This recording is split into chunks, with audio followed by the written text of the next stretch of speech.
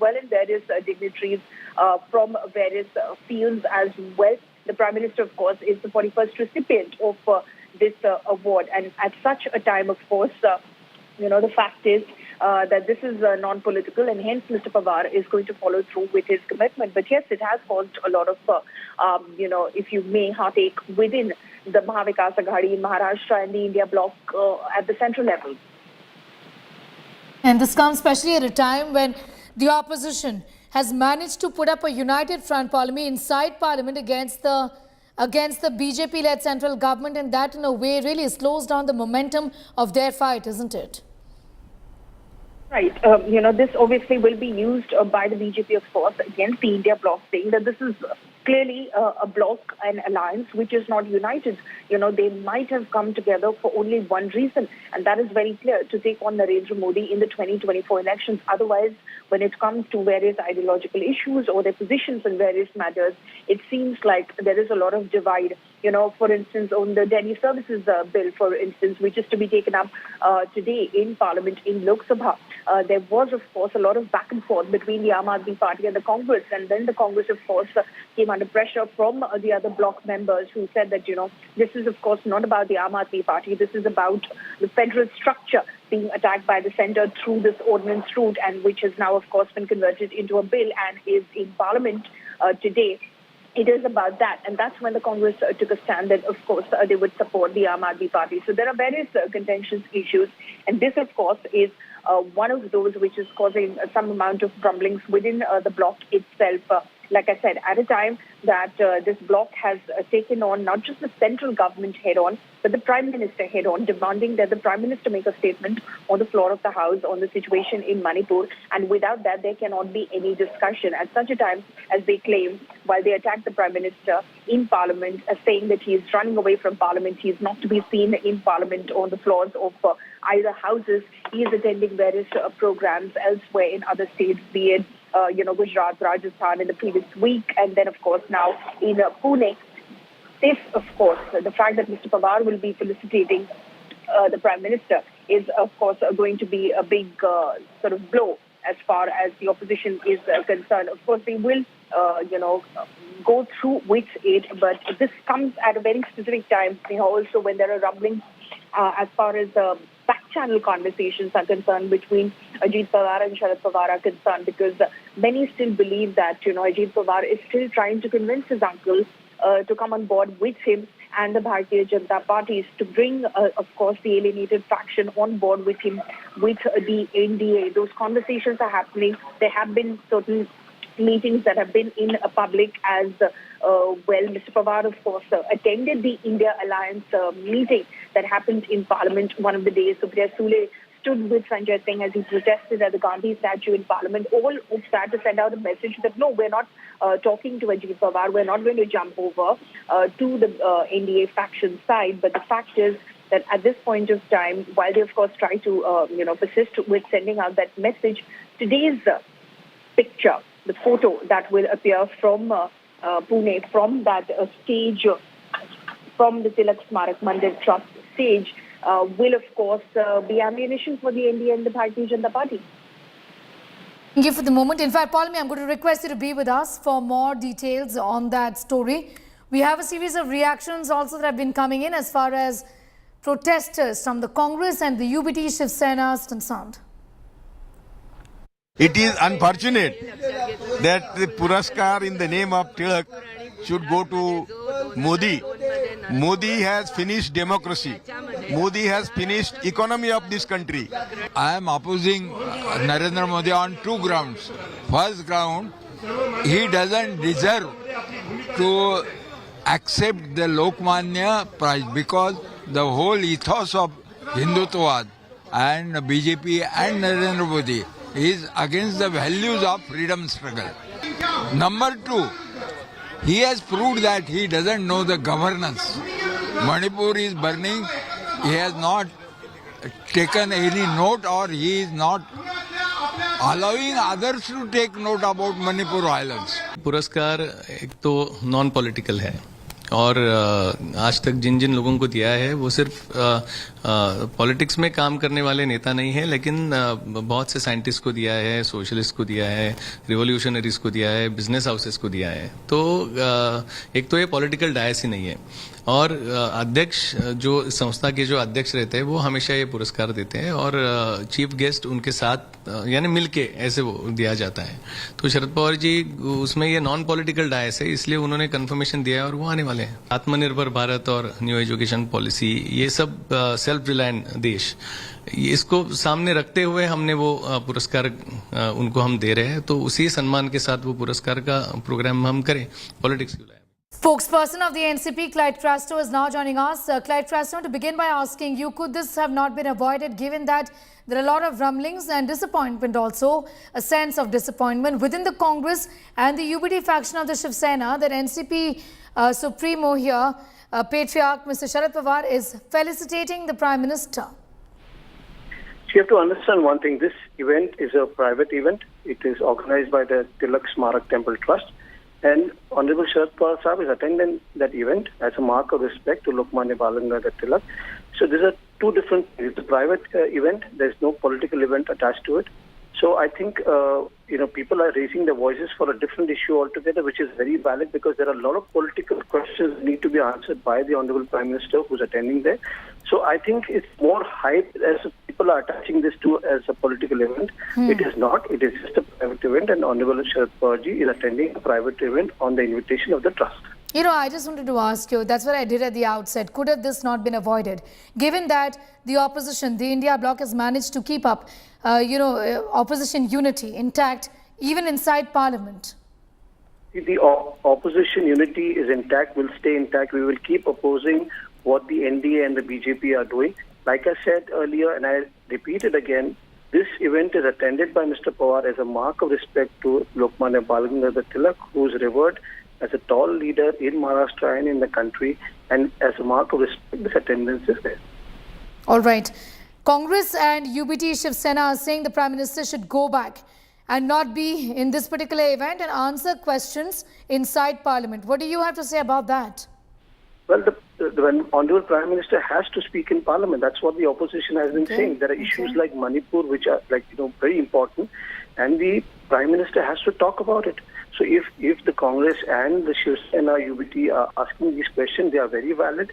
There are answers that need to be given which are not coming to, just by saying that the opposition is not willing for a dialogue. The opposition is willing for a dialogue, but the presence of the Prime Minister of the country is very important, and he should be there to discuss the whole issue. All right, Amul, thank you for joining us. So this event should be separate from their opposition to the Prime Minister. The Prime Minister still must answer the questions being asked of him, is what is being said by the NCP. That's what the defense is, essentially, that the Congress and the UBT Shiv Sena are raising valid questions, is what the NCP says. But the fact of the matter is that the optics of this don't look very good when it comes to opposition unity, because inside Parliament, the NCP and otherwise as well has been seen on the side of the India bloc. NCP, a faction of it, continues to be with the Maha Vikas Aghadi. Of course, there's a split within the NCP. However, should Sharad Pawar felicitate the Prime Minister, the Congress says no, this could have been avoided, and so does the UBT faction of the Shiv Sena, expressing their disappointment, also dismay, as Sharad Pawar is felicitating Prime Minister Narendra Modi. A series of reactions coming in. Let's go straight to them.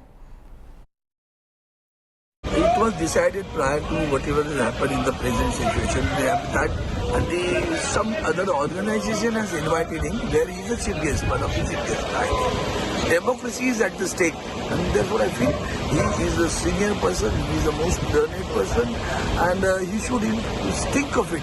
Whether he should reconsider. I won't make any comment on that. He is more intelligent and more matured and more senior leader of the country. And therefore, I always respect him. He himself should think it what he should do in the present situation. प्रधानमंत्री को वो पुरस्कार दिया गया है, और शरद पवार जी जो हैं महाराष्ट्र के एक महापुरुष हैं, एक महान पुत्र हैं, और तिलक जी के लिए उनका आदर भाव है, इसलिए उस आदर भाव के कारण वो उस आमंत्रण को स्वीकार करने के लिए उस पुरस्कार समारोह में जा रहे हैं। और फिर शरद पवार जी, इसीलिए तो शरद पवार हैं, वो कुछ लीग से हट करके कदम उठाते हैं। मैं तो उनके वहाँ जाने का स्वागत करूँगा, अच्छा निर्णय। अभी तो शरद पवार ने अपना स्टैंड बिल्कुल क्लियर कर दिया है कि वो इंडिया के साथ है और तमाम बैठकों का हिस्सा बनकर उनकी पार्टी और वो ये सरकार जो इस समय वर्तमान में चल रही है, इस सरकार को उखाड़ फेंकने का संकल्प लिया है। मैं समझता हूँ कि अभी कोई भी चीज़ जब तक स्पष्ट न हो जाए तो कोई भी बात कहना मैं समझता हूँ कि ठीक नहीं होगा। Getting you all details as far as the Prime Minister's visit to Pune is concerned. Moments ago, in fact, he was at the Ganapati temple in Pune. The Prime Minister, remember, is going to be felicitated today. He's also there in Pune to inaugurate some developmental projects. The Congress and the UBD faction of the Shiv Sena have been protesting. The NCP says, as far as his felicitation by Sharad Pawar is concerned, there is no politics in this and this is not a political event, is what is being said. The Lokmanya Tilak Trust has decided to confer the Lokmanya Tilak Award named after Bal Gangadhar Tilak on Prime Minister Narendra Modi, and he is in fact in Pune to inaugurate also a number of development projects. Pictures on your screens right now are from the famous Ganapati temple in Pune city where the Prime Minister was some time ago. The metro line is also getting inaugurated by the Prime Minister. In fact, this is not just a metro line. The Prime Minister is also flagging off trains on the extensions from in Pune city. He is inaugurating and laying the foundation stone of other projects, including a rupees 300 crore waste to energy plant in Pimpri Chintwad. Also, close to 12,000 houses across the city under the Pradhan Mantri Awas Yojana. That's his program in Pune city today. NCP is defending Sharad Pawar's call, or decision rather, to attend the Prime Minister's function and also felicitate him. This is not a political event, is what the NCP says. And also that in democracy, dialogue is important. They say that the Prime Minister must answer the questions in Parliament about Manipur and the handling of the situation, is what is being said by the NCP in defense of Sharad Pawar. It's time for a quick commercial break. Here on the other side, Haryana on the edge after massive riots in Nuh and Sona. Section 144 have been imposed in Nuh, Sona and Faridabad till tomorrow.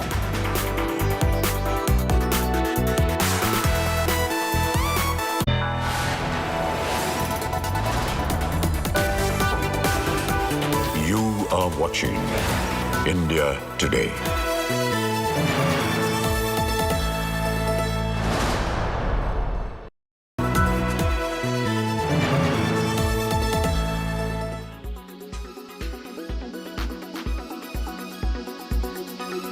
Given the way the markets are headed, how do you think sentiment is placed at the moment? So what has happened, thankfully, and a stroke of luck or whatever you may call policy, things like that, just after COVID, at the most, the time when no one would have thought about it, the whole capex cycle in India, including the real estate cycle, and the massive policy initiatives by the government in manufacturing, attracting manufacturing within India.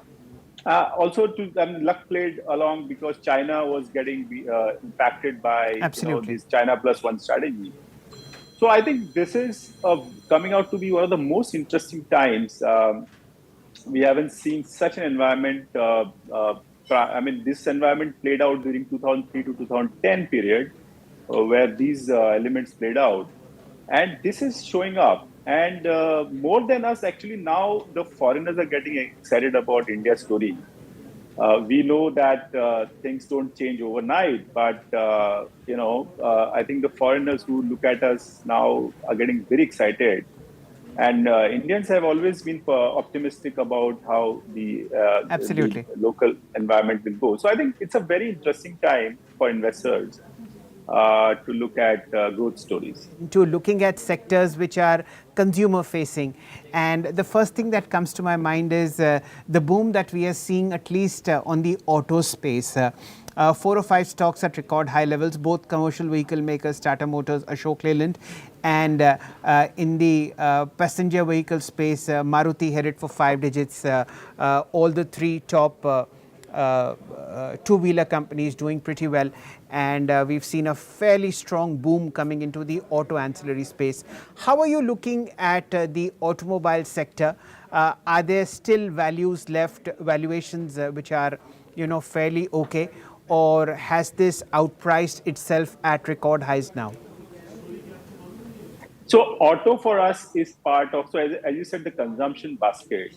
So what is happening right now is a very peculiar thing. So which are the big ticket consumption items in the economy? One is houses, then you have cars and motorcycles, and that to the premium ones, the premium cars, premium motorcycles. Then your travel, tourism, leisure, entertainment. If you observe, all these activities are very robust. So we talk about this K-shaped recovery in consumption. So that's showing up here actually. The mass consumption, low-end consumption, rural-based consumption, that's where the challenges are, and we are not seeing any robustness there.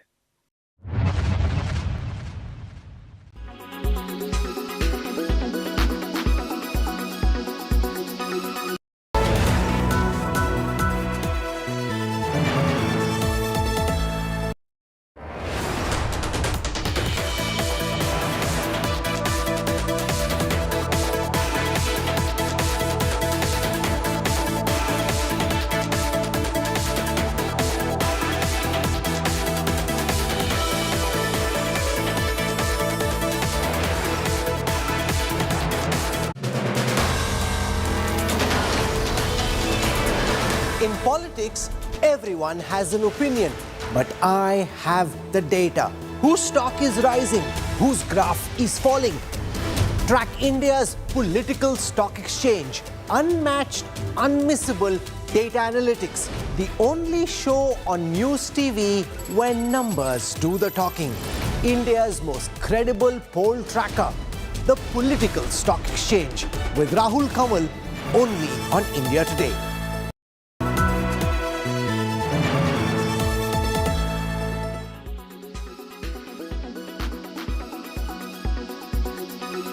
What's your sense about the forthcoming quarters, and link it to the overall sort of trends that we are seeing in the housing finance market? The market is quite robust. Real estate space is doing well since last 2.5 years. Immediately after COVID, it started recovering, and I think till now, looking back, in spite of interest rates going up to an extent of 225 bips, the demand has not gone down. There has been, some reports on affordable demand slightly going down, but I think overall it's pretty good. And if you look at this year as well, the industry should grow in the range of 12 to 13%, and we are targeting growth of 17 to 18%. And in terms of disbursement, we are looking at growth of 22%. What is the impact of the interest rate hike cycle that we have seen almost 14 months?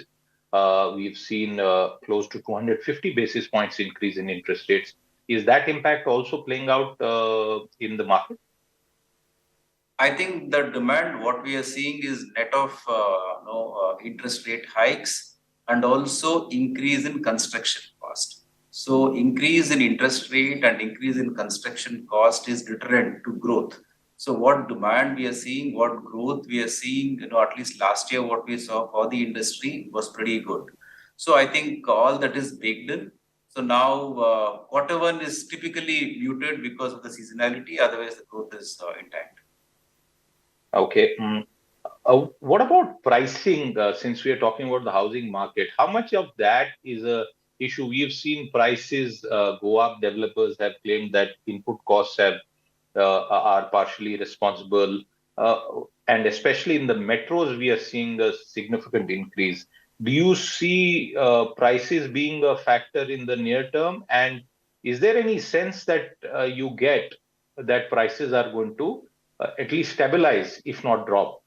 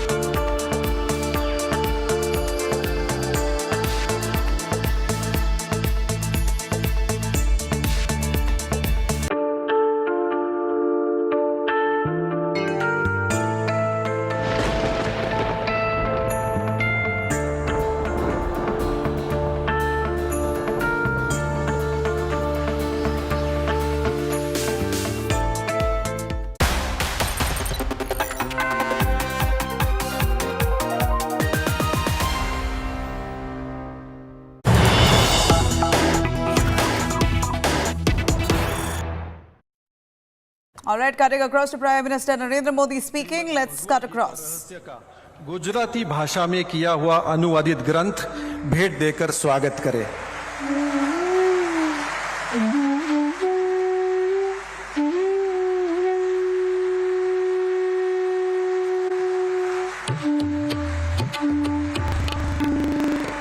धन्यवाद।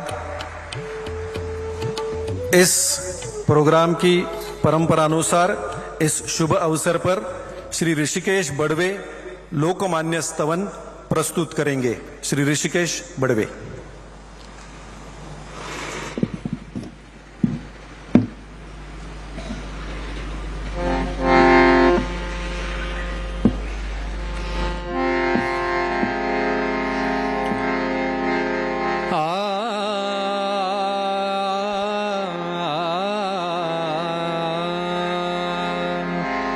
वंदन तुझ लोकमान्य टिळक भास्करा, वंदन तुझ लोकमान्य टिळक भास्करा। स्फूर्ती देई बालकास स्फूर्ती सागरा, वंदन तुझ लोकमान्य टिळक भास्करा।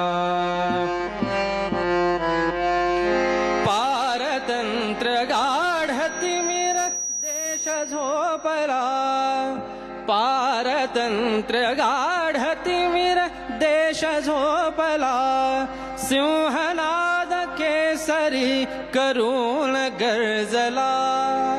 जागताच देश घेत तवची आसरा, वंदन तुझ लोकमान्य टिळक भास्करा। त्याग धैर्य चातुरी न वर्णवे मला, त्याग धैर्य चातुरी न वर्णवे मला। बुद्धी वैभवास बघून लोक मोहला, शुद्ध चरित तूच राजकारणी खरा वंदन तुझ लोकमान्य टिळक भास्करा स्वराज्य जन्मसिद्ध हक्क आमुचा असे स्वराज्य जन्मसिद्ध हक्क आमुचा असे इंग्रजास सांगताच लागले पिसे साहिल्या अनेक यातना धुरंधरा वंदन तुझ लोकमान्य टिळक भास्करा गीतेचे ते रहस्य स्पष्ट उकलले गीतेचे ते रहस्य स्पष्ट उकलले आर्यांचे मूळ स्थान तूच शोधिले धन्य महाराष्ट्र जा सुपुत्र तू खरा वंदन तुझ लोकमान्य टिळक भास्करा स्फूर्ती देय बालकास स्फूर्ती सागरा वंदन तुझ लोकमान्य टिळक भास्करा टिळक भास्करा टिळक भास्करा वंदन तुझ लोकमान्य तिलक भास्करा। अब मैं लोकमान्य तिलक स्मारक ट्रस्ट के सम्माननीय अध्यक्ष डॉक्टर दीपक तिलक जी से निवेदन करता हूं कि आप कार्यक्रम की प्रस्तावना करें। Doctor Deepak Tilak.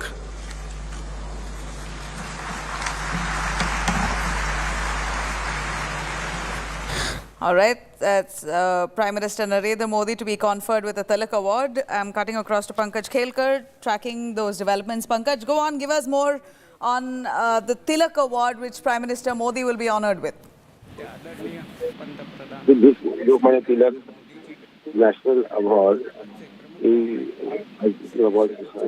was started in the year 1983. It is 41st year wherein Prime Minister Narendra Modi will be conferred with this prestigious award. There are controversies that have erupted since the award was announced to Prime Minister Narendra Modi, and Congress leaders, city Congress leader himself has opposed. The State President Nana Patole has also opposed that how come Prime Minister Narendra Modi's name was shortlisted. Surprisingly, the trust is also headed by one of the Congress leader, Rohit Tilak, who is great grandson of Lokmanya Bal Gangadhar Tilak.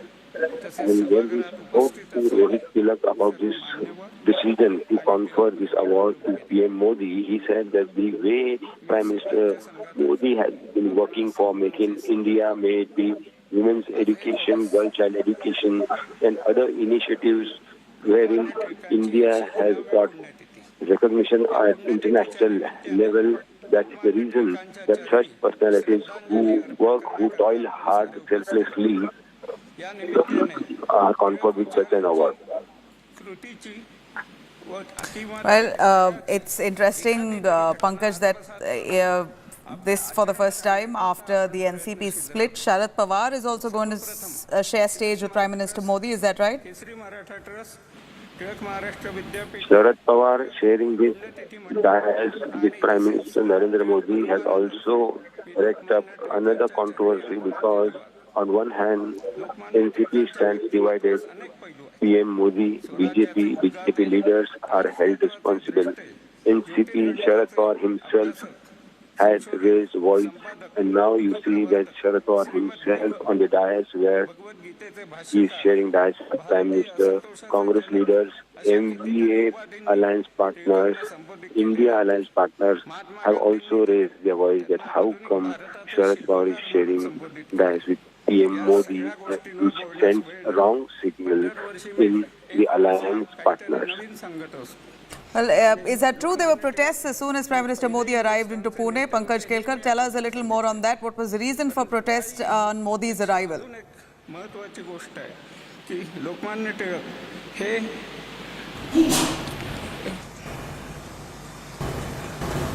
Pankaj, can you hear me?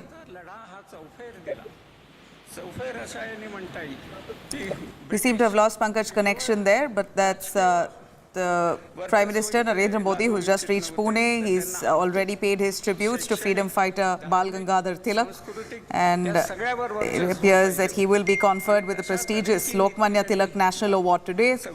And it is interesting that the event will host NCP President Sharad Pawar as well, who will be the chief guest.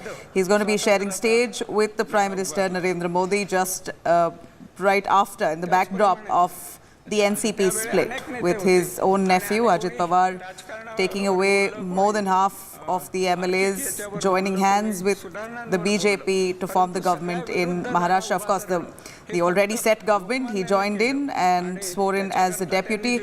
And for the first time, we're seeing Sharad Pawar, who will be sharing stage with the Prime Minister. Let me cut across to Palmi Saha joining us on the phone line. Palmi, go on. This is all eyes on this very event. You have Sharad Pawar, who will be sharing stage with the Prime Minister. He is going to be awarded the Lokmanya Tilak National Award today. The Prime Minister will be honored with it. Give us a sense on, give us an understanding of this event on the whole, and a quick word on the protests that erupted in Pune as Prime Minister Modi arrived. या सगळ्यातून त्यांनी या देशाच्या लढ्याकरता लोकांना एकत्र केलं, त्यांना राष्ट्राभिमानी केलं आणि हा लढा उभा केला. Palmi, are you with us? All right, we're going to try and connect to our reporters who've been tracking this event. In fact, this is in Pune, where Prime Minister Modi has just arrived. His Prime Minister has also taken to Twitter to write, "I pay homage to Lokmanya Tilak on his Punya Tithi. I will be in Pune today and will accept the Lokmanya Tilak National Award. I'm indeed humbled that I've been conferred with this award, which is closely associated with the work of such a great personality of our history." These are Prime Minister's words before he arrived into Pune.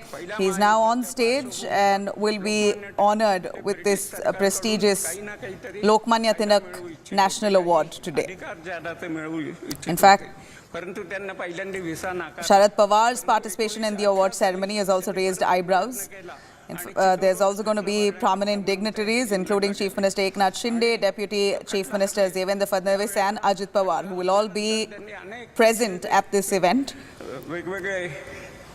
This is Prime Minister Modi, who will be awarded with the prestigious Lokmanya Tilak National Award. These are live visuals that we're bringing to you. We're going to cut across to our reporters who will give us an understanding on what this really means. This, of course, comes at a time when we're seeing the NCP divide. Ajit Pawar, Sharad Pawar have split, but yet Sharad Pawar will be on stage, sharing stage with the Prime Minister. And also this comes amid a lot of talk about Sharad Pawar might be willing to join hands with the NDA. That's also a lot. The Congress has been unleashing that narrative for a while, and there you have it. The images, first images coming in of Prime Minister Modi shaking hands with Sharad Pawar, naturally raising eyebrows and a lot of questions on the bonhomie. What we see on the stage surely has many signals. Let me cut across to Palmi Saha joining us. Palmi, we saw first image of Prime Minister Modi shaking hands with Sharad Pawar. It was this was the moment that we were waiting to watch. This comes right at a time when Sharad Pawar and Ajit Pawar have split. The two camps have they've divided. The NCP is divided. Ajit Pawar is now with the NDA. Sharad Pawar is at least seemingly with the opposition, and we see him sharing stage with Prime Minister Modi. Great smiles, a handshake. Tell us more on this. That's right. It is, of course, that photo opportunity which the BJP and the NDA will use in order to send out the message that the India bloc, the India alliance of 26 parties is not exactly united, despite appeals going in from alliance partners to Mr. Pawar, including from, of course, the Mahavikas Aghadi in Maharashtra. Mr. Pawar, of course, continued with his program. He refused to, of course, back out of the commitment that he'd made. Of course, this commitment statement was made ahead of the split within the NCP when Ajit Pawar, his nephew, went away and joined hands with the Bharatiya Janata Party in order to join the state government. Interestingly, Ajit Pawar is also on the same stage at the moment as we see, and in that moment that you see on your screens right now, Mr. Modi, of course, shaking hands with Mr. Pawar, all smiles. Mr. Pawar also patting Mr. Modi on the hand as well. A slight banter which goes on between the two individuals, the two leaders, and that is one moment, of course, which has been caught on camera. Specifically, the Prime Minister there stopping to shake hands with Mr. Pawar and spend a few moments with him as he conversed with him, shared a few smiles with him, and then, of course, moved forward. As, of course, you saw, while he went through that row of leaders who were standing on the dais at the moment, he was, he walked while, of course, doing namaste to them with folded hands. But when he reached Mr. Pawar, he stopped over there, shared a brief few words with him. There were smiles, of course, and then, of course, they shook hands and Mr. Modi proceeded forward. Clearly, this is going to be a moment that the BJP and the central government will, of course, and the NDA specifically, will be using in order to showcase how there is a split within the NDA, within the India alliance. I beg your pardon. This despite appeals going out from the Congress party and, of course, the UBD faction of the Shiv Sena to Mr. Pawar to, in fact, back out of this program. Of course, the NCP Sharad Pawar faction says that this is a non-political program. This is a non-political dais that Mr. Pawar is sharing with the Prime Minister. He also made this commitment, of course, ahead of the split within the NCP and, of course, the formation of the India bloc, and hence he will go through with this program. This is, of course, a big program as far as Maharashtra is concerned. This award is conferred every year on the 1st of August. On the death anniversary of Lokmanya Tilak, and today, of course, the Prime Minister is receiving this award. He is the 41st recipient of this award. This award in the past has been, in fact, conferred to tall leaders and former Prime Ministers as well, like Dr. Manmohan Singh, like Mrs. Indira Gandhi, also Shankar Dayal Sharma, Pranab Mukherjee, Atal Bihari Vajpayee. They've all been recipients of this Lokmanya Tilak award, which is, of course, recognizing the contribution of an individual in the nation's development and progress. And as you heard from, in fact, from the Tilak family as well yesterday, which is, of course, part of the trust which confers this award, they categorically stated that this is a non-political program, and that is why Mr. Pawar is participating in this program. That is why he gave his commitment in the first place when he agreed to be a chief guest at this program, even if it came before the split within the NCP. The reason he committed to it was because it was a non-political forum where he knew already that he would be sharing stage with those who are in governance in Maharashtra. At that point of time, of course, he did not know his nephew would be on the other side, but he knew that he would be sharing stage with Eknath Shinde, Devendra Fadnavis. And despite that, he gave his commitment because this is a non-political program, so nothing would otherwise change, and he stood firm on his commitment, despite, of course, what happened since then in terms of the split within the NCP, Ajit Pawar, of course, going over to the other side, and, of course, the formation of the India Alliance. Pallavi, this of course is a non-political event. This organization itself takes pride, the Tilak Samarak Mandir Trust, we believe, takes pride in being a non-political organization, and the award has been historically presented to exceptional individuals. Prime Minister Modi seems to be the 41st recipient of this award. Many more recipients in the past include Pranab Mukherjee, Atal Bihari Vajpayee, Indira Gandhi, Manmohan Singh. So Prime Minister Modi on this stage, and it appears that Sharad Pawar, amidst all the political showdown in Maharashtra, we believe he's given a word to be part of this event, considering it has nothing to do with politics. But the signals that come out of this has everything to do with politics, isn't it, Pallavi? We have the India Alliance with the fraction of the NCP led by Sharad Pawar, who is very, very much with the opposition. But despite the condemnation coming in from opposition leaders, be it Sanjay Raut or even for that matter, Congress's Mohan Joshi, who really spoke about Sharad Pawar sharing stage and did not consent to it, saying that this is a wrong message being sent out by Sharad Pawar. It's rather confusing.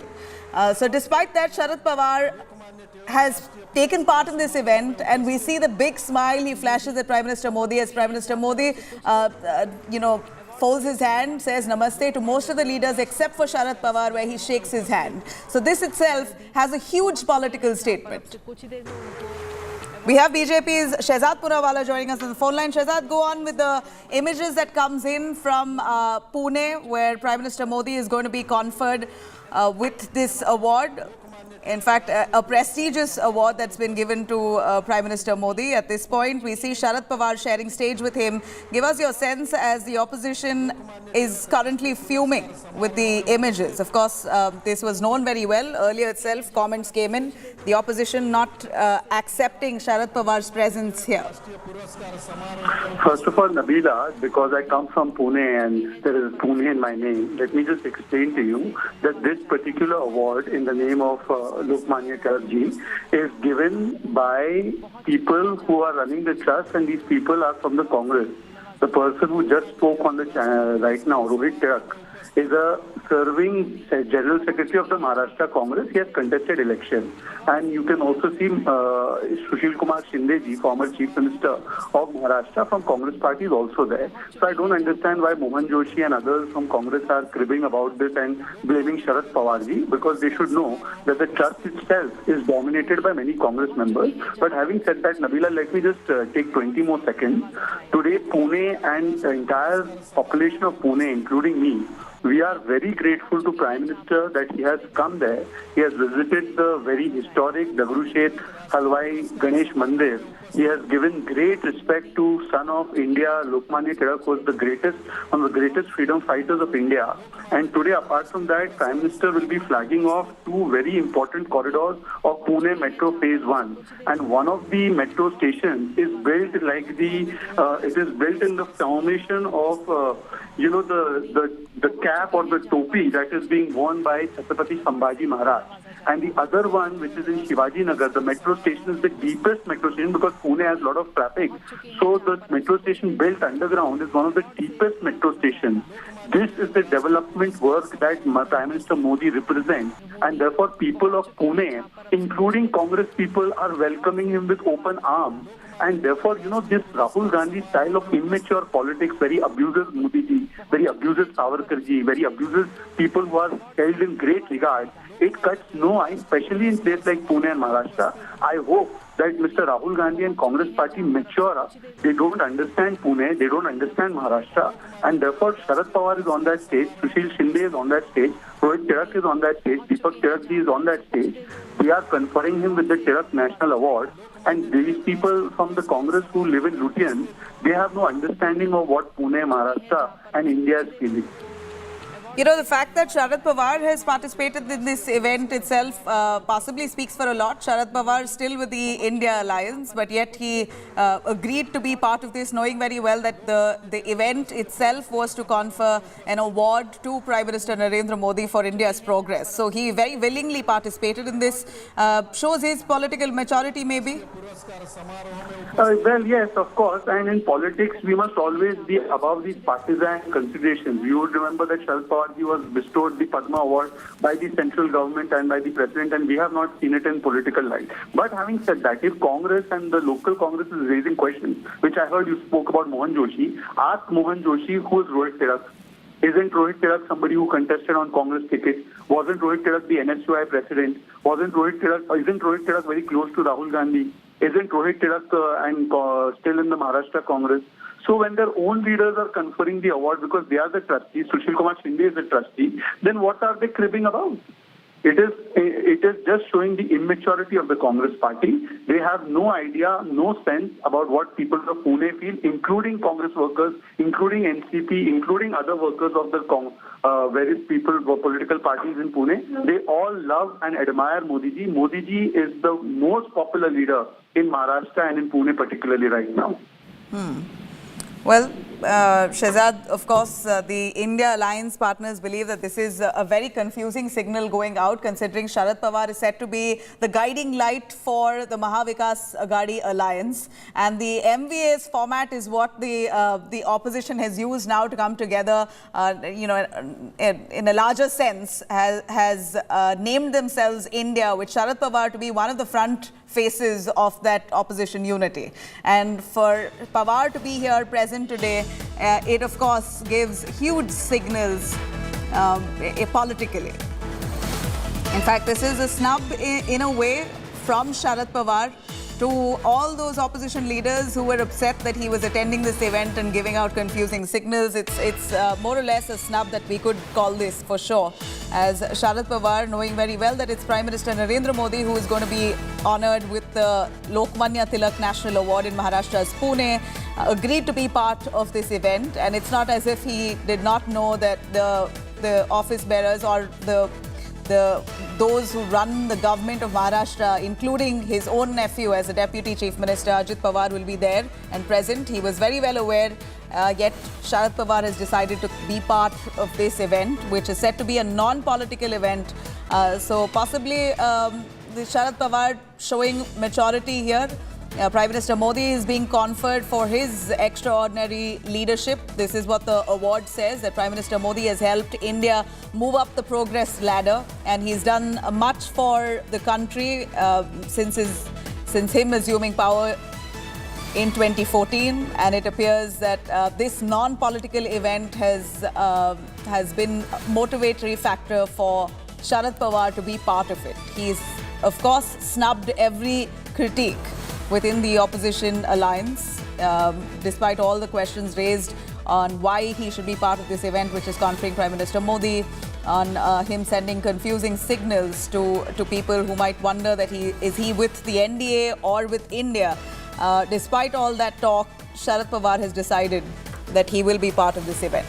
Sharad Pawar is also, in fact, Prime Minister Modi himself had said that Sharad Pawar, in one conversation, that Sharad Pawar was his political guru, that he had taught him a lot about politics. And that bonhomie, we saw a glimpse of it just now, while Prime Minister Modi folded his hands in a namaste to all the leaders on stage. It was only Sharad Pawar to which Prime Minister Modi shook hands with, stopped by, shared a smile, maybe even exchanged few words before he moved on to greet the others. This is the image that sends huge political significance at the moment, as the alliance partners of the opposition alliance has come together as a unit, calling themselves India with Sharad Pawar's NCP, that faction of the NCP with the India alliance. Despite that, Sharad Pawar's presence here has irked the opposition, but Sharad Pawar all smiles on stage. Ritwik Balikar joining us from Pune, who's covering this very event for us. Ritwik, go on. What's the sense of Sharad Pawar and Prime Minister Modi sharing stage among the political circles? See, politically, it is very significant right now in Maharashtra, because what we've been seeing in last 1 month is that after Shiv Sena, NCP is split in two parts, two factions. And for the first time, Sharad Pawar is sharing dais with Prime Minister Narendra Modi, not just PM Modi, but also his nephew, who has parted ways from NCP, Ajit Pawar. On the dais, what we saw today, when Maharashtra Governor Ramesh Bais, CM Eknath Shinde, DCM Fadnavis and Ajit Pawar, all of them arrived on the dais, and all of them greeted Sharad Pawar. But among all these dignitaries, Sharad Pawar didn't make any eye contact with his nephew, Ajit Pawar. At the same time, it is also told by sources that Sharad Pawar is not going to meet any of the Congress leaders and NCP leaders, because he has told in Pune that it is not a political event, and it is just this program is restricted of awarding this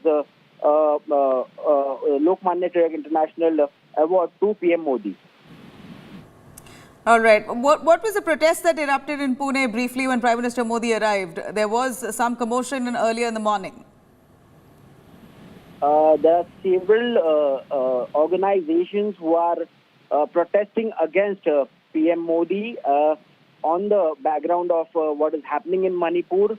Baba Adao, a social activist, his organization is leading this protest on Pune streets, and it has been told that several NCP workers who are from Sharad Pawar faction have also joined in the protest. Also, Shiv Sena's Uddhav Thackeray faction is protesting on the streets. They are protesting against PM Modi, but at the same time, what we are seeing is Mr. Sharad Pawar is sharing dais with PM Modi. All right, so ironic it is. NCP's Sharad Pawar here on stage with Prime Minister Modi, but his own faction members are out on the streets protesting that Prime Minister Modi is being conferred with the award in the backdrop of the Manipur violence. Nonetheless, this is a non-political event, the Lokmanya Tilak National Award that's being conferred to Prime Minister Modi. We know that the likes, before the Prime Minister, the likes of Indira Gandhi and Atal Bihari Vajpayee, Manmohan Singh, Narayan Murthy, these are the eminent personalities that were conferred with this award. Prime Minister Modi is this year the 41st recipient, and he's been awarded for ensuring India is up the progress ladder. We're going to bring to you a lot more, slipping into a short break. Coming up on the other side, bringing you a lot more on Haryana, currently on the edge after massive riots in Nuh and Sona. Section 144 has been imposed in Nuh and Sona, Faridabad as well. Schools have been shut. These communal clashes, tension still prevails. A lot more on the other side. Stay with us.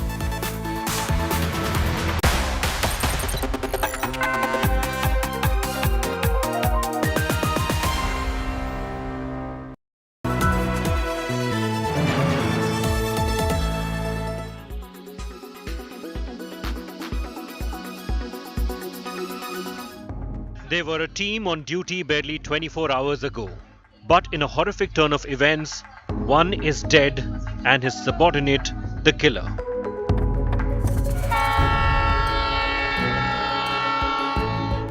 At 5:30 a.m. in B5 coach of Jaipur MMCT Express 12956, RPF Constable Chetan allegedly opened fire at his escort in charge, Tikaram, an assistant sub-inspector in Railway Protection Force. Chetan also shot dead 3 other civilians travelling in the Jaipur Express. 2 have been identified as Asghar Ali from Jaipur and Kader Bhanpurala from Nalasopara in Mumbai. The 4th victim is yet to be identified. Prelim probe states that the accused, Chetan, complained of mental harassment and was upset with ASI Tikaram. Total 4 are dead. उसको Mira road station पे उसको detain कर लिया गया है. Sir इसने ऐसा क्यों किया? ऑटोमेटिक वेपन है, उसको वेपन भी रिकवर किया है. फिलहाल कोई खतरे की बात नहीं है, उसको पकड़ा गया है. सर इसने ऐसा क्यों किया? इसके पीछे कुछ वजह? इसकी मानसिक अवस्था ठीक नहीं थी. प्रिलिमिनरी यही इंफॉर्मेशन मिली है. ओके. मेंटली डिस्टर्ब था. इस टाइप का इंफॉर्मेशन प्रिलिमिनरी उपलब्ध हुआ है. Misfired bullet marks were seen on the door of the coach, where the horror unfolded. According to sources, RPF Constable Chetan started to fire on his senior Tikaram as the train passed from Palgad railway station. 3 other passengers were also hit. He used a modified version of AK-47, AKM assault rifle for the crime and fired at least 12 rounds. Chetan then tried to pull the chain to escape near the Hisar station. Train stopped at Meera Road station, where he was immediately taken into custody by Mumbai police. By the time the train reached Borivali, 4 dead bodies were retrieved by GRP and RPF.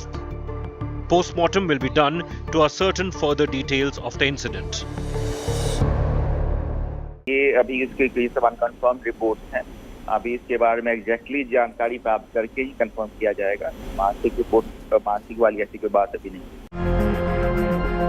A journey to safeguard passengers ended in a terrible tragedy of quadruple murders, leaving many questions unanswered. With Deepesh Tripathi and Divyesh Singh in Mumbai, Bureau Report, India Today.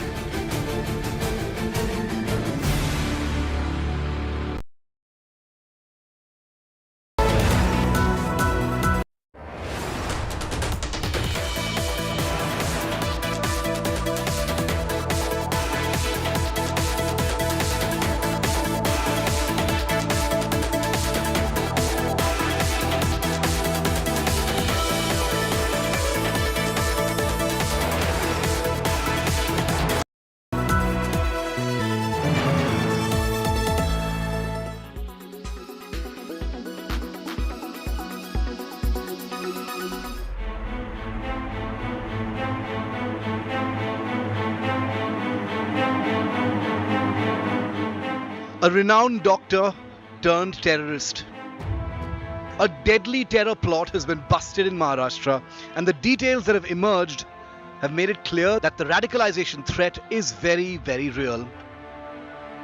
43-year-old Dr. Adnan Ali Sarkar, a Pune-based doctor, was arrested days ago by the National Investigation Agency. Sarkar had been called for questioning after the agency received leads that he was linked to the ISIS.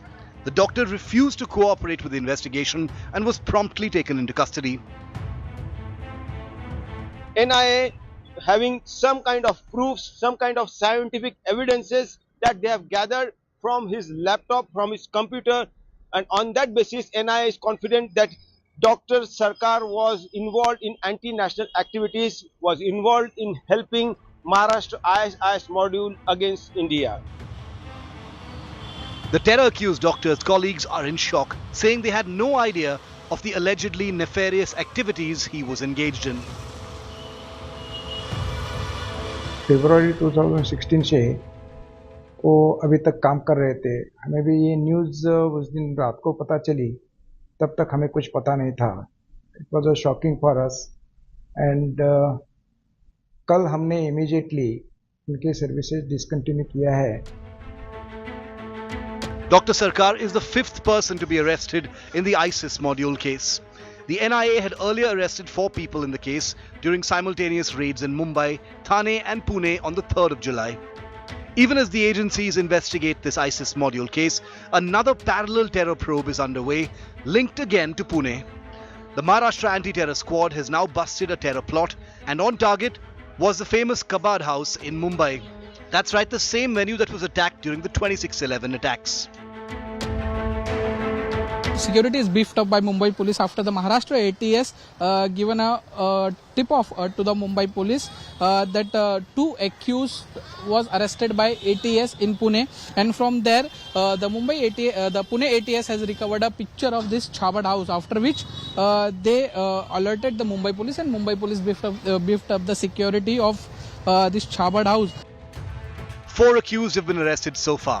3 from Pune, including a dreaded terrorist, Shahnawaz Alam, who was on the NIA's wanted list. The 4th accused has been arrested from Ratnagiri for funding the accused terror suspects. The terror plots, both with the intention of spilling blood on the streets of India, both linked to ISIS. With Pankaj Khelkar in Pune, Bureau Report, India Today.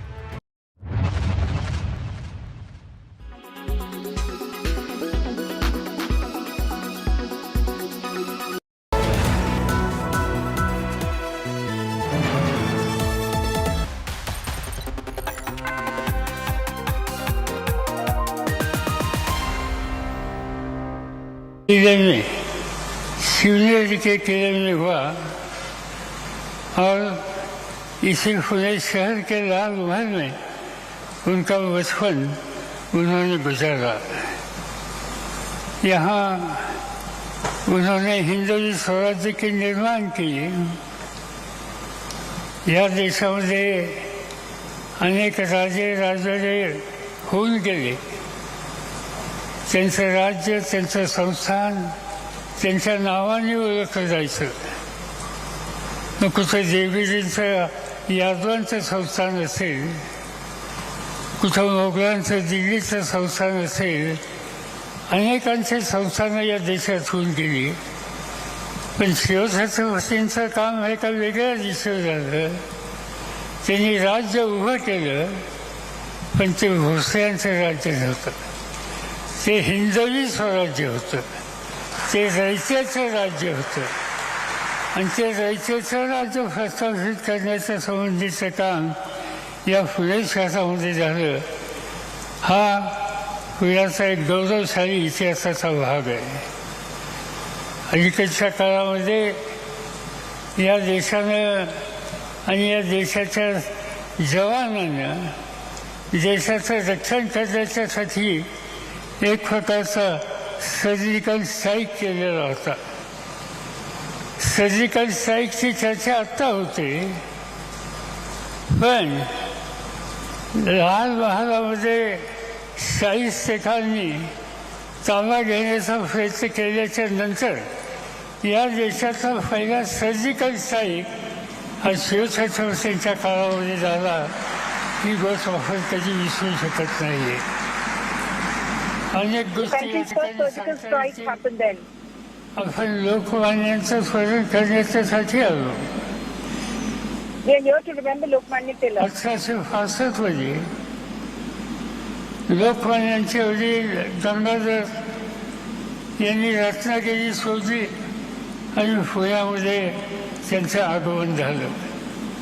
पुण्यामध्ये आगमन झाल्याच्या नंतर ते नुसतं आगमन नव्हतं, ती एक प्रकारची चिंगारी होती. संपूर्ण स्वराज्य स्थापन करण्याच्या संबंधीची ती मशाल बनलेली होती. त्या कालखंडामध्ये लोकमान्यांचा सुरुवातीचा काळ या पुणे शहरामध्ये गेला. त्यांचं एकंदर लक्ष सगळ्या परिस्थितीवर होतं आणि ते असताना ब्रिटिशांच्या गुलामगिरीतून बाहेर पडायचं असेल तर सामान्य माणसाला जागृत केलं पाहिजे आणि त्यासाठी एक जबरदस्त प्रकारचं शस्त्र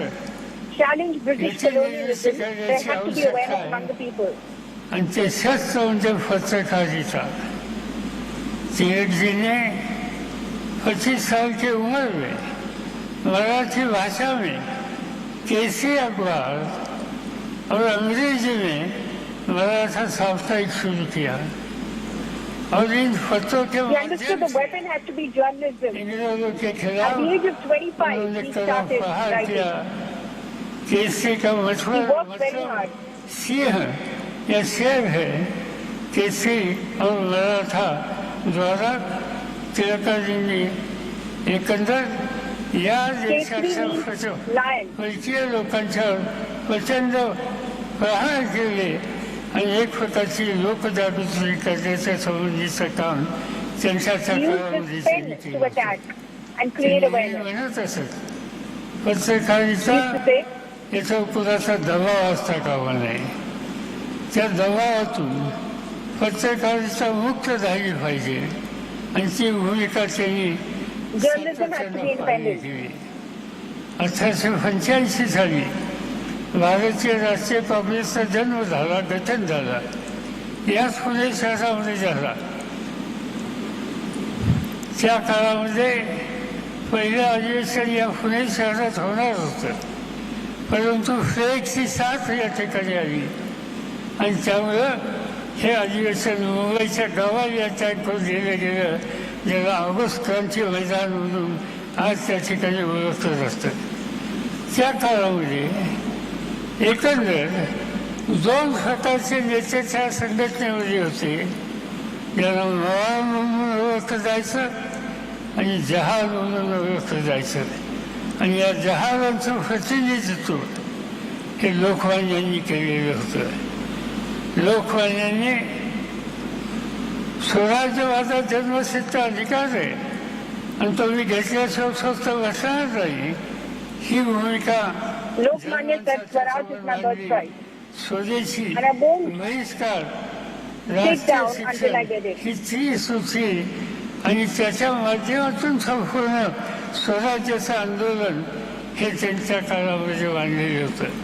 ज्याचा उल्लेख आधीच्या वर्षांनी गणेश उत्सव असेल, शिवजयंती असेल, या सगळ्यामध्ये लोकमान्यांचं योगदान हे फार मोठं होतं आणि त्या माध्यमातून एक नवीन इतिहास तयार करण्याचं काम त्यांनी केलं. त्या कालखंडामध्ये 2 युग होती, एक टिळक युग आणि दुसरं महात्मा गांधीचं गांधी युग.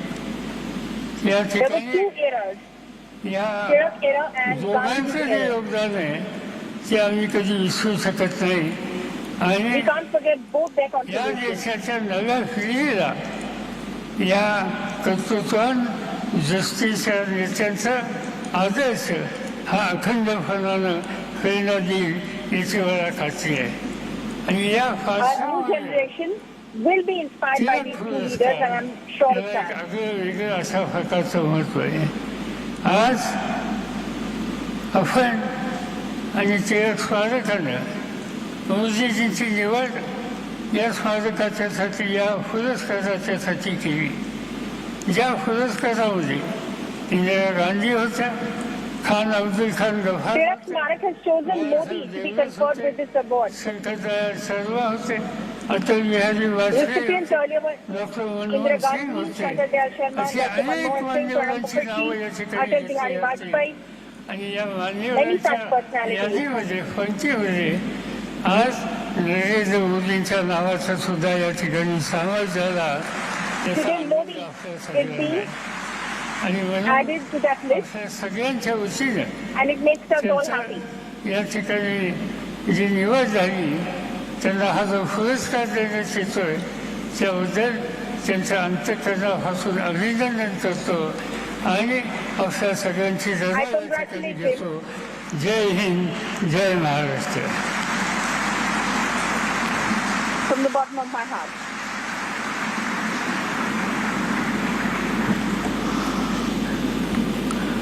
आता तो मंगल क्षण आलेला है. मैं डॉक्टर दीपक टिळक जी से निवेदन करता हूं कि 41वां लोकमान्य तिलक राष्ट्रीय पुरस्कार. Sharad Pawar of the NCP, who really gave a very interesting congratulatory message on Prime Minister Modi receiving this national honor, the Lokmat Tilak Award. Let's have a listen as Prime Minister Modi is being conferred with the same. जे उपर्ण लोकमान्य टिळक वापरत असत तशाच पद्धतीचं खास उपर्ण बनवून घेतलेलं आहे आदरणीय पंतप्रधानजींसाठी.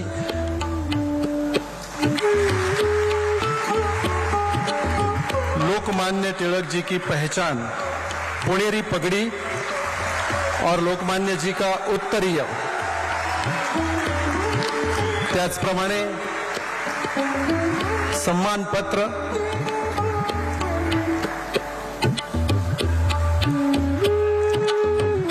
आणि एक विशिष्ट अशी बनवलेली ट्रॉफी, ज्या ट्रॉफीमध्ये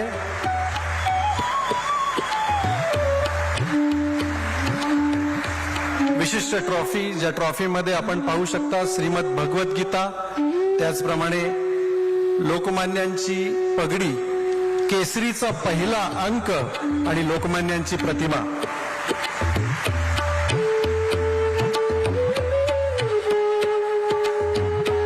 एक विशेष बात है इस समारोह की 1 लाख रुपए की धनराशि दी जाती है, जे आदरणीय पंतप्रधान मोदीजींच्या सूचनेनुसार नमामि गंगे प्रोजेक्टला डोनेट करण्यात आलेली आहे.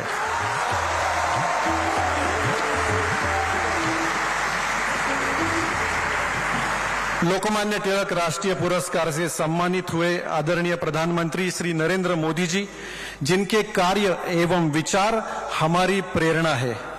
आदरणीय मोदी जी, आपल्या कार्य कौशल्यामुळे, आपल्या कार्य कर्तृत्वामुळे आपण संपूर्ण जगामध्ये लोकप्रिय प्रधानमंत्री आहात.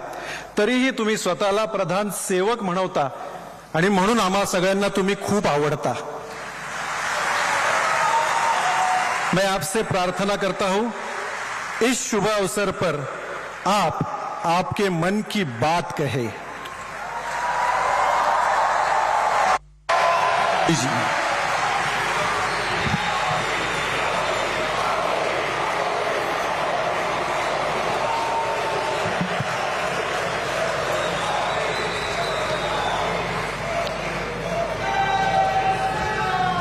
लोकमान्य टिळकांची आज 103वी पुण्यतिथी आहे. देशाला अनेक महानायक देण्याच्या महाराष्ट्राच्या भूमीला मी कोटी कोटी वंदन करते.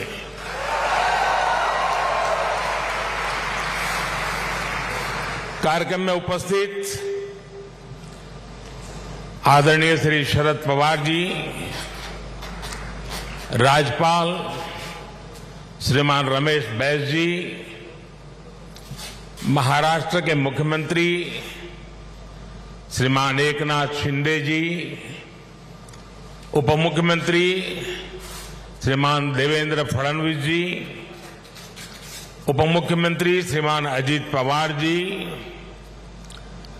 ट्रस्ट के अध्यक्ष श्रीमान दीपक तिलक जी, पूर्व मुख्यमंत्री मेरे मित्र श्रीमान सुशील कुमार शिंदे जी, तिलक परिवार के सभी सम्मानित सदस्यगण एवं उपस्थित भाई और बहनों, आज का ये दिन मेरे लिए बहुत अहम है। मैं यहां आकर जितना उत्साहित हूं उतना ही भावुक भी हूं। आज हम सब के आदर्श और भारत के गौरव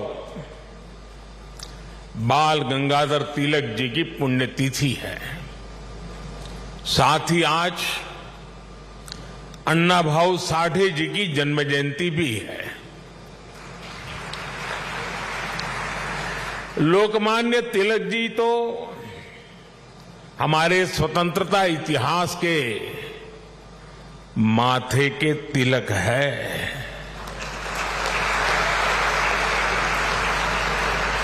साथ ही अन्ना भाऊ ने भी समाज सुधार के लिए जो योगदान दिया वह अप्रतिम है, असाधारण है। मैं इन दोनों ही महापुरुषों के चरणों में श्रद्धापूर्वक नमन करता हूं। आज या महत्वाच्या दिवशी मला पुण्याच्या या पावन भूमीवर महाराष्ट्राच्या धर्तीवर येण्याची संधी मिळाली, हे माझे भाग्य आहे।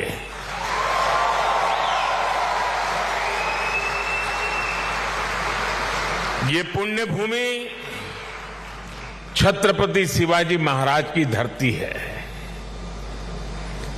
ये चाफेकर बंधुओं की पवित्र धरती है। इस धरती से ज्योतिबा फुले, सावित्रीबाई फुले की प्रेरणाएं और आदर्श जुड़े हैं। अभी कुछ ही देर पहले मैंने दगड़ू सेठ मंदिर में गणपति जी का आशीर्वाद भी लिया। ये भी पुणे जिले के इतिहास का बड़ा दिलचस्प पहलू है। दगड़ू सेठ पहले व्यक्ति थे जो तिलक जी के आह्वान पर गणेश प्रतिमा की सार्वजनिक स्थापना में शामिल हुए थे। मैं इस धरती को प्रणाम करते हुए इन सभी महान विभूतियों को श्रद्धापूर्वक नमन करता हूं। साथियों, आज पुणे में आप सबके बीच मुझे जो सम्मान मिला है, ये मेरे जीवन का एक अविस्मरणीय अनुभव है। जो जगह, जो संस्था सीधे तिलक जी से जुड़ी रही हो, उसके द्वारा लोकमान्य तिलक नेशनल अवार्ड मिलना मेरे लिए सौभाग्य की बात है। मैं इस सम्मान के लिए हिंद स्वराज संघ का और आप सभी का पूरी विनम्रता के साथ हृदय से आभार व्यक्त करता हूं। और मैं ये भी कहना चाहूंगा, अगर ऊपर ऊपर से थोड़ा नजर करें तो हमारे देश में काशी और पुणे दोनों की एक विशेष पहचान है। विद्वत्ता यहां पर चिरंजीव है, अमरत्व को प्राप्त हुई है।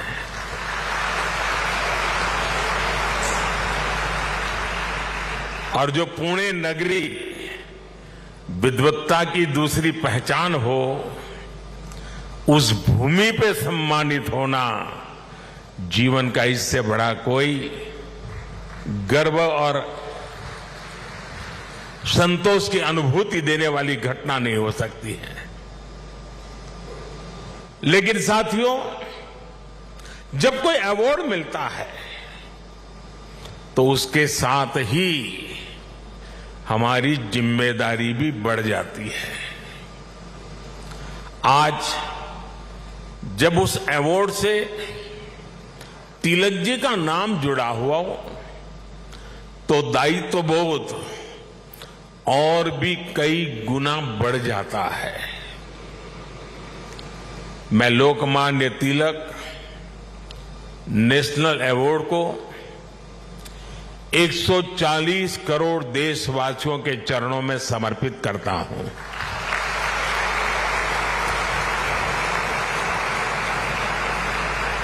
मैं देशवासियों को विश्वास भी दिलाता हूं कि उनकी सेवा में, उनकी आशाओं अपेक्षाओं की पूर्ति में कोई कोर कसर बाकी नहीं छोड़ूंगा। जिनके नाम में गंगाधर हो, उनके नाम पर मिले इस अवार्ड के साथ जो धनराशि मुझे दी गई है वो भी गंगा जी को समर्पित कर रहा हूं। मैंने पुरस्कार राशि नमामि गंगे परियोजना के लिए दान देने का निर्णय लिया है।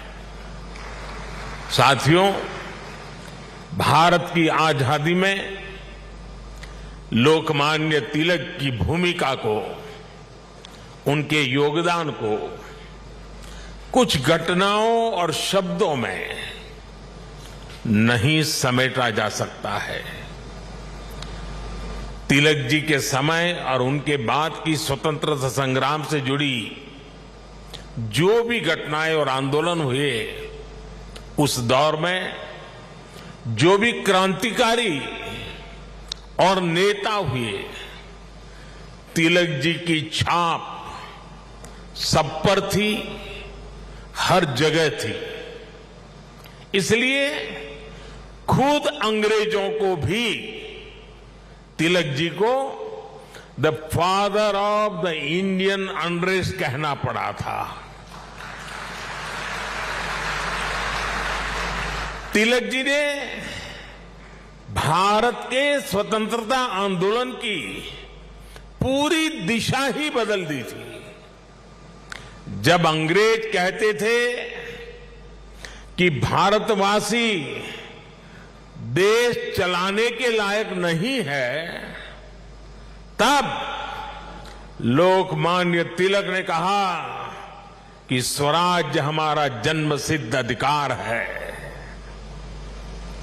अंग्रेजों ने धारणा बनाई थी कि भारत की आस्था, संस्कृति, मान्यताएं, ये सब पिछड़ेपन का प्रतीक है।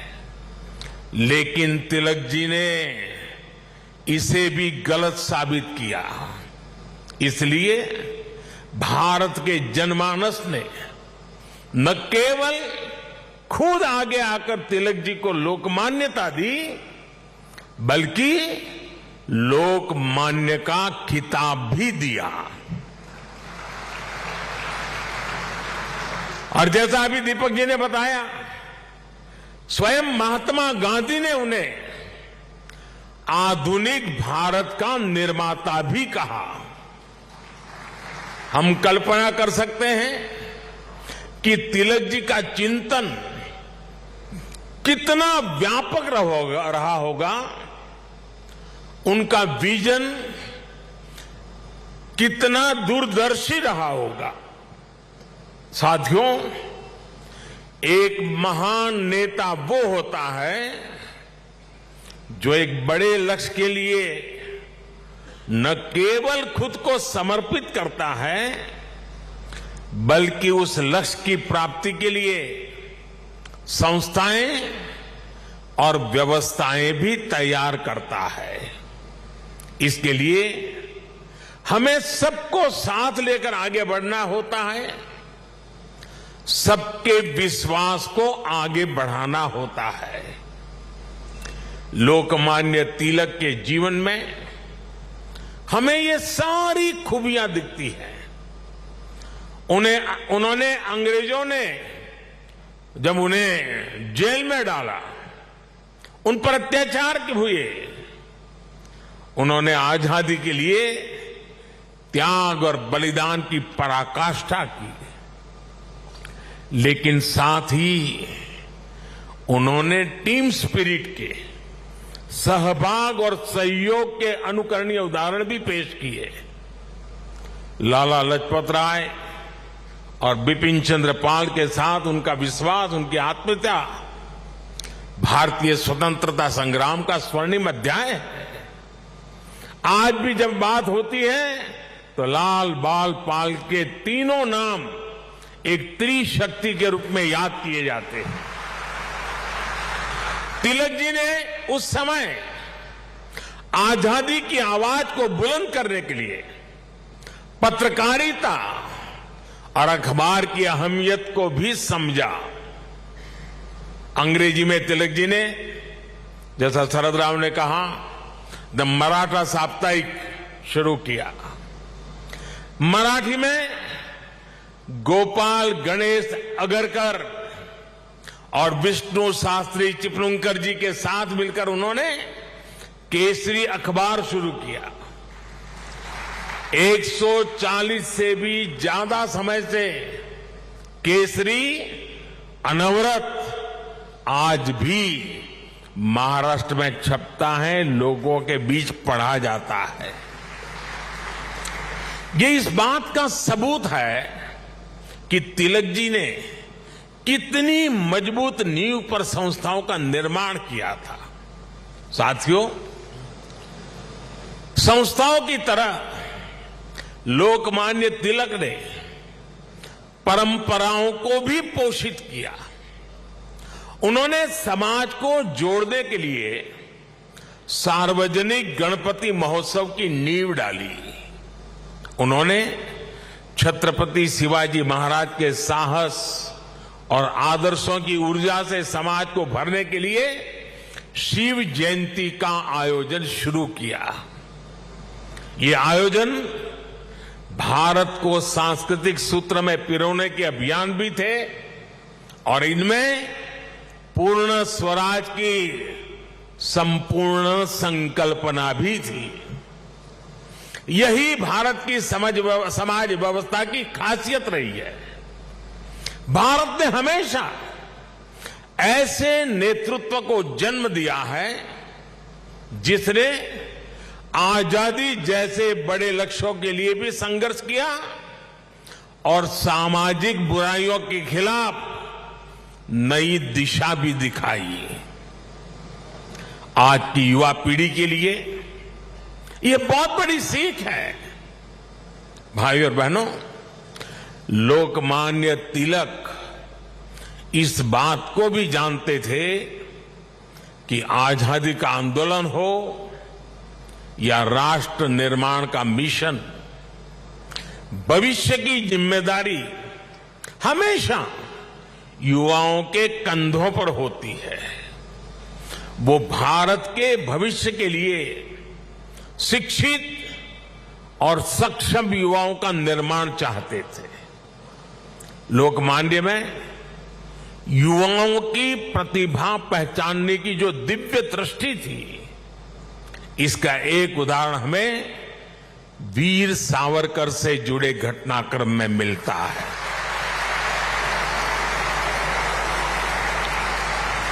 उस समय सावरकर जी युवा थे।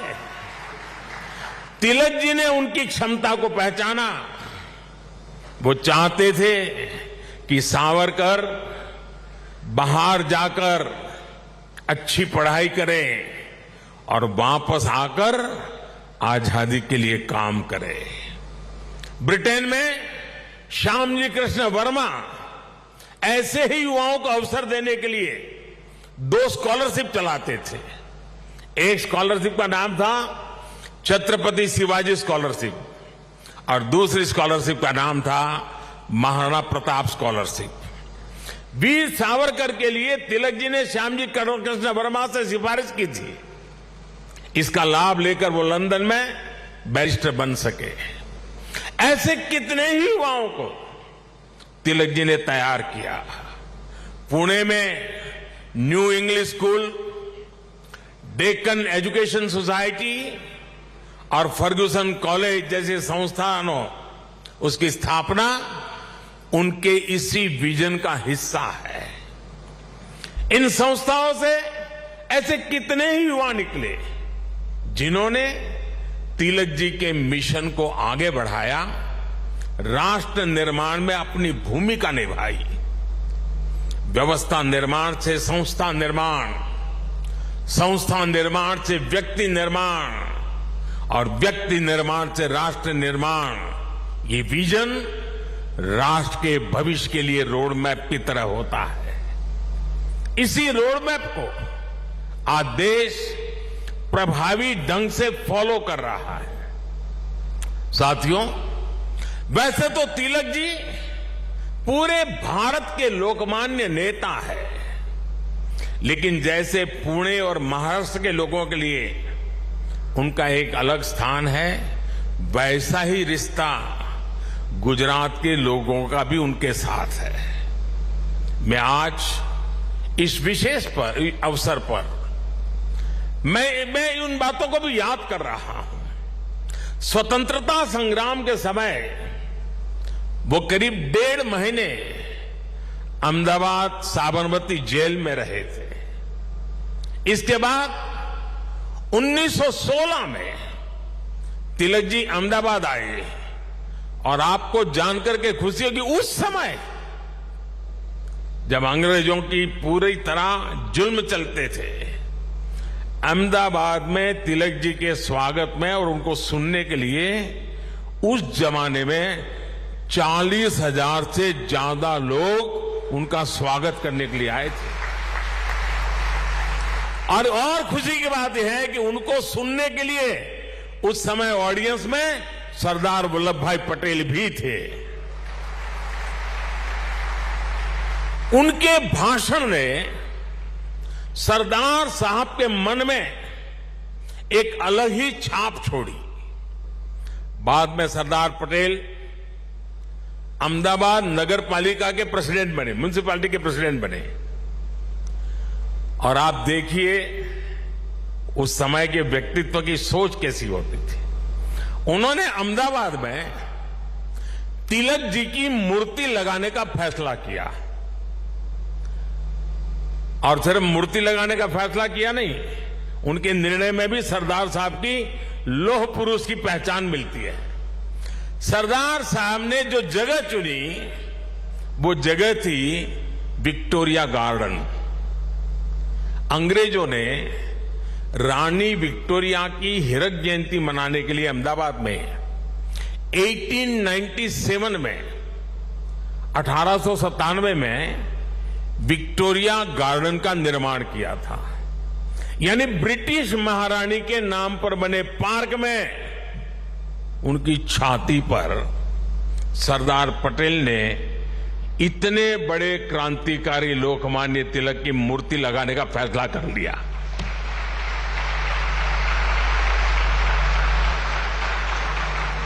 और उस समय सरदार साहब पर इसके खिलाफ कितना ही दबाव पड़ा,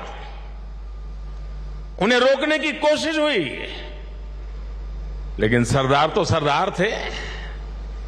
सरदार ने कह दिया वो अपना पद छोड़ देना पसंद करेंगे, लेकिन मूर्ति तो वहीं पर लगेगी।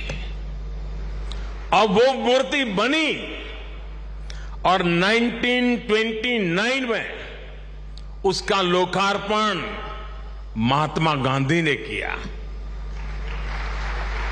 अहमदाबाद में रहते हुए मुझे कितनी ही बार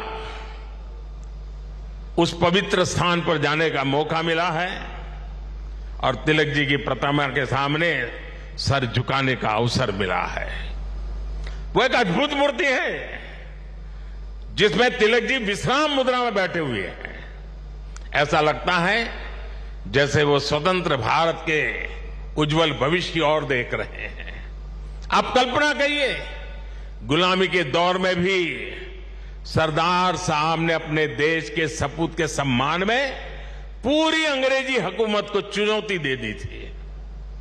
और आज की स्थिति देखिए, अगर आज हम किसी एक सड़क का नाम भी किसी विदेशी आक्रांता की जगह कर बदलकर भारतीय विभूति पर रखते हैं तो कुछ लोग उस पर हल्ला मचाने लग जाते हैं।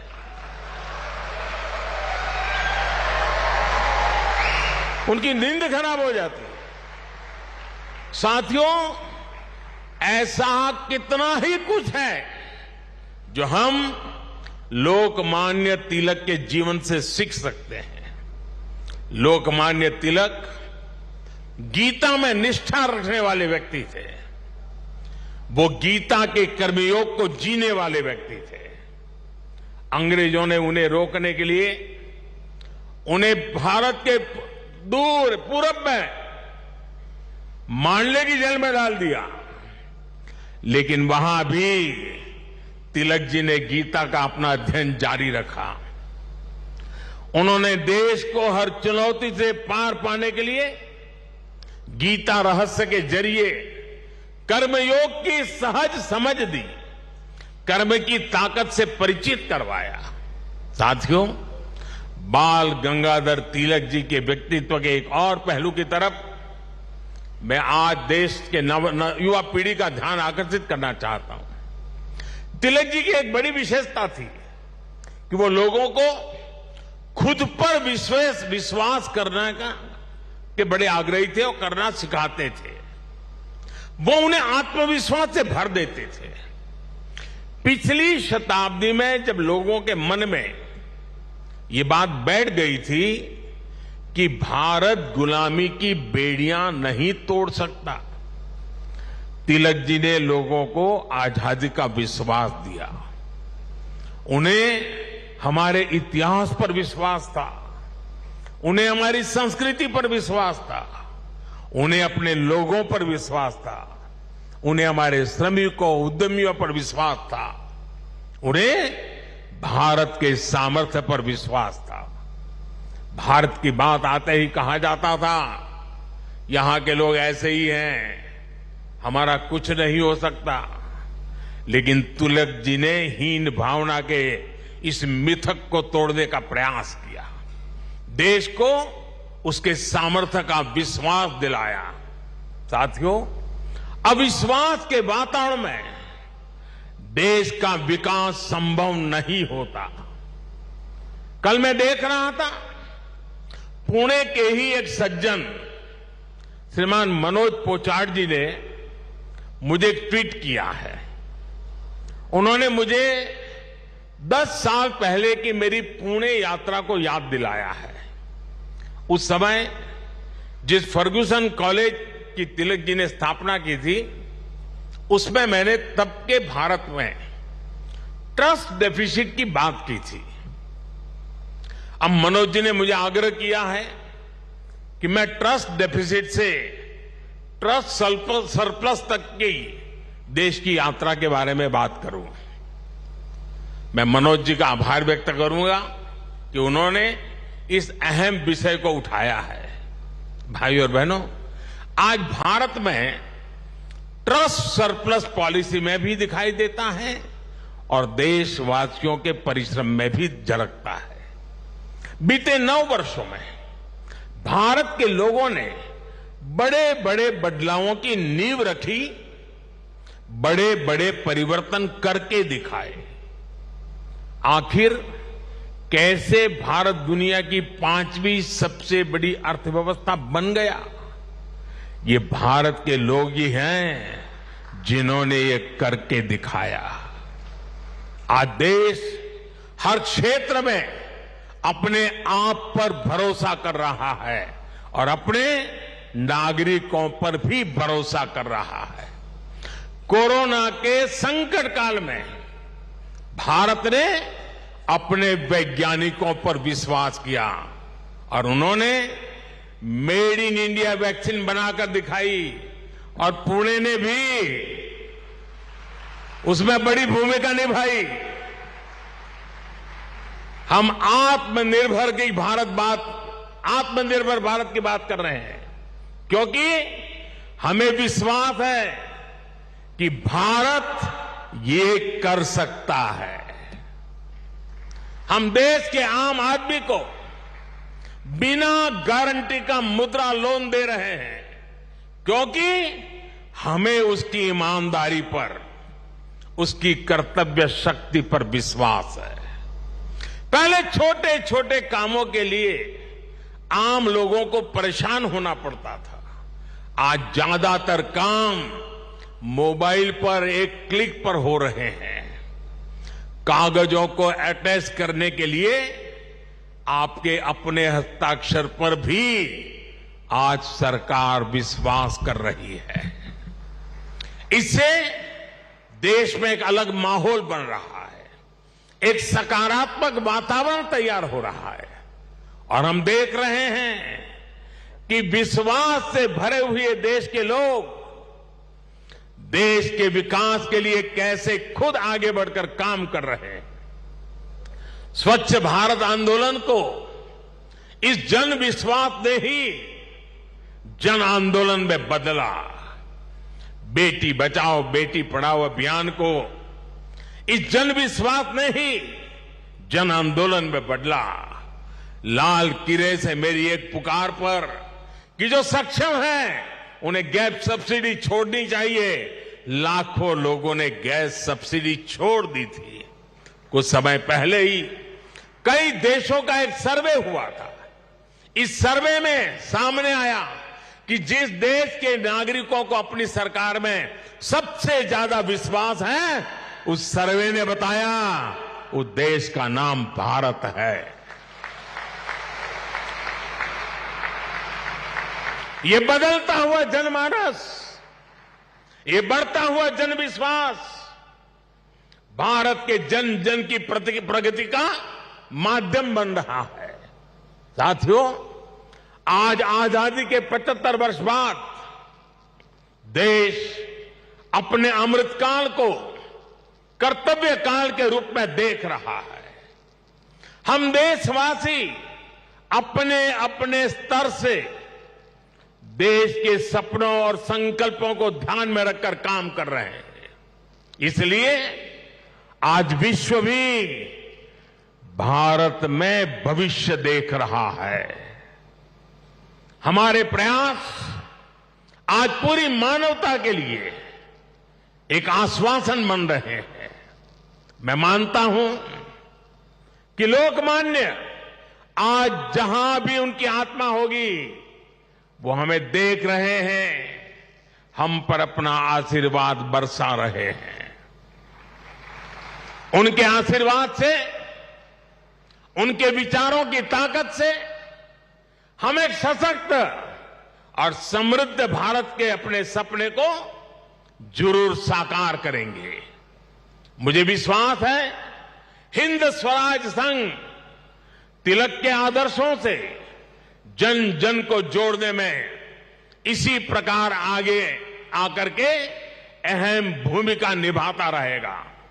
मैं एक बार फिर इस सम्मान के लिए आप सभी का आभार प्रकट करता हूं।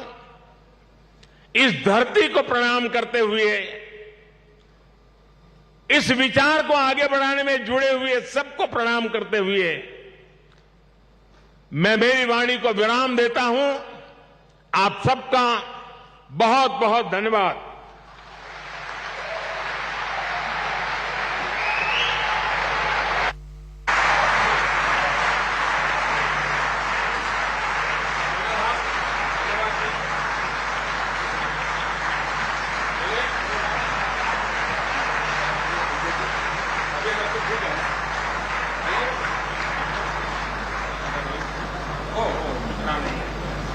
Narendra Modi recounting India's progress and speaks of all that he's done as a Prime Minister as he receives this honor the Lokmat Tilak National Award given to Prime Minister Narendra Modi amid all his political adversaries on stage. He receives this award. I'm going to slip into a short break. I'm going to come back with a lot more. Stay with us.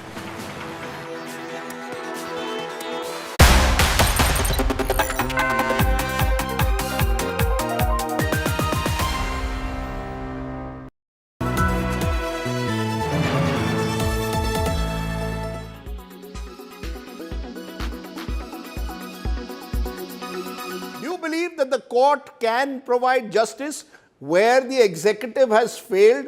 It's now 3 months since this horrific gang rape took place almost. Do you believe that it is too little, too late now for the court to intervene? Can they ensure that we actually get justice for the victims with a court-monitored probe? Is that the only way out? As you rightly said, it is too late, too little. Court itself has been in session of this case for almost now 1.5 months. And the court has done precious little. The court accepted, the statements of the Solicitor General on behalf of Government of India and Government of Manipur on face value and declined to really actively, intervene. I think one must realize one thing, that this is a case where there is a very, very serious issue of complete breakdown of law and order. The constitutional mechanism in the state has failed. The center has been just looking the other way about it. The Home Minister, who's supposedly so powerful, spent 4 days in Manipur and didn't know about this case about these women. I mean, it is inconceivable that he was not aware of it. So the Government of India apparently actively hid the facts from the nation for whatever reasons. And the facts, unfortunately for them, truth always has an uncanny way of surfacing. It surfaced. Now, when it surfaced, the Supreme Court certainly galvanizes itself and, seeks to take suo motu cognizance. But I feel that this is a grossest violations of, human rights against the minority community, because there is no doubt that besides the fact that large number of people have died, many cases of rapes have taken place, over 600 churches, I believe, have been burned down. Schools have been burned down belonging to the Kuki community. So I think, it was something where court should have stepped in and provided a healing touch much earlier by appointing independent, strong observers like retired, respected Chief Justice like Chief Justice Lodha or Justice Thakur or somebody, and a whole, group of experts, police and bureaucratic experts, to really go there, find out what the truth was. Right. Because one thing is very clear, that the government did not want truth to come out of Manipur. Okay, and that is, I think, the government has done great disservice to the nation, but the Supreme Court, I don't think, has lived up to the expectations out of them. Okay, so you're saying too little, too late.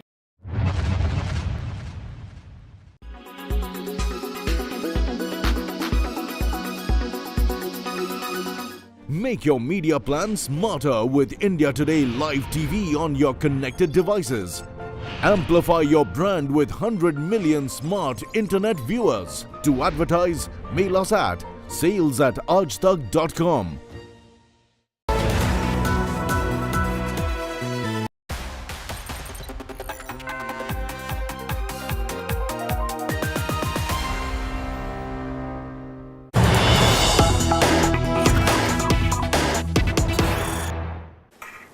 Welcome back. We have some big breaking news coming in. The Enforcement Directorate is currently carrying out searches at residence of Hero Moto Chairman Pawan Munjal in a money laundering probe. Pawan Munjal's residence is being searched in New Delhi by the Enforcement Directorate. The probe is based on a case filed by the Directorate of Revenue Intelligence, DRI. DRI, which earlier apprehended a close aide of Pawan Munjal at the airport with huge amounts of foreign currency at the airport last year. The Income Tax Department then conducted search operations at 25 locations linked to Hero Moto Corp as part of a tax evasion investigation against the firm. Let me cut across to Manish Pandey, tracking the ED for us. Manish, tell us more on the raids on Hero Moto Corp chairman Pawan Munjal. Well, Nabila, what we do know at this point of time is that the Enforcement Directorate is conducting searches at multiple locations in Delhi NCR, including the premises of Hero Motors chairman in the national capital. Now, as far as ED's case is concerned, we have been given to understand is that the ED's case is based on the investigation which is being carried out by DRI. Last year, DRI had apprehended a person who was allegedly linked to Pawan Munjal, and that is when the DRI filed a charge sheet. Based on that DRI charge sheet, the ED has started a money laundering investigation against Hero Motors, including Pawan Munjal. As far as these raids are being conducted, the Enforcement Directorate claims that they have come across certain evidence in the case, and that is why, to recover more documentary evidence, to recover more evidence, they are conducting these searches. As far as the probe agencies are concerned, remember last year the Income Tax Department had conducted searches at more than 25 premises linked to Hero Motors across country, but now the ED's investigations appears to be focused on Pawan Munjal, and that is why his premises in the national capital is being searched as we speak. Nabila. Right. Manish, give us more updates on one of Pawan Munjal's close aide being caught at an airport with large amounts of foreign currency. We believe an investigation was launched back then itself. What did they find out of it? Well, Nabila, what we do know at this point of time is that a person who was allegedly close to Pawan Munjal, that person was traveling out of country. That is when the DRI officials, including the airport authority officials, they got to know about a huge amount of foreign currency being transported from India to outside country, and it was suspected at that point of time. DRI was informed, the DRI officials started investigation in the case, and that is when they learned that this person has linked with Hero Motors. This person has linked with Pawan Munjal. At this point of time, these are merely allegations, but the ED believes that based on the DRI charge sheet, they were in a position to lodge a case in this case, and ECIR was lodged by the Enforcement Directorate, and now a search is being conducted at multiple places, including the residence of Pawan Munjal in national capital. Tell us more on the Hero Motocorp chairman Pawan Munjal. In fact, we know that this is a firm which is reputed, and in terms of the merit of this company itself, has there been any past dubious activities that we know of?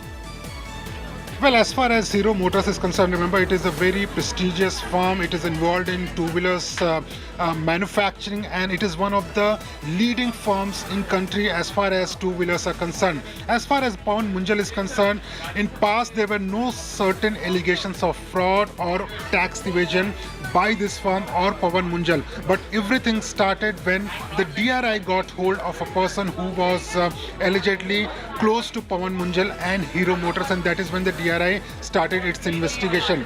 Also, there was a suspicion last year that a tax evasion is being carried out by Hero Motors, and that is when the Income Tax Department started their own investigation, own probe in the case. When the Income Tax Department started their probe, they got allegedly some evidence of tax evasion.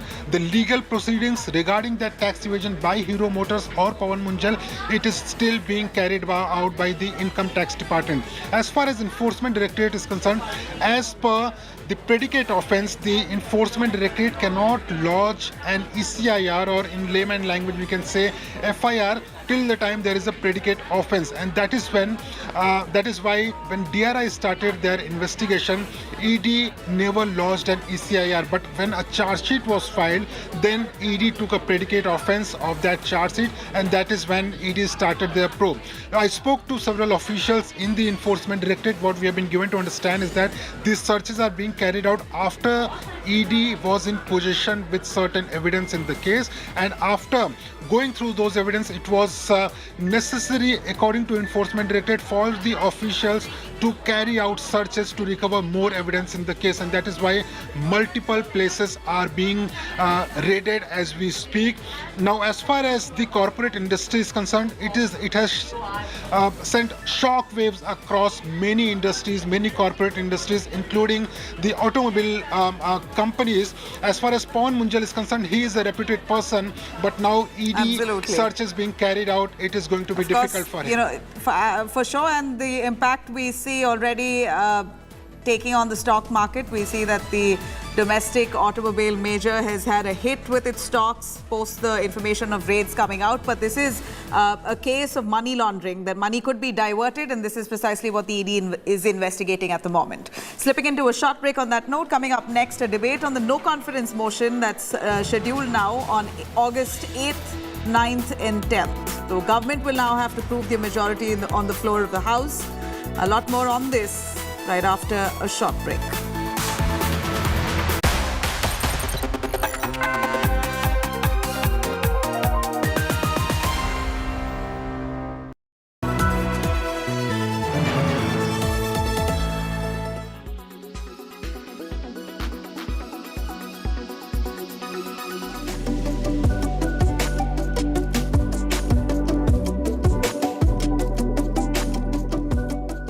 A breakthrough FDA-approved technology now enables you to do 11,200 pelvic contractions in a span of just 28 minutes. Something that a human body just cannot otherwise achieve. Enter Emcella, and the world of wellness and fitness offers hope to women with weak pelvic floor muscles, either due to aging, childbirth, menopause, or even men who face sexual issues. I tried 6 sessions of Emcella, which is the only FDA-approved machine. It's popularly called as Kegel Throne. From 6 sessions before to today, I'm here to assess what my pelvic floor looks like and how well it is strengthened. Any men or women who are looking for pelvic floor strengthening at any age above the age of 18, this is an ideal device. Emcella strengthens the pelvic floor, treats urinary incontinence, and improves intimate wellness.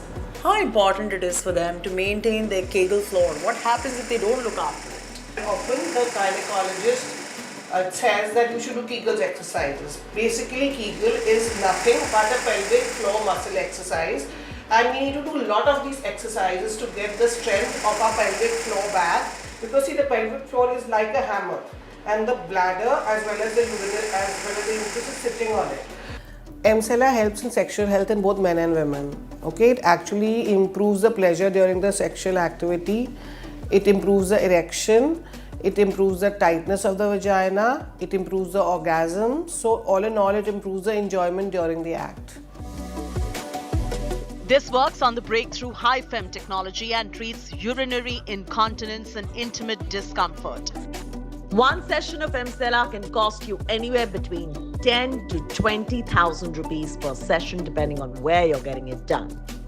You need 6 sessions in total, 2 sessions a week for 3 weeks. After that, you can get maintenance sessions done once in a few months.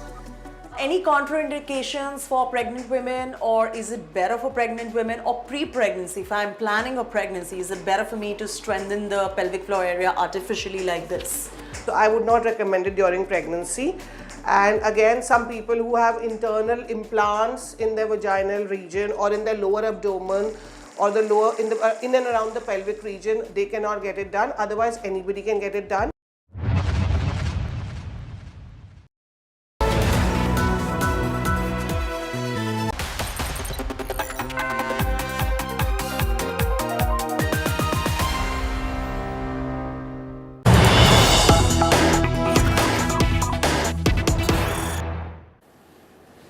Some big news coming in on the no trust motion moved by the opposition. The debate now has been scheduled on the August 8th, 9th and 10th. Prime Minister Modi to reply in the Parliament on August 10th on the no trust motion that's been moved by the opposition parties collectively.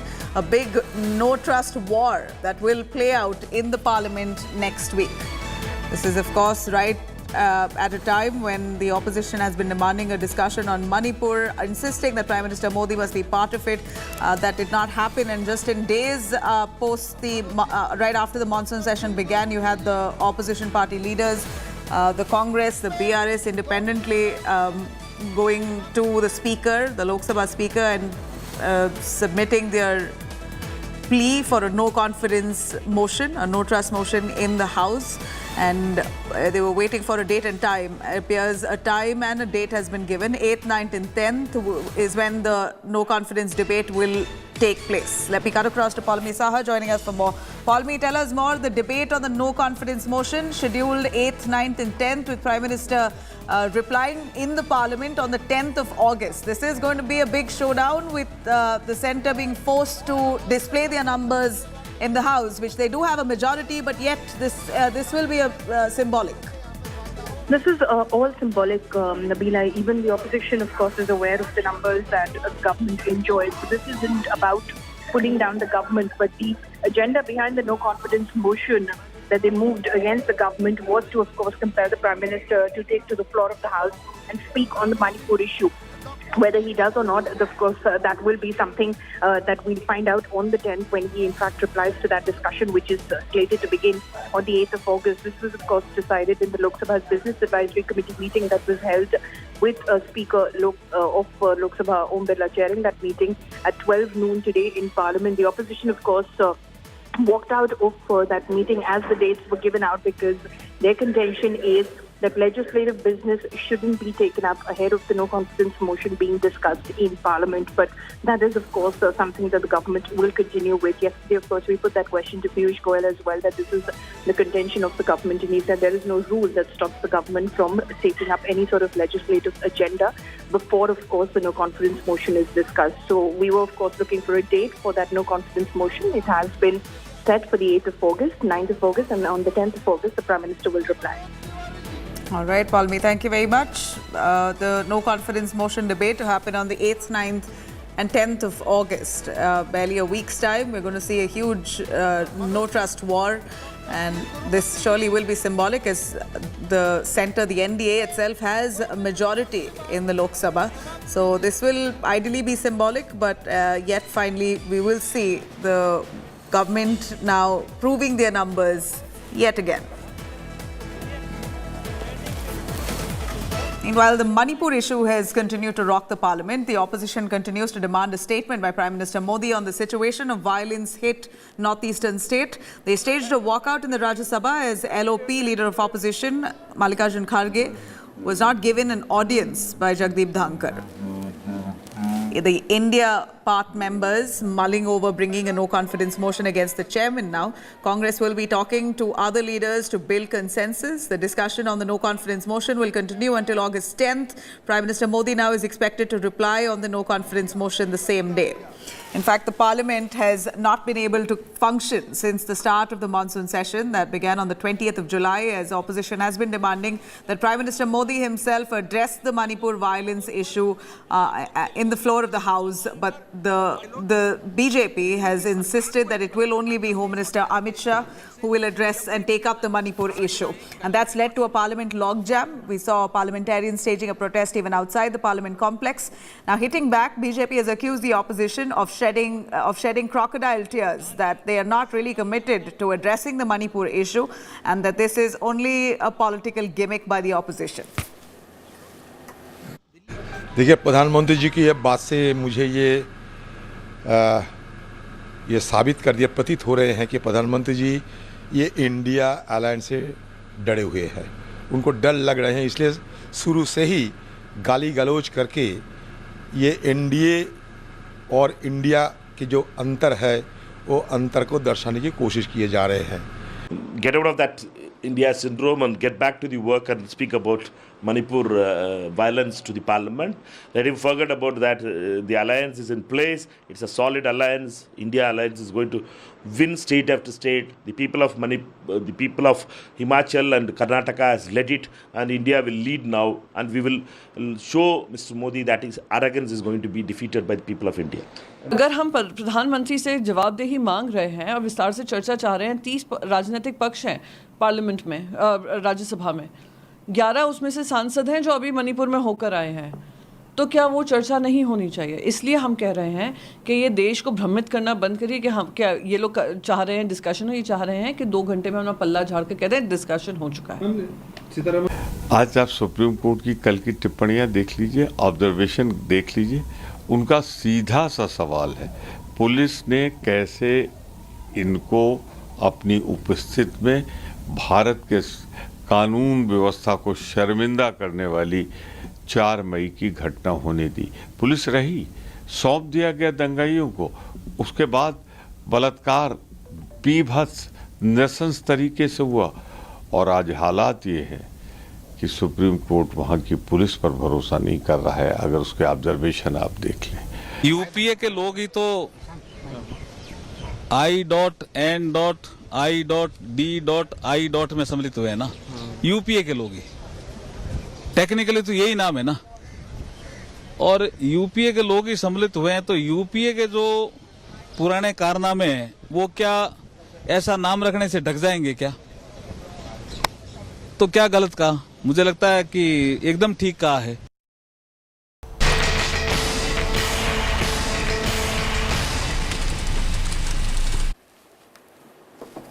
Meanwhile, the Delhi ordinance issue reaches the parliament as Home Minister Amit Shah is all set to table the bill at 2 p.m. The draft will be replacing the centre's ordinance brought in on the May 19th. So this Delhi ordinance has now been introduced by the centre as a bill. The Government of the National Capital Territory of Delhi Amendment Act 2023. It majorly seeks to designate the LG as the authority with a final say on postings and transfers of all bureaucrats serving under the Delhi government. The copies of the bill were circulated to the Lok Sabha, in fact, even before it was introduced in the House during the monsoon session, so that everyone's filled in on what exactly the bill holds. There have been a couple of changes that have been made in the bill. Meanwhile, calling the bill as illegal here and unconstitutional, the Aam Aadmi Party, the government in Delhi, has slammed the central government. The Aam Aadmi Party has been trying to garner support among the opposition parties in order to defeat the bill, at least in the Rajya Sabha, the upper house. As in the Lok Sabha here, clearly you have the centre, the NDA with majority numbers. So they're hoping that the Rajya Sabha, they'll be able to defeat the bill. The India Alliance, which has extended its support to Delhi Chief Minister Arvind Kejriwal in the fight against the centre, is now all set to lock horns with the government once the bill is tabled. शायद ही भारत के इतिहास में ऐसा हुआ हो कि एक संवैधानिक पीठ के सर्वसम्मति के फैसले को मात्र 8 दिन में बर्बरता से सरकार ने पलट दिया। हम कैसे हराएंगे? हम ऐसे हराएंगे क्योंकि ये एक धर्म युद्ध है। धर्म हमारे साथ है, अधर्म भाजपा के खेमे में, सच्चाई हमारे साथ है, बुराई भाजपा के खेमे में है। और मेरा अपना ये मानना है कि धर्म और सच्चाई की, अच्छाई की जीत होगी। ये जो बिल है ये पूरी तरीके से माननीय सर्वोच्च न्यायालय के 5 जजों के फैसले के खिलाफ है। दिल्ली का ऑर्डिनेंस पूरी तरीके से संविधान के खिलाफ है, इस मुल्क के फेडरल स्ट्रक्चर के खिलाफ है। आप कोई भी कॉन्स्टिट्यूशनल अमेंडमेंट बगैर 2/3 बहुमत के कर ही नहीं सकते।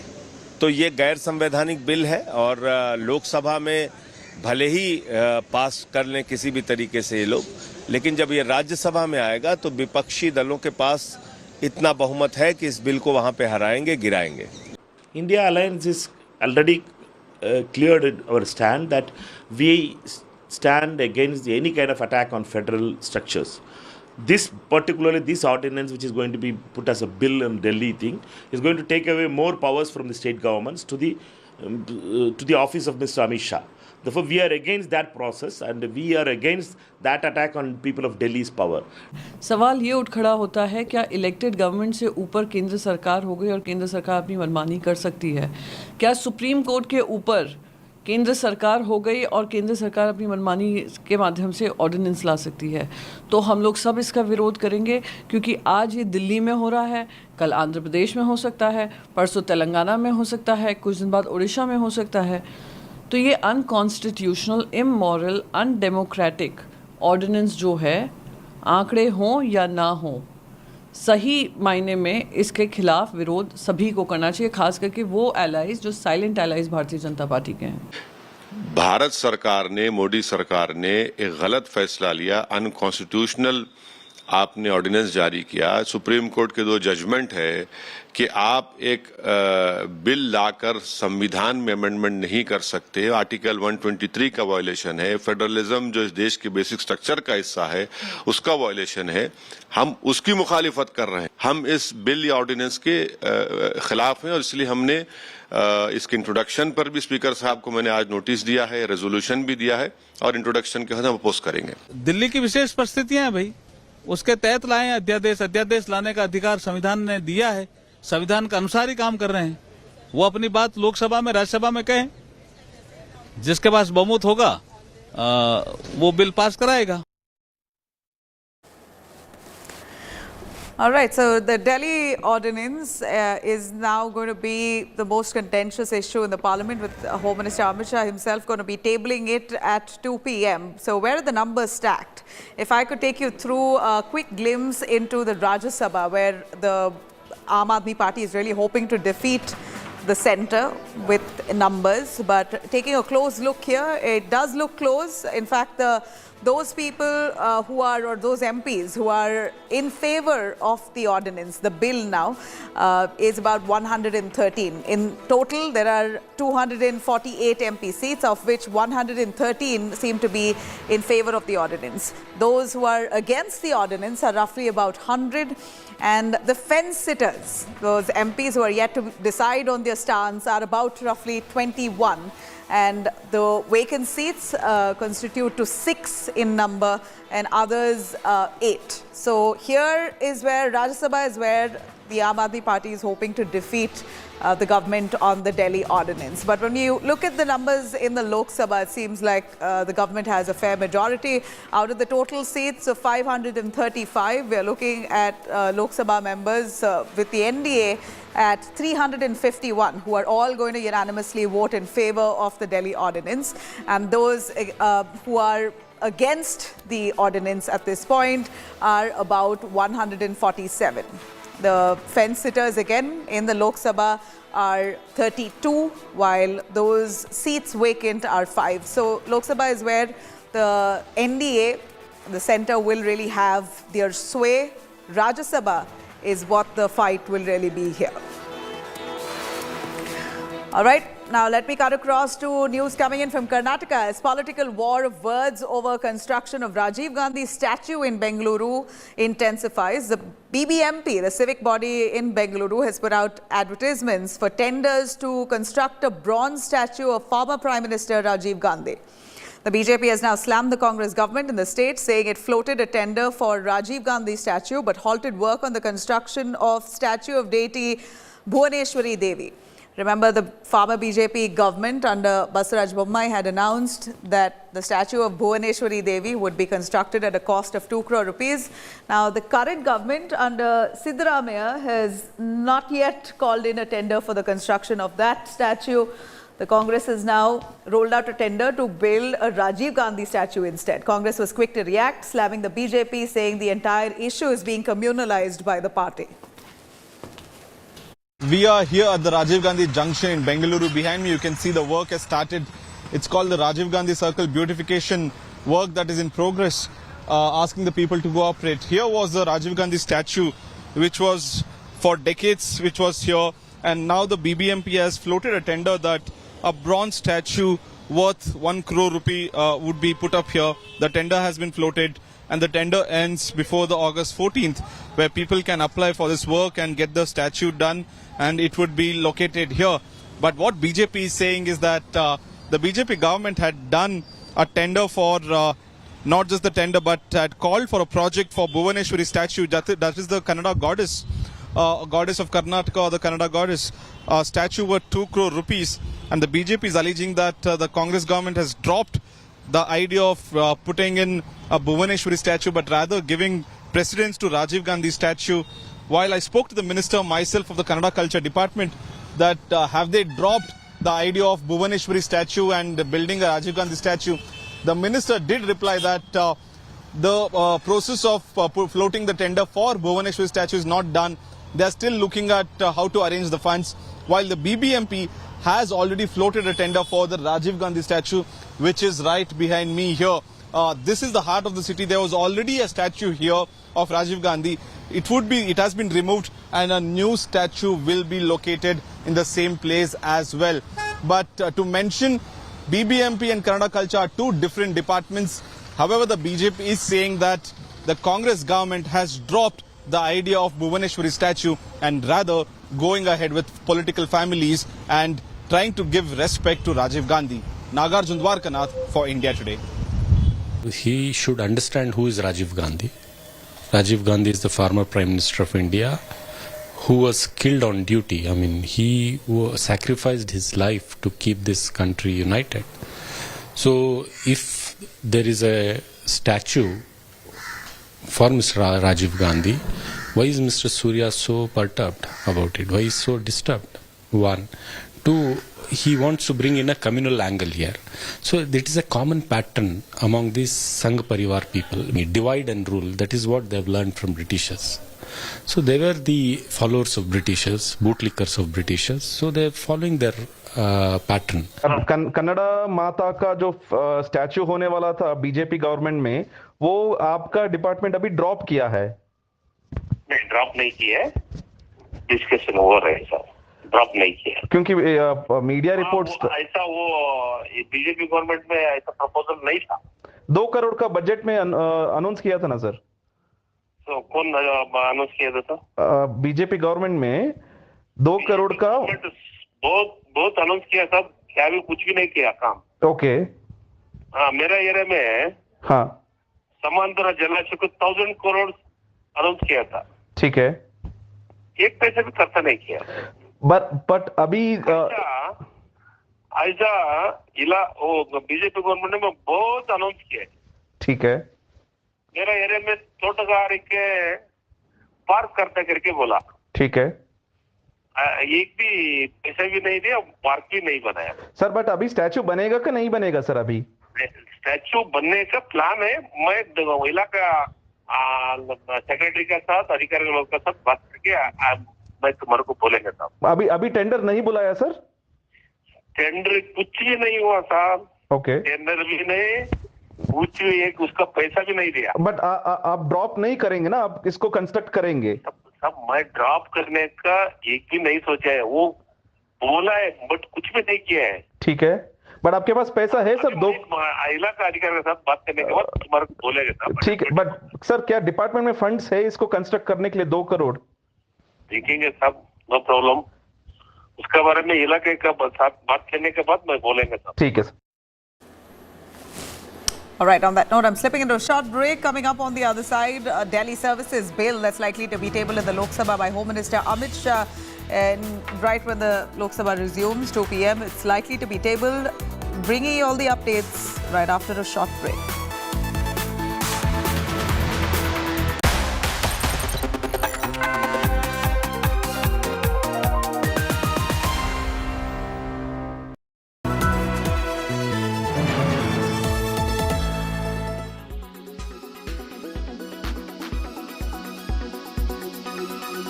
What's up with this child?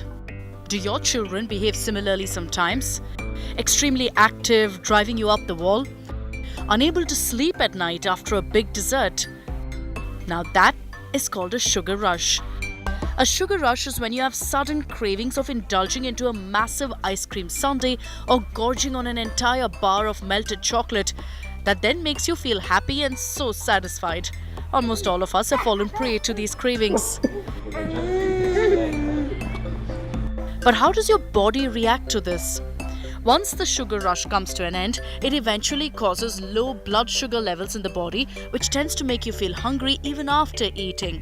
Consumption of sugar in heavy amounts is one of the most unhealthy habits. It makes you feel tired and drowsy, and these symptoms eventually lead to weight gain and being inactive. Food products like candies, pre-packed items and cakes provide no nutritional benefit and ultimately ends up making you feel lethargic and fatigued. Experts recommend limited sugar intake. The ideal portions are as follows for kids and also for adult men and women. For a kid who's 4 to 6 years old, 19 grams of sugar, that's essentially 5 sugar cubes, is the limited sugar intake that's recommended. A kid between the age of 7 to 10 can consume 24 grams, that's 6 cubes of sugar. If a child is 11 years old and above, that amount slightly increases to 30 grams, which is essentially 7 cubes of sugar. For adults, particularly men, 36 grams of sugar is the recommended amount, that's 9 teaspoons of sugar. For women, it's slightly lesser at 20 grams, which is equivalent to 5 teaspoons. And for children, it's 12 grams, that's 3 teaspoons of sugar. Basically, children older than 2 years should consume less than 25 grams of sugar a day, and children who've not reached this age shouldn't be given any additional sugar other than what's naturally present in foods. So what are the signs and symptoms in kids to watch out for? Increased urination, increased thirst as well, fat levels going up, fruity breath odor, stomachache, constantly vomiting as well, and even seeing a weight loss. Sugar has many effects on memory as well as the brain. It slows cognitive functions, it leads to deficits in memory. Problems with attention and inflammation in the brain even has been recognized by experts. Sugar rush is when the rush of adrenaline that gives your child energy and causes their heart to beat faster, their brain to be more alert, and their body to go into fight or flight. So they also become anxious and jittery. Their bodies then start to look for more sugary foods to combat those feelings. So how to manage sugar rush in kids? Do not use sweets or any food as a reward. Using them in this way can make them more desirable to children than if they had not been used as a reward, and can unintentionally lead your child to rely on food or sweets to deal with their emotions. Serve sweets without any stipulations.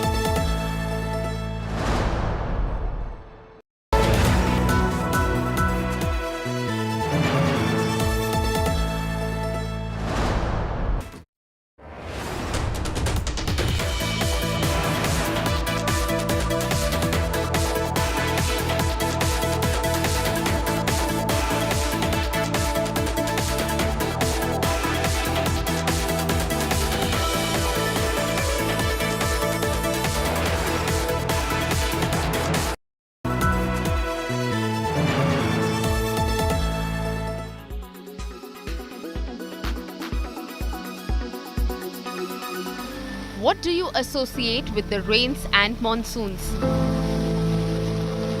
Romance, bhajia, chai pakoda, jalebis, and lots of time to smell the wet earth. Even we do. But unfortunately, rains also start the problems of gut infections, loose motions, and gastrointestinal disease. Because of the moisture, because of the increased temperature, this is an ideal environment for the bacteria, for the viruses to grow. And that is why this is the time that the infections are more common. Besides that, water stagnation is also more common. So with flooding also, which occurs during monsoon time, this leads to more infection. So why are these infections so common during the monsoon season? Seasonal changes can affect gut health. Factors such as increased humidity, contaminated water and food, and weakened immunity can impact the gut. Eating out can be particularly risky. See, eating out has become part of our day-to-day lives, Now, with caution means there are more chances of getting infection when you eat outside. The chances of infection from eating outside is much more than eating at home. So that's why you have to take caution that you should eat at a place where you feel that the food is hygienic, food is properly cooked and properly stored, and the chances of infection are less. What is gut health? Gut health refers to the overall well-being and optimal functioning of the gastrointestinal tract, which includes the stomach, small intestine and large intestine. It involves the balance of beneficial bacteria known as the gut microbiota and the integrity of the gut lining. Why is maintaining gut health important? One of the most important things to take care of your gut is the quality of food, kind of food, the type of food, and how hygienic is the food you are eating. I think that is one of the most important things for gut health. Increased humidity and moisture create a favorable environment for the growth of bacteria, viruses and fungi, which can lead to gastrointestinal infections. Heavy rainfall is increasing the risk of water contamination.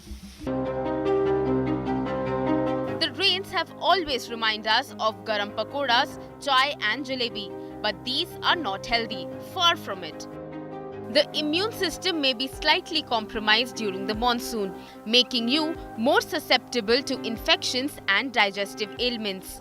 In New Delhi, Sneha Murdani for India Today.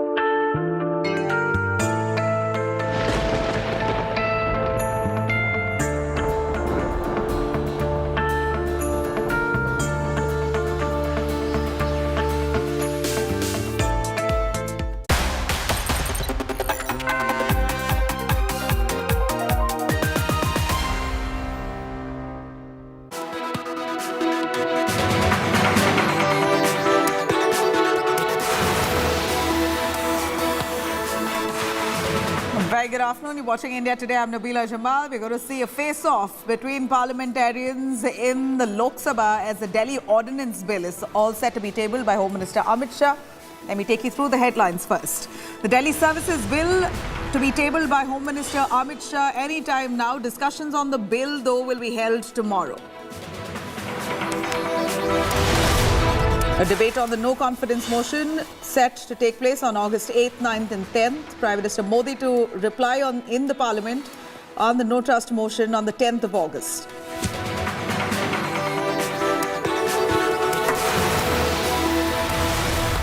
Prime Minister Modi conferred with Lokmanya Tilak Award in Pune by Sharad Pawar and a bunch of eminent personalities who were present.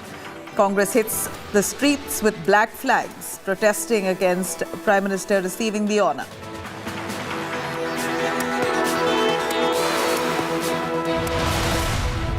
Haryana on the edge after massive riots in Nuh and Sona. Section 144 imposed in Nuh and Sona, Faridabad as well, where violence flared up. In fact, Khattar, Chief Minister chairs a key meeting with officials over the violence as central forces have been brought in to aid in stabilizing the situation. India Today's exclusive. Haryana Home Minister Anil Vij says Monu Manesar not present in the yatra, says additional security deployment called in by the centre on the same. Chandrayaan 3 leaves Earth's orbit and heads to the moon. Chandrayaan to enter moon's orbit on the 5th of August.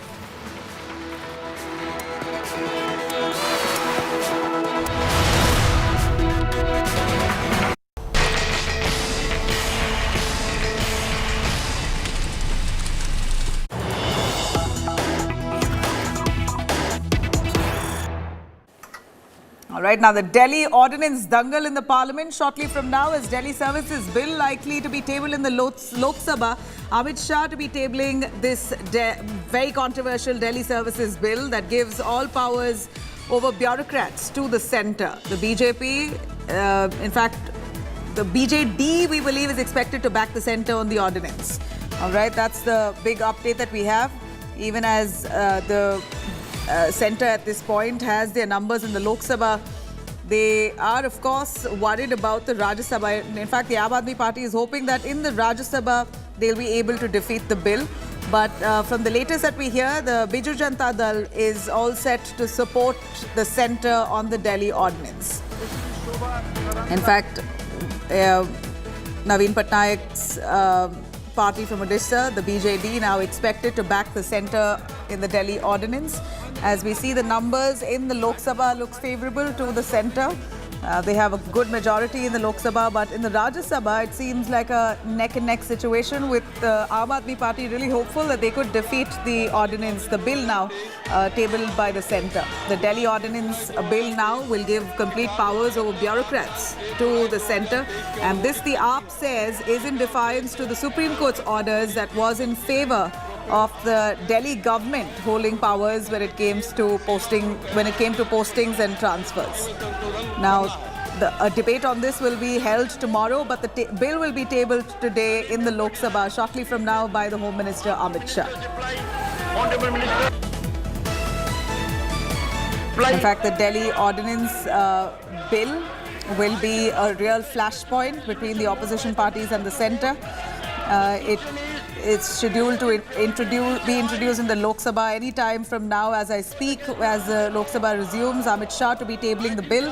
This controversial bill has replaced the ordinance that granted the centre control over Delhi's bureaucrats, thereby overriding the Supreme Court's ruling favouring the Delhi government on authority in transfers and postings.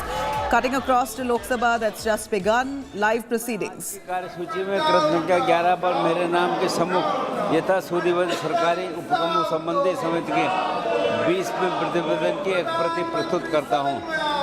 Item number 12 Shri किरीट भाई सोलंकी जी। किरीट भाई। Manipur wants justice. India wants justice.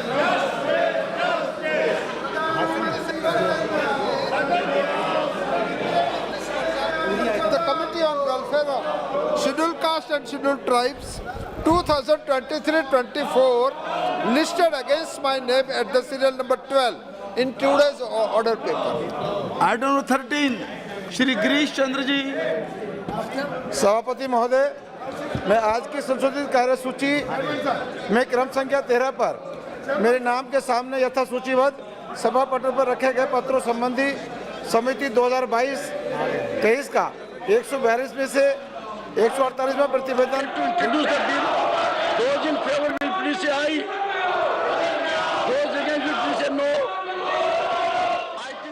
Ji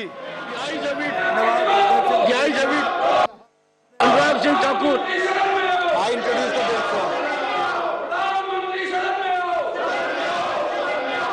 Shri B.L. Verma to move a motion for consideration of the Multi-State Cooperative Society Amendment 2023. आदरणीय सभापति महोदय, सहकारिता मंत्रालय के गठन के बाद पहली बार बार मुझे ये बिल लोकतंत्र के सर्वोच्च मंत्र के समक्ष रखना सौभाग्य की बात है। आदरणीय सभापति महोदय, देश जब आज अमृत महोत्सव आज़ादी का मना रहा है, आने वाले 25 साल देश को समृद्ध और आत्मनिर्भर बनाने का है, ऐसे में आदरणीय प्रधानमंत्री नरेंद्र मोदी जी ने भारत सरकार में पहली बार मंत्रालय की आवश्यकता को देखते हुए मंत्रालय बनाने का निर्णय लिया और सहकारिता मंत्रालय ऐसे हाथों में देने का काम किया जो बड़े और कड़े निर्णय लेने के लिए जाने जाते हैं। आदरणीय सहकारिता मंत्री जी के नेतृत्व में जिस तरह से प्रधानमंत्री मोदी का सहकार से समृद्धि का विजन, उसको पूरा करने के लिए लगातार मंत्रालय हमारा काम कर रहा है। हम सब जानते हैं कि देश के स्वभाव को सहकारिता आंदोलन एकदम अनुकूल करता है और हमारे मूलभूत चिंतन स्वभाव संस्कार के अनुकूल व्यवस्था है। ये उधारी लिया हुआ विचार व्यवस्था नहीं है। वो सारी व्यवस्थाएं अगर हम लाते हैं तो उसमें विदेशी तत्व है, स्वाभाविक रूप से रेजिस्टेंस सिस्टम रहता है। और हम तो यहाँ पर सांसद बहुत सारे हमारे ग्रामीण क्षेत्र से आते हैं और जैसा कि हम जब कृषि का काम करते हैं तो खेती के काम में बुआई का समय आता है, कटाई का समय आता है, उस समय हम श्रम शक्ति को बढ़ाने के लिए आपस में मिलजुल कर ऐसा हम काम करते हैं। सम्मानित सभापति महोदय, ये मल्टी स्टेट कोऑपरेटिव सोसाइटी संशोधन विधेयक 2022 की आवश्यकता क्यों पड़ी, इसके लिए मैं आपके समक्ष में रखना चाहता हूं कि हमने इस विधेयक को लाने के लिए विस्तार से लोगों से परामर्श किया। प्रस्तावित संस्थाओं पर मंत्रालय में हुए गहन विचार विमर्श और केंद्रीय मंत्रालयों राष्ट्रीय सहकारी समितियों के साथ परामर्श किया। 28 केंद्रीय मंत्रालयों विभागों 13 राष्ट्रीय सहकारी समितियों से सुझाव प्राप्त हुए और जिन्हें विचार करके उपयुक्त तरीके से शामिल करने का काम किया है। इस बिल को हमने इंट्रोड्यूस करने के बाद ज्वाइंट पार्लियामेंट्री कमेटी को भी भेजा। ज्वाइंट कमेटी की 8 बैठकें हुई, जिनमें से विधेयक प्रस्तावित संशोधनों के संदर्भ में मैं कहना चाहूंगा कि सभी से हमने परामर्श लेने के बाद और उसमें कहीं कोई किसी तरह संशोधन नहीं हुआ और हमारे लिए ये बिल आज लाने के लिए मुझे हर्ष का विषय है। और मैं कह सकता हूं कि इसमें इस प्रकार के प्रावधान इसमें रखे गए हैं जो हमारे शासन को, सहकारिता के शासन को मजबूती मिलेगी, इसमें पारदर्शिता बढ़ेगी, जवाबदेही इसके लाने से बढ़ेगी, निर्वाचन प्रक्रिया में सुधार लाने का काम होगा, 97 संविधान संशोधन के प्रावधानों के अनुसार संशोधन करने का काम भी होगा। और माननीय अध्यक्ष जी, इस मल्टी स्टेट बड़े बिल में मैं कह सकता हूं कि जो पहले अनियमितताएं आती थी उनको भी हम दूर करने का काम करेंगे। ये अनियमितताएं इस प्रकार की थी, इसमें वित्तीय गबन के मामले आते थे, चुनाव कराने में विलंब होता था, विवाद के मामले आते थे, ऑडिटर्स का पक्षपातपूर्ण चयन होता था, भर्तियों में पक्षपात होता था, सदस्यों के सक्रिय प्रतिभागिता की कमी होती थी। आज जैसी शिकायतों के कारण से हमको इस बिल लाने की आवश्यकता पड़ी। तब माननीय सभापति महोदय, मैं कहना चाहता हूं अंत में कि इस ज्वाइंट पार्लियामेंट्री कमेटी ने इस बिल के सभी प्रस्तावित प्रावधानों को बिना किसी अमेंडमेंट के स्वीकार भी किया है और इस प्रक्रिया को जारी रखते हुए आज हम बिल लेकर आए हैं। और आज मैं प्रस्ताव करता हूं कि बहुराज्य सहकारी सोसाइटी अधिनियम 2002 का और संशोधन करने वाले विधेयक पर लोकसभा द्वारा पारित रूप में विचार किया जाए। Motion moved. There is one amendment by Dr. John Bitas for reference of the Multi-State Cooperative Societies Amendment Bill 2023 as passed by Lok Sabha to a select committee of the Rajya Sabha. Member may move the amendment at this stage without any speech. Sir, I move,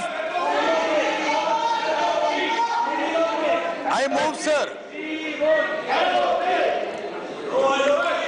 The motion for consideration of the bill and the amendment moved thereto are now open for discussion. I now call upon the members whose names have been received for participation in the discussion. Shri Niranjan Bishi.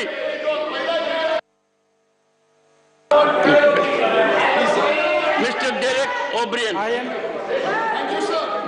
Thank you. One second. Take it. Thank you. Let everyone be on the seat. One second. Yes. Sir, while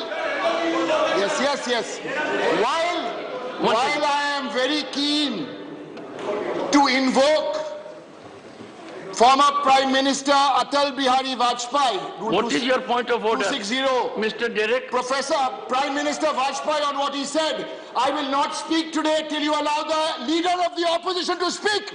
He has to be given a chance to speak. Why is it the leader of the opposition speaking? I will not speak. Let him speak first. Honorable members. No, sir.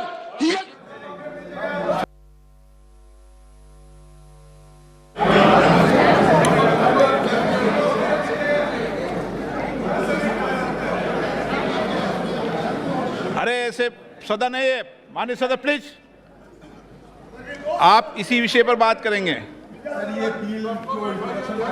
हाँ, आप मत सलाह दीजिए, बैठिए seat पे। आप जब बोलेंगे, जब सब सीट पे बैठेंगे, सब सीट पे बैठेंगे जब बोलेंगे आप। सर एक मिनट सर, सब सीट पे बैठे आप। I rise to oppose the introduction of the bill under the nomenclature the Government of National Capital Territory of Delhi Amendment Bill 2023 under Rule 72 of Rules of Procedures and Conduct of Business, as the bill vindicates the outrageous infringement of this government upon the territory of the states. It is designed of digging up a graveyard for cooperative federalism. Sir, ये विधायक निर्वाचित दिल्ली विधानसभा से सेवाओं से संबंधित मामलों को कानून बनाने की शक्ति को वापस ले लेता है। बड़े संक्षेप में 4 बिंदु पे बात करना चाहते हैं। संविधान की संविधान की 7वीं अनुसूची के तहत सेवाएं राज्य का विषय है, इसलिए एनसीटी विधानसभा को एनसीटी की सेवाओं से संबंधित सभी विषयों पर बिना किसी गतिरोध अड़चन के कानून पारित करने का अधिकार होना चाहिए था। इस प्रकार यह विधायक संविधान का स्पष्ट उल्लंघन है, क्योंकि अनुच्छेद 239 के स्पष्ट रूप से दिल्ली विधानसभा को राज्य और समवर्ती सूची में सूचीबद्ध मामले पर कानून बनाने की शक्ति प्रदान करता है। इससे संविधान की अपेक्षा करने और उच्चतम न्यायालय की अनदेखी करने में केंद्र सरकार की दृष्टिकोण को बारे में गंभीर प्रश्न उठता है। इस विधायक का उद्देश्य उच्चतम न्यायालय की फैसले से ज्यादा स्थापित दिल्ली सरकार के अधिकार और उसकी स्वतंत्रता को कम करने का है। उच्चतम न्यायालय के फैसले को बदलने की कोशिश कर और दिल्ली सरकार के मामले में हस्तक्षेप कर केंद्र सरकार संघवाद के सर, आई राइज टू आप बोलना, जब बिल पे डिबेट हो तो आप जितनी देर कहेंगे आपको पर्याप्त मौका देंगे। आप अभी विषय क्या है कि विधायी पावर है नहीं, ये विषय है ना, आप विद्वान है ना। हाँ बोले आप, हाँ बोलने का जब इच्छा जैसे तो भी नहीं बोलने का मौका मिलेगा आपको पर्याप्त। ये क्या बात है सर? बोलेंगे सर। ये 4 बिंदु पे सर, एक बिंदु अब पता नहीं, आप माइक दिया, माइक चालू है आपका? नहीं, ये तो अभी चालू किया सर, दोबारा पढ़ना पड़ता है। आदत मत बनाओगे हमेशा। इस विधायक का उद्देश्य उच्चतम न्यायालय की फैसले से जता स्थापित दिल्ली सरकार के अधिकार और उसकी स्वतंत्रता को कम करना है। उच्चतम न्यायालय की फैसले को बदलने की कोशिश कर और दिल्ली सरकार के मामलों में हस्तक्षेप कर केंद्र सरकार संघवाद के उस महत्व को कमजोर करना चाहती है जो हमारी मजबूत और कार्यात्मक लोकतंत्र के लिए आवश्यक है। 3 नंबर सर, आप विधायक और अध्यादेश उच्चतम न्यायालय की इस फैसले को निष्प्रभावी करने का प्रयास करते हैं, जिसमें दिल्ली सरकार की शक्तियां को बहाल करते हुए कहा गया था कि अगर सरकार को अपने नौकरों पर नियंत्रण नहीं।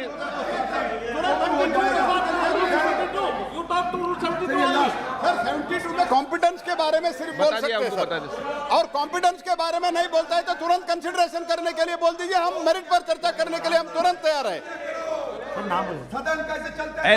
एन के प्रेमचंदन जी, यस, आपका विषय, आप तो इस विषय पर लास्ट सर, ये विधायक दिल्ली में उपराज्यपाल के अधिकार का विस्तार करता है। ये दिल्ली सरकार और संघ सरकार के बीच संबंधों को सरोकार में उपराज्यपाल के विवेकाधीन अधिकार का विस्तार करता है। प्रेमचंदन जी, उपराज्यपाल और मुख्यमंत्री। Thank you very much speaker sir.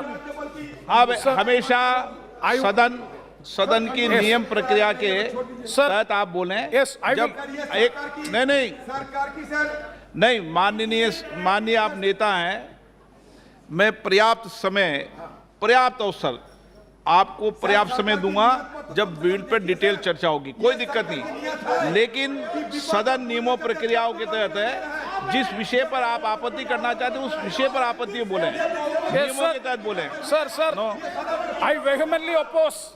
Sir, I vehemently oppose the Government of National Capital Territory of Delhi Amendment Bill 2023 on 3 grounds. आप तो नियम से बोलोगे ना? आप नियम से बोला है। हाँ, रूल्स की बात बोलना। रूल्स के बाद बोला है।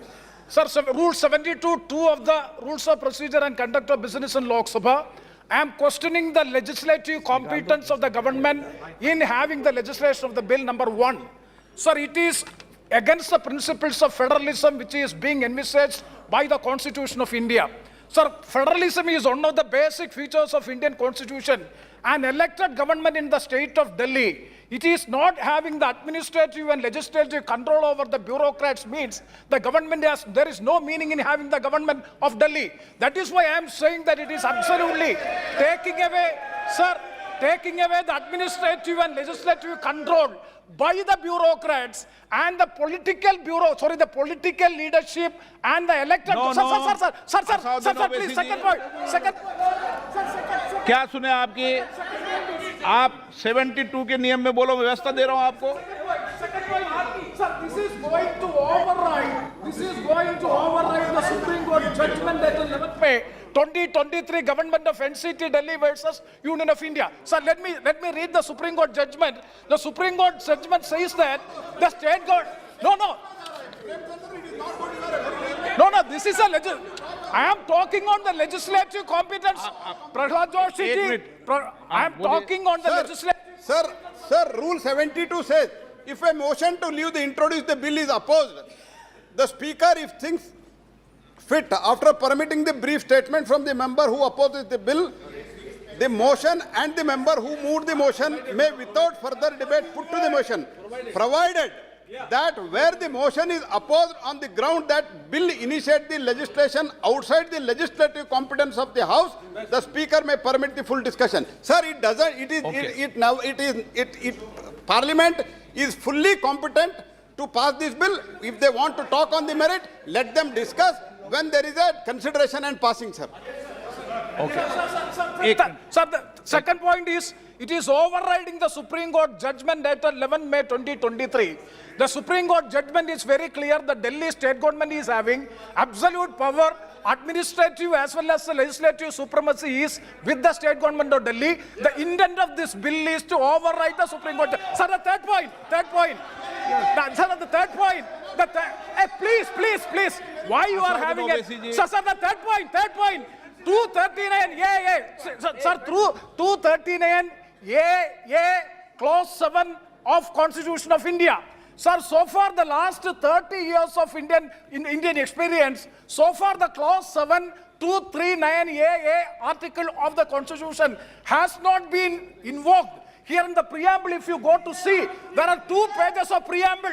In preamble, sir, very valid point, sir. In preamble, nowhere it is stated that why clause 7, 239 is invoked is not being stated in the preamble. Preamble is incomplete. Therefore, I strongly oppose the bill in introducing. Speaker, sir, मैं शुक्रगुजार हूँ हमारे opposition leader का कि बगैर प्रधानमंत्री के house चलने दिया सर। इन्होंने बगैर प्रधानमंत्री के हाउस चलने दिया, इनका शुक्रिया अदा करता हूँ सर। तो ये चेस और लूडो का खेल हो रहा है सर, उधर से चेस खेला जा रहा है, इधर लूडो खेला जा रहा है सर। मैं इसलिए अपोज कर रहा हूं कि ये आर्टिकल 123 का वायलेशन है। एक सिंपल बिल से आप संविधान को अमेंड नहीं कर सकते। तीसरा, ये theory of separation of powers का वायलेशन है। चौथा ये है कि सर सुप्रीम कोर्ट का 4 जुलाई 2018 का 5 जजेस का जजमेंट है। तो इसीलिए मैं ये कहता हूं कि ये इस हाउस को लेजिस्लेटिव कॉम्पिटेंस नहीं है, इसलिए मैं इस बिल की मुखालिफत कर रहा हूं। अब जबकि हमारे लीडर ऑपोजिशन ने अलाउ कर दिया बगैर प्रधानमंत्री के, मेरी आपसे गुजारिश है सर, मैं डिवीजन पूछूंगा, अब डिवीजन कराइए। स्वागत Rai ji. Sir, with all the vehemence at my command, I beg to oppose the National Capital Territory of Delhi Amendment Bill 2023. As has been mentioned before, that this bill is well outside the legislative competence of Parliament, because the Supreme Court, passed a judgment in CA number 2357 of 2017 on 11th May 2023 in the matter of Government of NCT of Delhi versus Union of India. Now, to override the Supreme Court judgment, the government has brought forward a bill. This is totally autocratic. It abrogates. Sir, हो जाएगा sir. Sir, आप प्रेमचंद्रन को 4 बार मौका दिया, मुझे भी 1-2 बार दीजिए. Sir, complete. Sir, I want to say that this is total abrogation of the legislative power of the Union Capital Territory of Delhi under Article 239A of the Constitution. कल आपको पर्याप्त मौका दूंगा, चलाओ सदन पूरा, सबको मौका देंगे. अध्यक्ष, पूरा समय, कल आप सबको पूरा समय दूंगा. अध्यक्ष महोदय, ये बिल पूरी तरीके से गैर कानूनी है. कानूनन बात करो. ये पूरी तरीके से गैर कानूनी है. आपको भी पता है, page 772 of Kaul Shakdher practice and procedure of parliament में मुझे कंप्लीट करने दीजिए. एक मिनट बैठिए. माननीय सदस्यगणों, मैं पुनः आपसे आग्रह करता हूं कि ये संसद है और संसद में बोलते समय हर शब्द का उच्चारण ठीक होना चाहिए. हमारे गौरव गोगोई जी उपनेता हैं, वो बोलते हैं आपको भी पता है. अगर मुझे पता होता तो मैं इस बिल को इंट्रोड्यूस ही नहीं करता. नो, मुझे पता होता तो मैं बिल्कुल इंट्रोड्यूस कैसे करता. आप तो सीट पर आपत्ति पैदा कर रहे हैं कि मुझे पता है. मुझे पता होता तो मैं इंट्रोड्यूस कैसे मिलता. ये तो बहुत बड़ा विषय हो जाएगा. नो, इन शब्दों को वापस लो. ऐसे चलिए. चाहता हूं सर, मुझे संरक्षण की आपका संरक्षण चाहता हूं कि आपके पीठ से एक निर्देश जाए कि ये जो बिल है सब्सटेंटिव पॉलिसी नहीं है. और ये जो कॉल एंड शक्दर का जो लिखा है कि when a leave of house to the moving of a motion has been granted, no substantive motion on policy matter is to be brought before the house by the government till the motion of no confidence has been disposed of. Okay. Motion of disconfidence has not been disposed of. This is a substantive policy. It is illegal. Okay. It will be challenged and this has no merit, sir. अब ruling दीजिए कि ये substantive नहीं है. Thank you, sir. I too would like to oppose the introduction under Rule 72 of the Rules of Procedure, and particularly on the issue of legislative competence. I have 4 brief points, sir. First, the bill violates the defining feature of a federal democracy, the division of power. It undermines the Delhi Legislative Assembly and the Delhi government, and by trying to supersede the Supreme Court's decision on the matter, the Union government appears to undermine the constitutional principle of federalism. Number 2, sir, just 4 quick points. Sankshipt mein bol raha hu. Number 2, the bill infringes the principle of representative democracy, which is a basic feature of the Constitution. The legislators are accountable to their electorate. The electorate must have a say in who governs them. If the Delhi government is not able to control and hold to account the officers posted in its service, sir, the fact is that it's their responsibility. The legislature cannot be fulfilled. The principle of collective responsibility extends to the responsibility, sir, of the government for its own officers. Sir, you cannot give bureaucrats the authority that belongs to elected. I am before you, sir. I am before you. Gaurav Gogoi's point. Sir, actually, the government is day by day going autocratic. That is what everybody feels here. Sir, ever since the first no confidence motion has brought in to this house in 1956, there is no such precedent to discuss any substantive motive before the discussion of. आप इस विषय bill pay बोलिए. Before the discussion of no confidence motion. Moreover, it is very much against the judiciary, which the Supreme Court has already pronounced. Honorable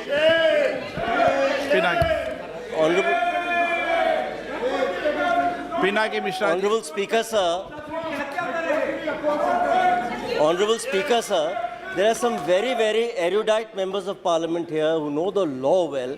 I'm surprised that when legislative competence is being discussed under Article 70, under Rule 72 proviso, that there is no advertence at all to the actual Supreme Court judgment or the order which the Supreme Court has passed, a speaking order of 7 pages the Supreme Court has passed in the writ petition filed by the State of Delhi against Union of India. Yes. Now, kindly see what the Supreme Court in para 95 has said. It concludes about legislative competence. Please understand, the court says, however, if Parliament enacts a law granting executive power on any subject which is within the domain of NCTD, the executive power of the LG shall be modified to the extent as provided in that law. Government has brought out a law now pursuant to a Supreme Court empowering it. So how can you challenge legislative competence? How do you challenge? I can understand you vote against it. You can vote against it. You can vote no. On a point of law. On a point of law, you cannot. On a point of law, you cannot challenge this. Legislative competence is there. Okay. माननीय गृह मंत्री जी,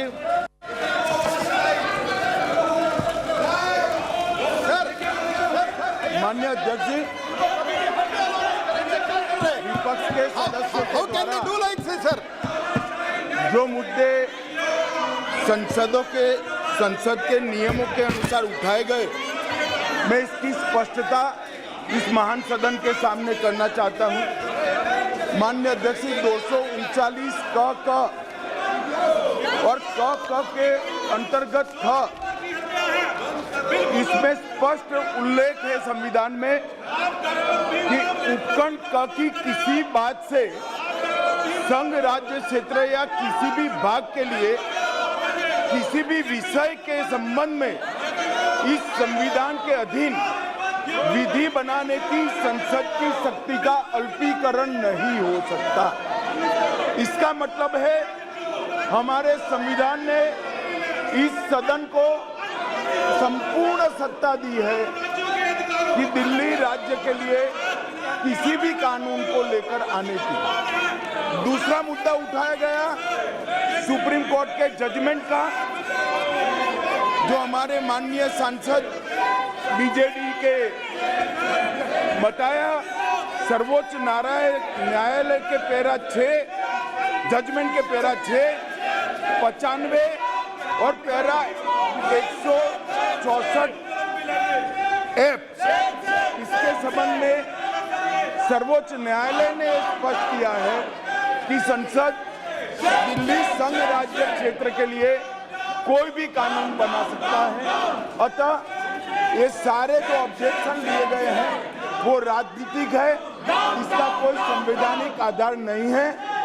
संसद के नियमों के आधार पर भी इसका कोई आधार नहीं बनता है, इसलिए इस बिल को संसद के सामने पेश करने की अनुमति दी जाए।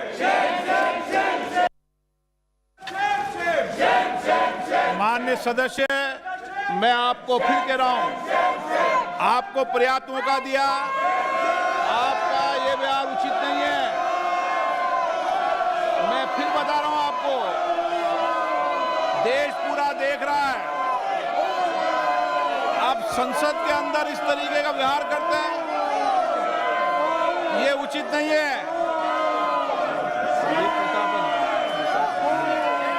प्रश्न ये कि विधेयक को प्रस्तावित करने की अनुमति प्रदान की जाए।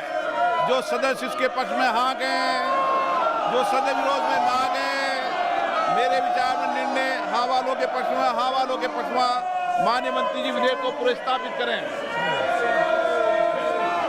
श्री नित्यानंद राय महोदय, मैं विधेयक प्रस्तावित करता हूं।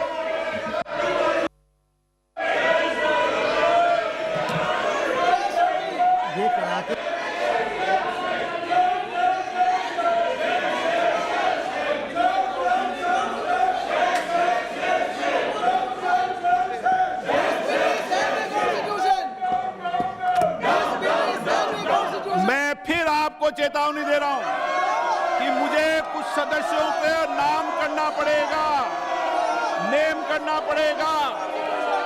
मैं आपको फिर चेतावनी दे रहा हूं कि अब सदन की गरिमा और मर्यादा बनाए रखने के लिए मुझे सदन में कार्रवाई करनी पड़ेगी। सदन की कार्रवाई 3 बजे तक के लिए स्थगित की जाती है।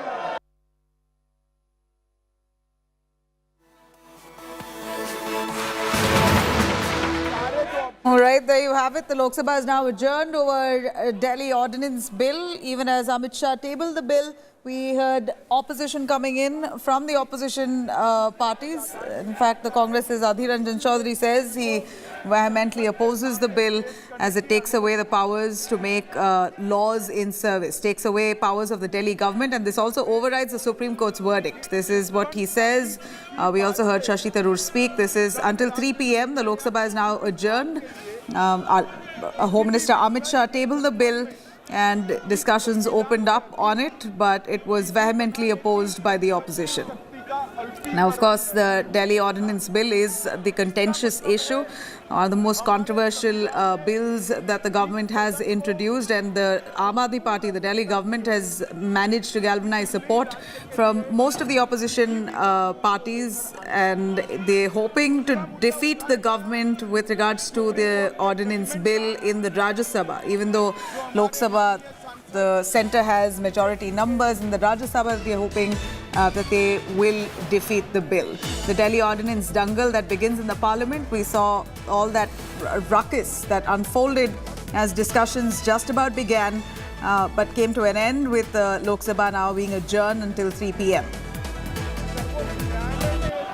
In fact, this bill has been tabled by Home Minister Amit Shah. It replaces the Delhi Ordinance and now turned into a bill with a few changes that have been made to the bill as well, copies of which have all been circulated among the MPs in both houses. So they're privy to the changes made and what exactly the bill contains. And we see the opposition now standing up to strongly oppose the Delhi Ordinance bill, saying that this takes away all powers of the Delhi government when it comes to making laws on services, and also in a way overrides the Supreme Court's order that favoured the Delhi government to have powers when it came to transfers and postings.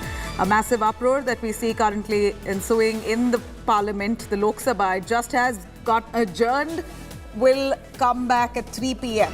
Lok Sabha will resume at 3 p.m. But I'm going to cut across to the opposition party members, Gaurav Gogoi, Adhir Ranjan Chaudhary, Shashi Tharoor, a bunch of them who spoke against the bill. Listen in.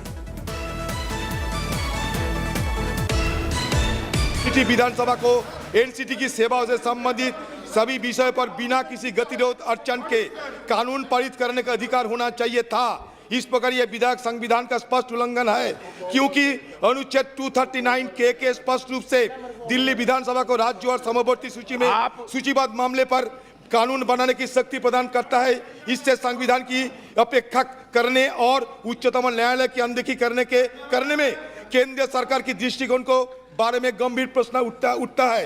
इस विधेयक का उद्देश्य उच्चतम न्यायालय की फैसले से ज्यादा स्थापित दिल्ली सरकार के अधिकार और उसकी स्वतंत्रता को कम करने का है। उच्चतम न्यायालय के फैसले को बदलने की कोशिश कर और दिल्ली सरकार के मामले में हस्तक्षेप कर केंद्र सरकार बिल है, सब्सटेंटिव पॉलिसी नहीं है। और ये जो कॉल एंड सगदर का जो लिखा है कि when a leave of house to the moving of a motion has been granted, no substantive motion on policy matter is to be brought before the House by the government till the motion of no confidence has been disposed of. Motion of disconfidence has not been disposed of. This is a substantive policy. It is illegal. Rule 72 of the Rules of Procedure, and particularly on the issue of legislative competence, I have 4 brief points, sir. First, the bill violates the defining feature of a federal democracy, the division of power. It undermines the Delhi Legislative Assembly and the Delhi government, and by trying to supersede the Supreme Court's decision on the matter, the union government appears to undermine the constitutional principle of federalism. Number 2, sir, just 4 quick points. Sankshipt mein bol raha hu. Number 2, the bill infringes the principle of representative democracy, which is a basic feature of the Constitution. The legislators are accountable to their electorate. The electorate must have a say in who governs them. If the Delhi government is not able to control and hold to account the officers posted in its service, sir, the fact is that it's their responsibility. The legislature cannot be fulfilled. How can they do like this, sir? जो मुद्दे संसदों के संसद के नियमों के अनुसार उठाए गए, मैं इसकी स्पष्टता इस महान सदन के सामने करना चाहता हूं। माननीय अध्यक्ष, 239 क और क के अंतर्गत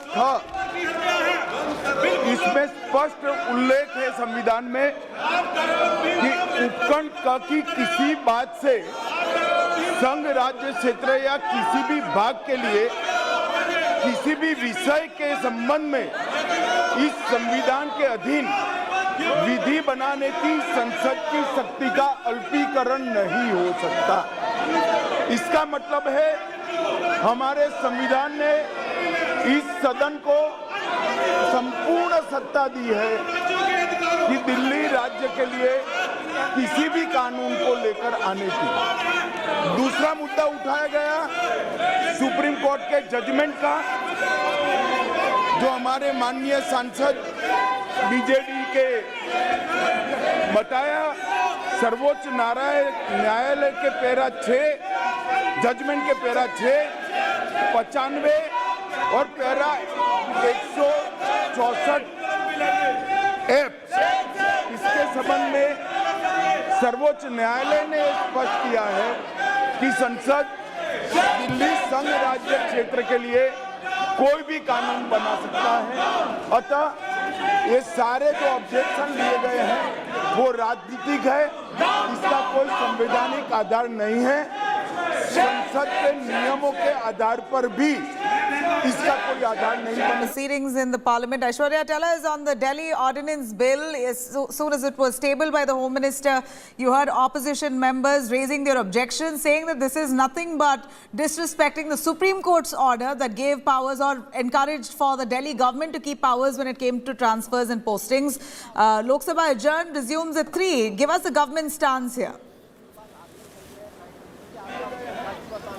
Well, one thing that the government has been speaking about, Nabila, over the past many days is the fact that the Constitution, in fact, has given the right to the Parliament to make sure that they can come up with any law they want for the national capital. And this was, in fact, the opening statement of the Home Minister of our country, Amit Shah. Clearly, Amit Shah went on to say that whatever the government is doing is as per the Constitution of the country. The Constitution gives the right to the Parliament to come up and to enact laws, especially when we speak about the national capital. On the other side are the opposition leaders who are now saying that they are trying to muzzle power, and that's the reason why we saw the kind of ruckus that we saw in Lok Sabha. Ruckus is expected by 3 p.m. also, because one thing that you need to understand, one of the things that the Aam Aadmi Party has been speaking about ever since the ordinance came out is the fact that this is all being done by the centre because they want to stop Arvind Kejriwal, they want to muzzle the government. So we will see the opposition leaders raising all these slogans, creating ruckus in the Lok Sabha once it resumes at 3 p.m. But the government, very, very clear, Nabila, they want to go ahead with the ordinance, and they are also looking at getting it passed today itself.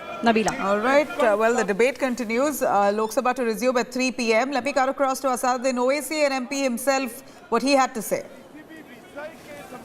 मैं शुक्रगुजार हूं हमारे opposition leader का कि बगैर प्रधानमंत्री के house चलने दिया सर, इन्होंने बगैर प्रधानमंत्री के हाउस चलने दिया, इनका शुक्रिया अदा करता हूं सर। तो ये चेस और लूडो का खेल हो रहा है सर, उधर से चेस खेला जा रहा है, इधर लूडो खेला जा रहा है सर। मैं इसलिए अपोज कर रहा हूं कि ये आर्टिकल 123 का वायलेशन है। एक सिंपल बिल से आप संविधान को अमेंड नहीं कर सकते। तीसरा, ये theory of separation of powers का वायलेशन है।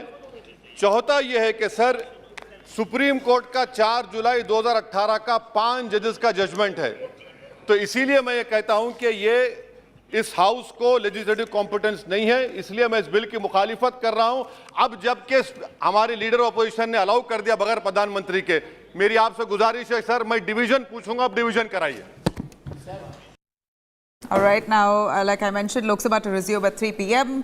Slipping into a short break now. Coming up next, we're bringing you more on Haryana's communal violence, the clashes that broke out late last evening.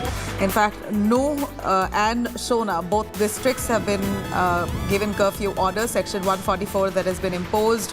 Tensions have flared up all the way to Gurugram, Faridabad. A lot more on the other side. Stay with us.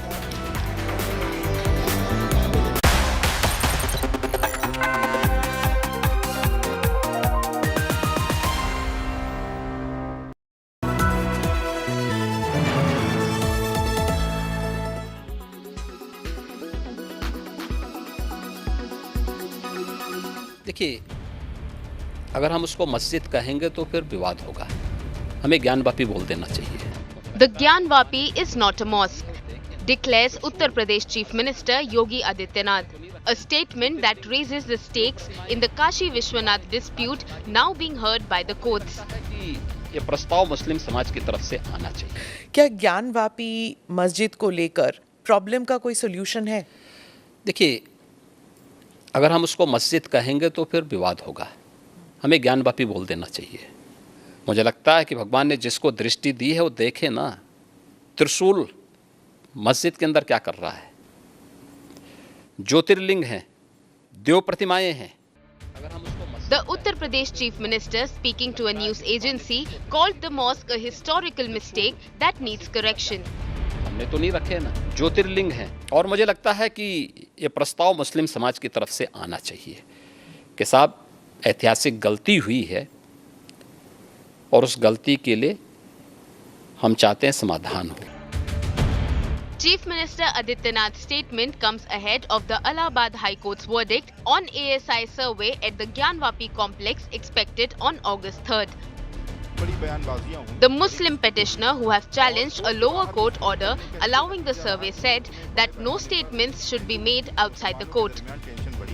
मेरा ये मानना है कि जब कोई मामला सब judicial हो तो उस पर कोर्ट के बाहर किसी भी तरीके की बयानबाजी नहीं होनी चाहिए। कोर्ट के बाहर गुफ्तगू करने का ही ये नतीजा रहा कि मुल्क में बड़े पैमाने पर हिंदू मुसलमानों के दरमियान टेंशन बढ़ी है। The Hindu petitioner welcomed Chief Minister Yogi Adityanath's statement. सत्य को स्वीकार करना या किसी से कहना कि सत्य को स्वीकार कर लीजिए, तो गलती क्या है? ये तो मुस्लिम पक्ष को उन्होंने जगाया है कि आप सो रहे हो, आप देखो इतिहास क्या है। The opposition has trained their guns on the Chief Minister. देखिए, ये इसको कहते हैं मुख्यमंत्री इस बात को जानते हैं कि इलाहाबाद हाई कोर्ट में एएसआई सर्वे के बारे में मुस्लिम पक्ष ने उसकी मुखालिफत की है। वो आजकल में हाई कोर्ट जजमेंट देने वाली है। आप मुख्यमंत्री है, कानून को फॉलो करिए। आप कानून को फॉलो नहीं करना चाह रहे, वो मुसलमानों पर प्रेशर डालना चाह रहे, दबाव डालना चाह रहे हैं। देखिए, कॉन्स्टिट्यूशनल हाईएस्ट पोस्ट पे बैठे हुए किसी भी शख्स को इस तरह की गैर जिम्मेदाराना बात नहीं करना चाहिए। जब कोई भी मामला अदालत में हो, कोर्ट में हो, तो चीफ मिनिस्टर को ऐसी भाषा करके ये बात समझ में आती है कि प्राइम मिनिस्टर नरेंद्र मोदी जी ने योगी आदित्यनाथ जी को जो ध्रुवीकरण की कमान है वो उनको दे दी है। अगर हम उसको मस्जिद कहेंगे तो फिर विवाद। Should a chief minister have commented on a matter that is sub judice? Chief Minister Yogi Adityanath's reiteration that the Gyanvapi is not a mosque but a temple has raised questions of propriety. ये प्रस्ताव मुस्लिम समाज की तरफ से आना चाहिए। Bureau Report, India Today. गलती हुई है और उस गलती के लिए हम चाहते हैं समाधान हो।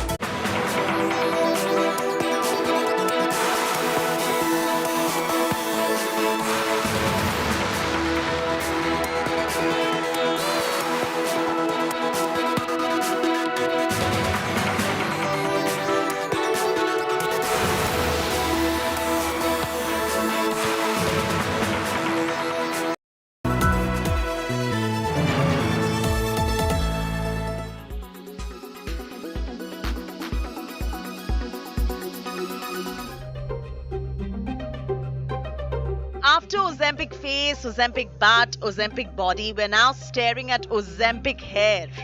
Are you confused?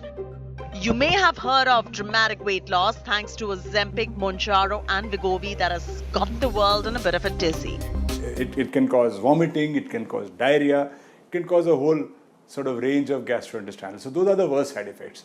Another side effect which is less talked about is the fact that because these molecules cause weight loss, which is predominantly fat, but they also cause some muscle loss. So some people get shrunk, they feel shrunk, they're shrinking and their muscle mass is going down. That's very disturbing for people.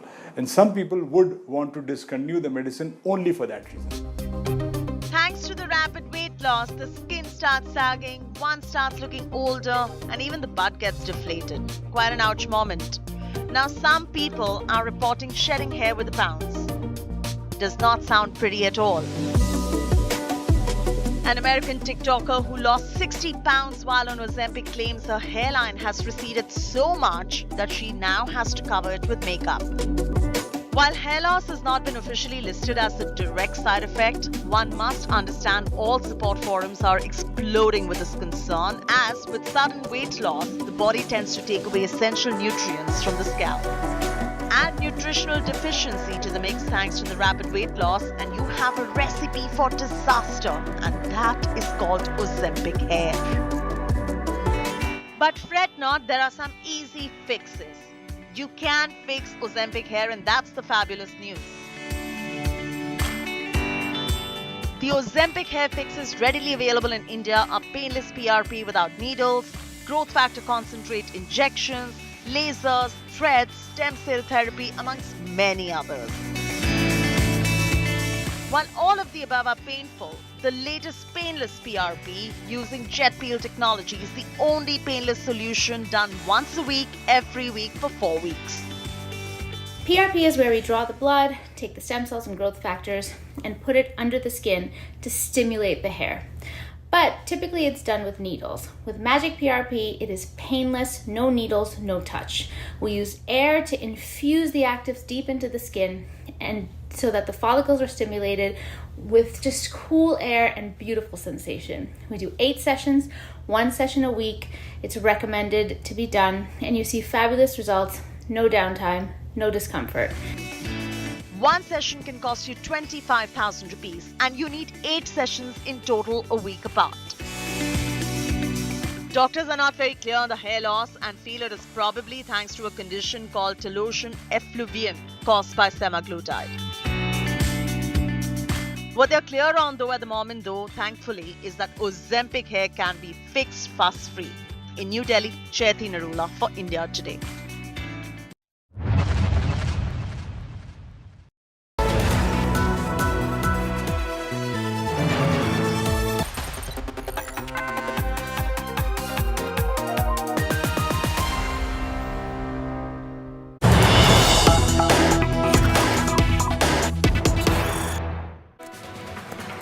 All right, BJP workers now holding a protest in Jaipur, a Gherao protest against Rajasthan government. The protest erupted against crimes in Rajasthan. These are images coming in of the BJP holding a protest in Jaipur.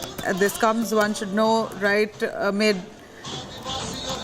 the violence that we see in Haryana, the neighbouring state. The Rajasthan also seeing protests by the BJP workers claiming that there's huge crimes in the state of Rajasthan that hasn't been dealt with. This is the BJP's massive stir where they come out on crime against women.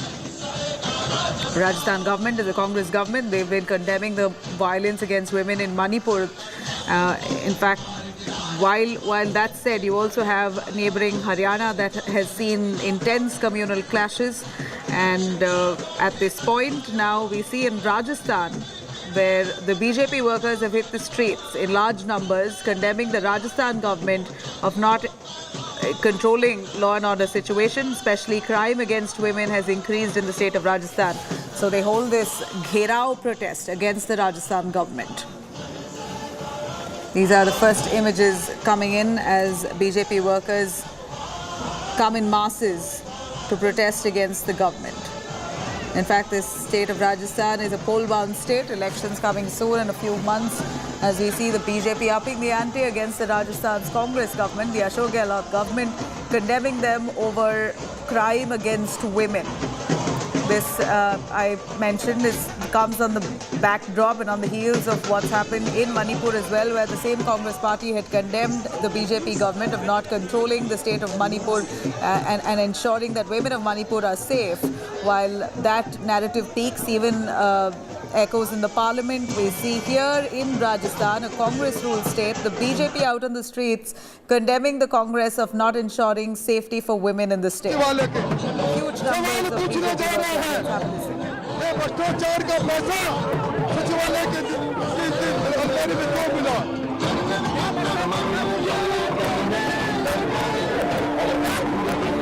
Alright, those are visuals there, intense visuals coming in of the BJP workers out on the streets, raising flags, condemning the Rajasthan government. Gherao protest. Jai Kishan Singh, our correspondent, joining us for more. Jai Kishan, go on, tell us more about the reasons to why the BJP has now launched this protest with massive numbers. A huge turnout here for this protest.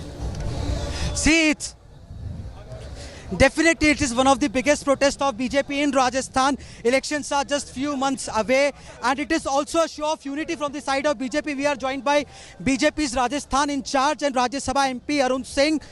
Sir, अब तक का सबसे बड़ा प्रदर्शन है, भ्रष्टाचार के मुद्दे है, लेकिन ऐसा जनसैलाब नहीं आया। आज का जनसैलाब आप देख रहे हैं जी, लाखों की संख्या में लोग आए हैं, जबकि गहलोत सरकार ने रस्ते रस्ते में टायर पंचर करके बसों को रोक दिया और एक जगह ट्रैक्टर पलट दिया, क्योंकि अब तो राजस्थान की जनता यही कह रही है कि महिलाओं पे अत्याचार नहीं सहेगा राजस्थान। कांग्रेस इज एलिजिंग के आप जो है 4.5 साल तक विपक्ष कहीं दिखाई नहीं दिया और we have been doing the protest for the last 4 years in Ajmer also, in Jaipur also, and this is today the statewide protest because the government Gahlot Sarkar is totally failed. Sir, a sigh of relief for you. There are 17 rape every day in the Rajasthan. Rajasthan is #1 in Jungle Raj, and there are certain 17 times there is a paper leak. Every time there is a paper leak. The youth of the Rajasthan, they are very much agitated against the Gahlot Sarkar. Sir, सारे सर्वेस जो आ रहे हैं वो भी आपके कहीं पक्ष में आ रहे हैं, तो उससे क्या और आपके लिए सुकून की बात हो गया, सारे बड़े नेता एक साथ। I don't think the survey, but I can say only this thing, that this time we are going to win the historic victory.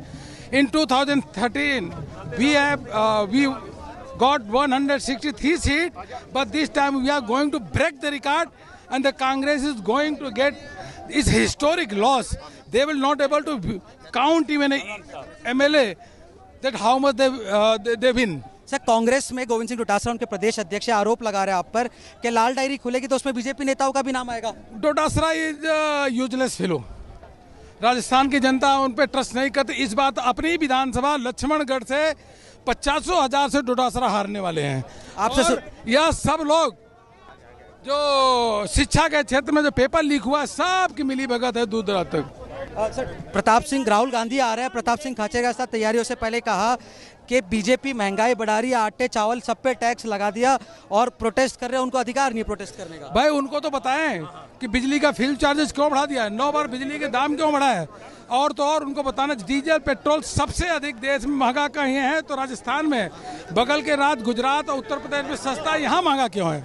तो कई मामले ऐसे भी आते हैं सर जिसके अंदर एक बड़ा आपके लिए एक सुकून भरा पल होगा, सारे बड़े नेता साथ में आज बतौर इंचार्ज, आप सबको आज पहली बार ऐसा देख लो सभी गुटों के नेता एक मंच पे है। सर, सभी एक साथ हैं, शुरू से एक साथ है, आज भी एक साथ है। एंड आप देखें 2-4 और जनता ही जनता है, गहलोत सरकार से त्रस्त है।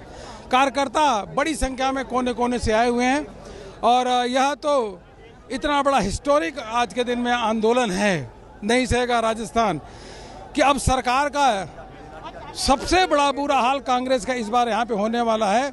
और मैं तो एक कहूँ राहुल जी, सोनिया जी और प्रियंका जी आकर के देखिए दलितों पे अत्याचार जो बहन बेटियों पे हो रहा, आके देखो तो। See, you can. There are a lot of women also who have joined this protest. I will request Nikhil to show you how. Nikhil, this red diary is what Arun Singh is holding in his hand, and now police, you has released water cannons.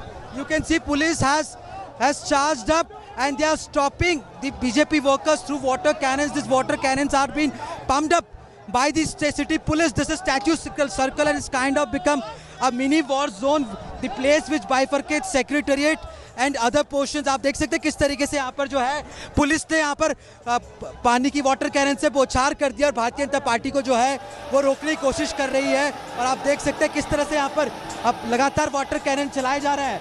Water cannon है, additional commissioner of police कुंवर राष्ट्रदीप है यहाँ पर, और आप देख सकते हैं किस तरीके से यहाँ पर लगातार वाटर कैनन चला के जो है वो अब ये पहली बार देखिए अब तक का सबसे बड़ा प्रोटेस्ट माना जा सकता है। किस तरीके से यहाँ लाखों की संख्या में जो है भारतीय जनता पार्टी कार्यकर्ता है, देर आए दुरुस्त आए, लेकिन भारतीय जनता पार्टी में भी इस बात की खुशी की लहर है कि आखिर जो है वो आज बीजेपी सड़कों पर है। वो बात अलग है, वसुंधरा राजे यहाँ पर नहीं है। So you can see the BJP workers are trying to cross this barricading, and the additional commissioner of police Kuvar Rashtradeep has taken charge at this spot, and water cannons are being used to stop the BJP workers who want to zero in the secretariat. So they have rounded up. See these water cannons. See these water cannons, and police is stopping the workers to cross this line. You can see people are anguished over this behavior of the city police, Jaipur city police on the orders of state government, and no one is being allowed to cross this line. So the question, important question is that Vasundhara was not here, but still workers in huge numbers are present here. More than 4 units of 4 companies of Rajasthan police have been deployed here, and you can check in. You can check in that it's a huge pressure pumped into this BJP workers. Some are seen dancing, some are seen. CP Joshi is also here, and we'll show you some visuals close from the spot. We'll try to get you visuals as close as possible. We'll try to get you visuals from as close as view possible. And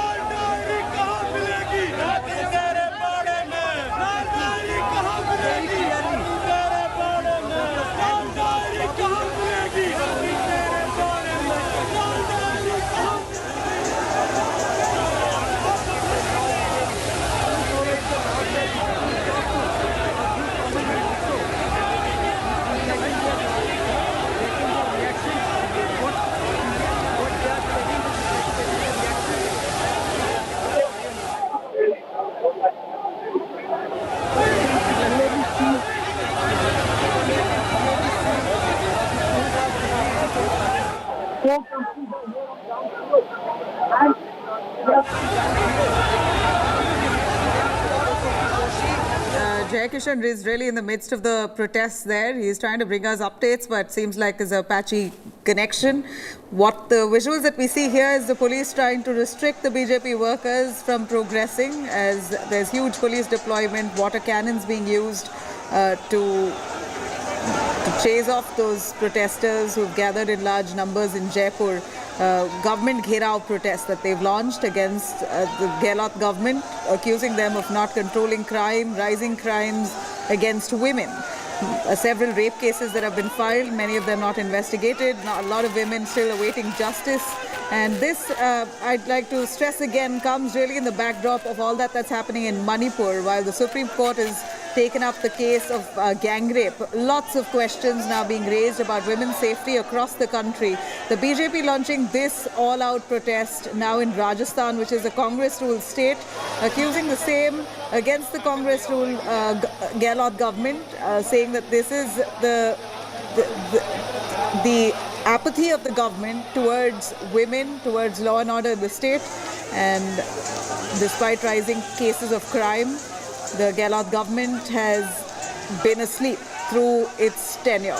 It's a poll-bound state. Rajasthan goes into elections barely in a few months, the end of the year.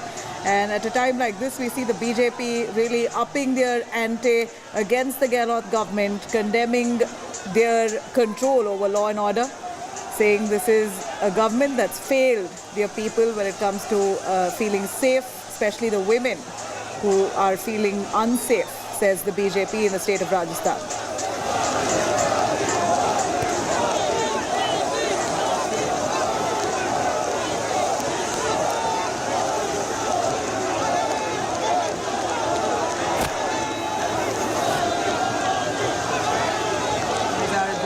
that's being used by police forces, the huge police deployment as the BJP now gathers. And what we hear from our reporter Jay Kishan, he says this is one of the largest protests launched by the BJP. In terms of numbers, it appears that we see a real big number who've gathered, BJP workers with flags who've gathered and launched this government gherao protest. Their aim is at the Gehlot, at the Chief Minister itself, Ashok Gehlot, condemning him for not ensuring safety for women in the state. Shehzad Poonawala of the BJP joins us on the phone line. Shehzad, this is one of the largest protests by the BJP in the state of Rajasthan, a poll-bound state. We see huge clamour and condemnation on governance and especially law and order when it comes to safety for women. That's what's the cause taken up. You see, Nabila, entire Rajasthan is saying कि अब महिला अत्याचार नहीं सहेगा राजस्थान, भ्रष्टाचार नहीं सहेगा राजस्थान, युवाओं के साथ धोखा नहीं सहेगा Rajasthan, and this is the reason why thousands and thousands of people have come onto the streets, because Mr. Gehlot and his PR tactics will not alone solve the problem. Do you know, just in one day in Rajasthan, 15 plus incidents of women atrocities, rapes and killings took place just in one day. And all those people who are speaking a lot about women's issues have not opened their mouth. Rajendra Guda, when he wanted to speak, he was shown out of the assembly and the ministry. Rajendra Guda also raised the red diary issue, the red diary of corruption of Rajasthan government under Mr. Gehlot. 15 papers have been leaked, and the main mastermind of the paper leak mafia, Gopal Kesawat, who is an aide of Rahul Gandhi, has been caught. Mr. Dhaka, who is the mastermind, is being defended by Salman Khurshid. And therefore, this unparalleled corruption, unparalleled worsening of law and order, riots, women atrocities, and the kind of dhoka that has been given to the farmers, to the common man of Rajasthan, they are all on the street. But instead of listening to the voice of the people, what is the Gehlot government doing? They are cracking down on peaceful protesters. Last time also in Ajmer, our protesters and people were beaten up, black and blue, with in a very atrocious manner by the Rajasthan police. This Rajasthan police does not catch the culprits. They do not catch the rapists. In fact, Divya Maderna, who is an MLA of Congress Party, she has said that I feel unsafe because Rajasthan police does nothing. She has said that Mahesh Joshi's son, who is accused of rape, has not been arrested or FIR has not been booked. Mr. Gehlot gives clean sheet to rapists by saying 50% rape cases are fake. And therefore people are saying, इस बार ठान दिया है, अब नहीं सहेगा राजस्थान जिस प्रकार से महिला अत्याचार किया जा रहा है गहलोत सरकार के द्वारा. Shehzad Poonawala, good afternoon. This is Sneha this side. You know, the Congress has been saying that because the state is poll-bound and the BJP does not have any answers and the failure displayed in Manipur, that's the reason why these issues are being raked up in the state of Rajasthan. That's what the Congress says. How do you respond to that? Sneha, the Rajasthan government has been in power for last 4.5 years. If this is the only response they have, that they want to hide behind something, instead of giving accountability and the report card, they want to play victimhood card, it is a shame. Do women of Rajasthan not have rights? Do you know a woman has been stripped naked and raped in Barmer? Do you know that on one single day of 28th of July, 15 incidents took place from Pali, Pratapgarh, Jaipur, Jodhpur, Ajmer, Alwar. All these places, women have been raped or there has been gang rape of young girls. Is this not an important issue? When the Minister of Rajasthan government wanted to speak, he is kicked out of the ministry, and Shanti Dhariwal says that it's a mardon ka pradesh, to महिलाओं के साथ rape hota rahega. Mr. Gehlot says 50% rape cases are fake. Where is Priyanka Vadra when these kinds of incidents are taking place? Are people of Rajasthan not entitled to ask the government of Rajasthan? Just by giving advertisement and doing PR box से एक नया तोहफा निकालने से कुछ नहीं होगा. Stop the PR, Mr. Ashok Gehlot ji. Stop your ads on television and start answering questions. By putting ads on television channels, you are not going to win the election. Please answer that why there have been highest number of law and order situations in Rajasthan. Please answer why rapes are number one in Rajasthan. Please answer that why Mahesh Joshi's son has not been booked for rape despite Divya Maderna putting it out. Please answer that why have you been such a terrible administrator when it comes to even protecting and preventing corruption. Your own MLA Bharat Singh has made allegations of corruption in mining. Your own people have said there's corruption in transfer posting. Your own people have come out with the red diary. Your own people are defending the paper leak mafia accused, including Mr. Dhaka, like Salman Khurshid. Where are the answers to these questions? Every question will be diverted. I'm going to thank you for the moment. Shehzad Poonawala getting us his view on what really is playing out in the state of Rajasthan. Right now, these are pictures of a protest that's going on. The protest is by the BJP against the Ashok Gehlot government in the state. Jai Kishan Sharma is ground zero, is there on ground zero, getting us all the details. Jai Kishan, give us a sense of the current situation right now. I do see heavy police presence. Have they been able to manage to bring the situation under control? Jai Kishan. More companies of police have been deployed here in Statue Circle. I'll ask Nikhil to show you that more than 4 companies have been deployed. It is a huge sea of BJP workers and supporters who is there. Workers and police is constantly resisting against each other. What police is claiming is that they were given permission up to this particular point where you can see a lot of police men are standing over the barricades. Now what BJP is demanding is that they want to cross this barricading, and in order to stop them, when police requested them not to cross there, the workers started to cross this barricading through force. In counter to that, the police was forced to use water cannons, and through water cannons the workers were dispatched close to the spot. So here you can see that BJP is also trying to Rajendra Rathod, leader of opposition, can be seen in the frame. Leader of opposition Rajendra Rathod can be seen in the frame. He is there. He is constantly trying to see cross in this barricading. Rajendra Rathod.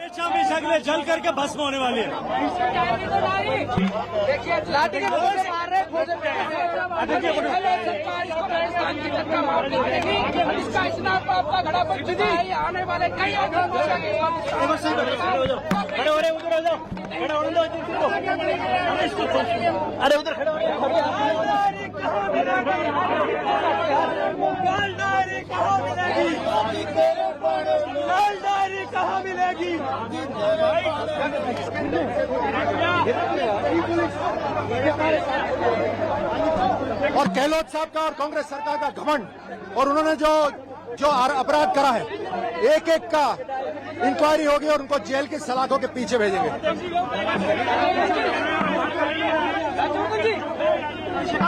ये यहाँ पर डंडे मारे इन्होंने, police ने, ये देखो,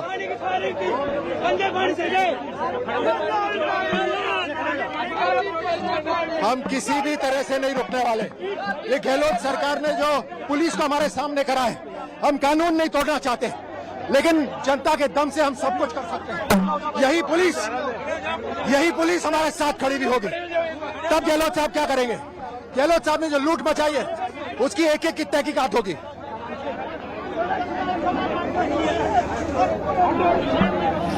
हाँ, बग्गे थे लोग, मतलब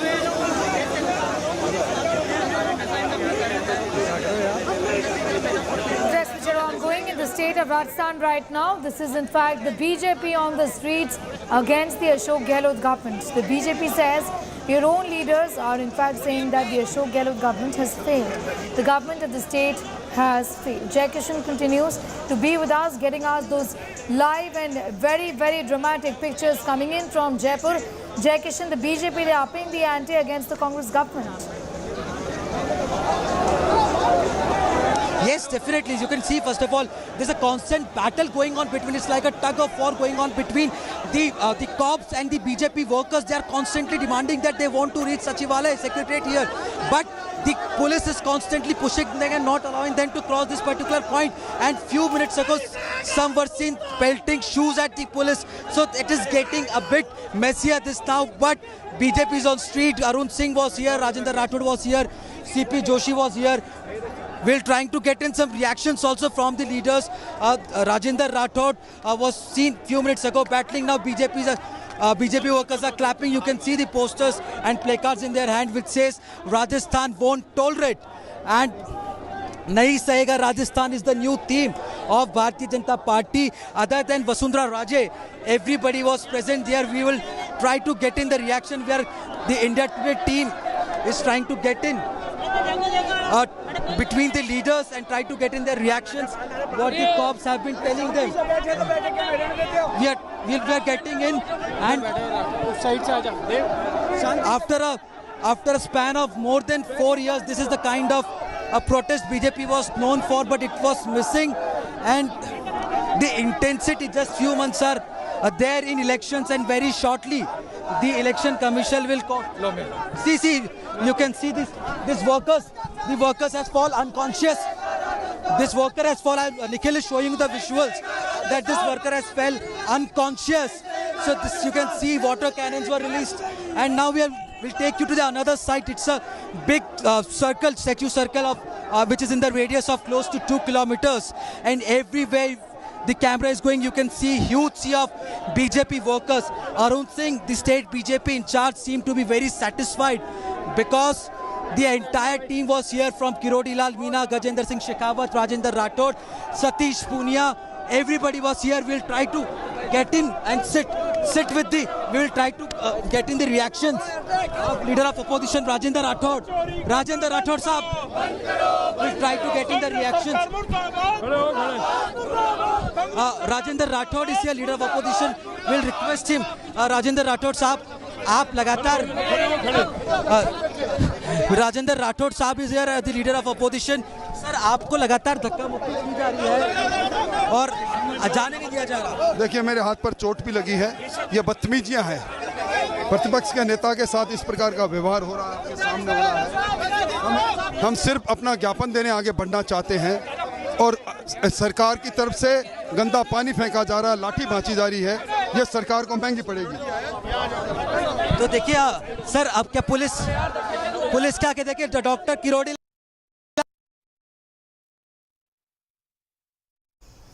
Okay, we'll in fact go back to my colleague in a moment from now, but these are pictures live on your screens of the protest that's being organized by the BJP in Jaipur city against the Ashok Gehlot government, the Congress government in the state of Rajasthan. The state is poll bound, and the narrative is in fact moving towards women's safety and whether women are safe in the state of Rajasthan or not. The BJP is now citing data and facts to show that Rajasthan in fact continues to be one of the worst affected states and the worst repetitions in terms of ensuring safety for women. That's what the BJP says. This comes at a time when the Congress has been pointing fingers. Not just the Congress, but a united opposition has been raising questions on the failure of the BJP government at the centre and in the state of Manipur to handle the Manipur crisis, which has played out in a way that women are extremely, in fact, continue to be extremely unsafe in the state of Manipur. Recall the horrific video of the women, in fact, of 2 women that went viral, shocking the conscience of the nation. The BJP instead is saying that look at your own backyard, look in your own backyard. Your state, opposition ruled states like West Bengal here, and in this case Rajasthan, led by the Congress party, is no better when it comes to safety records for women.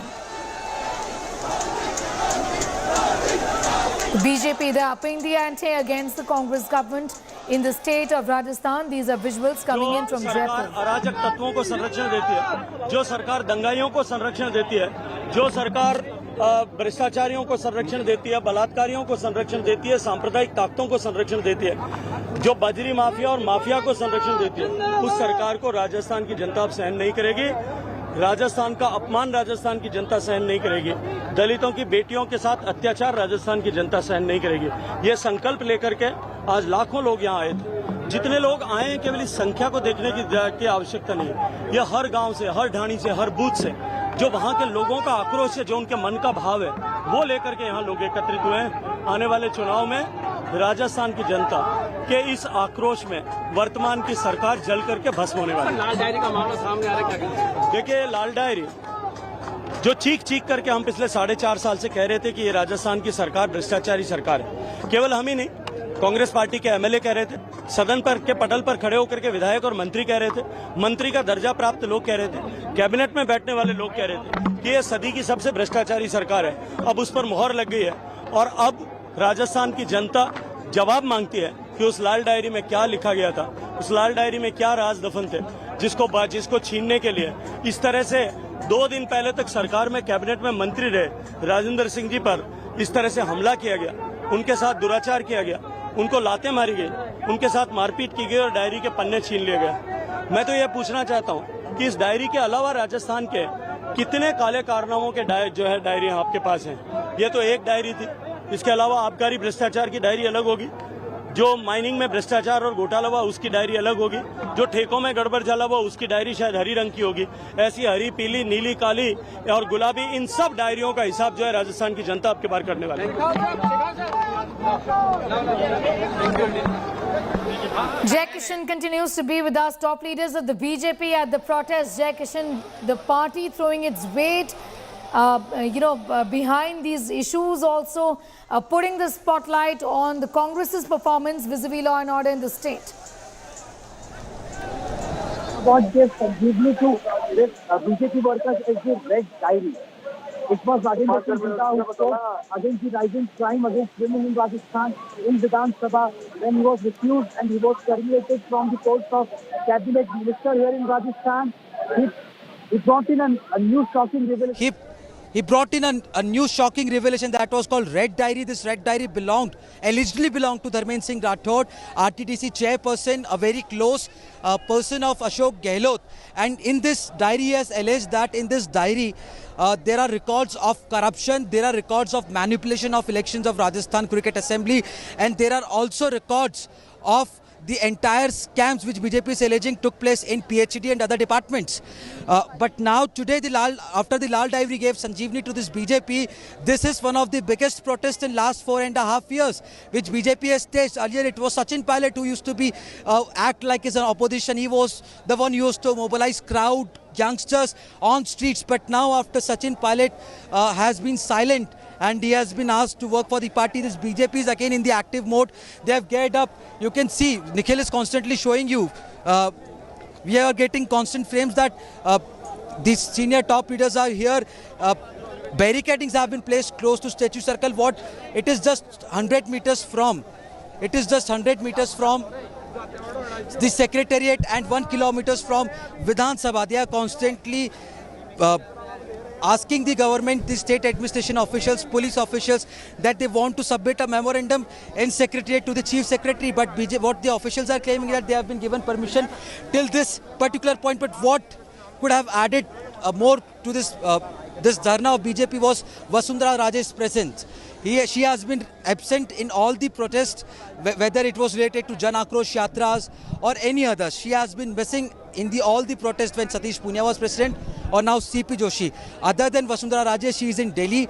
All senior leaders are present here. The frame was very much visible and the message was very much clear that this is the second line of BJP. This is new BJP which has Rajyavardhan Rathod, Gajendra Singh Shekhawat, Rajendra Rathod, CP Joshi, Arun Singh, Diya Kumari, Bhajan Lal Sharma, Satish Punia, CR Chaudhary, PP Chaudhary, Balaknath, Member of Parliament. This is the new BJP, and the old BJP from Rajpal Singh Shekhawat, Sri Chand Kriplani, Arun Chaturvedi, it was missing. So it's a generational shift also. This protest is also a reflection of generational shift in state BJP. In fact, Rajyavardhan Rathod has spoken. Listen in. डंडे पड़े हैं, लेकिन हमें डंडों से डर नहीं लगता. हम अपराधी नहीं बनना चाहते. हम कल को पुलिस वालों को पकड़ेंगे तो हम अपराधी बनते हैं. हम अपराधी नहीं बनना चाहते. अपराधी पीछे छुपे हैं, पुलिस वालों के पीछे छुपे बैठे हैं, उस वाटर कैनन के पीछे छुपे बैठे हैं, वो है अपराधी. और अभी तो वो शुक्र मनाए कि साधारण जनता सड़क पे नहीं निकल रही, नहीं तो लोकतंत्र नहीं इनको हाथ से पकड़ के बाहर निकाल सकती है. हम लोकतंत्र से इनको बाहर निकालेंगे. वापस प्रयास करेंगे सचिवालय.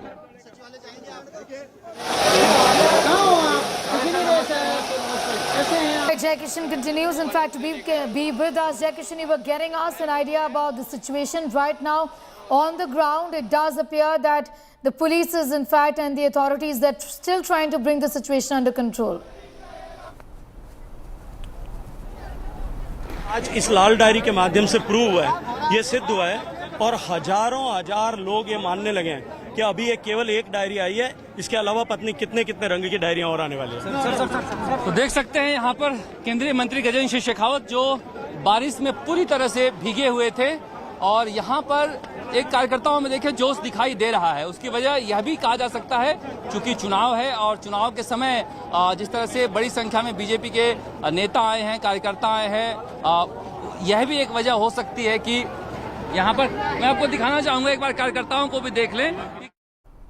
All right, getting in details as far as the Jaipur protest organized by the Bharatiya Janata Party is concerned. Remember, the Prime Minister himself had spoken about the fact that the party must come together, workers must come together to expose the Ashok Gehlot government and its a so-called failure, as is being alleged by the BJP, in terms of handling of the law and order situation in the state. Reporting on crime against women, which the BJP alleges is the worst in the state of Rajasthan. These are dramatic pictures coming in of the protests being held in Jaipur. Jai Kishan has more details on that story. Jai Kishan, what more can you tell us about this particular protest, and is the BJP also planning to protest in other places in Rajasthan as well? So this is the beginning of Nahi Sahega Rajasthan, a campaign of BJP. This was inaugural protest by the BJP which started from the capital of Rajasthan. Now what BJP's senior leaders will go to the division level from Bharatpur, Udaipur, Jodhpur, Jaipur Rural, Alwar. These are the divisions where BJP will go in along with their senior leaders, their faces, and they will push in with more force and do more protests like this, and they will be constantly taking on the Congress government on the issues of corruption, on the alleged issues of rising crime against women. And it is interesting to note that before this rally began, senior leaders of BJP were addressing three things were common in the speeches of Dr. Kirodilal Meena, Rajyavardhan Rathod, Satish Punia, Arun Singh and State BJP President CP Joshi. 3 issues were common. One was rising crime against women. Second was diary of corruption. Third was allegation on Congress on polarization. They bring in the issues of Bhilwara yesterday. A video went viral where the young school students had alleged that few obnoxious elements have mixed urine in the bottle. So these were the issues which were raised by the senior leaders of BJP. And now senior leaders of the BJP on the streets of Jaipur there, as you can see in these pictures. Thanking you, Jai Kishan, for the moment, for getting us those details.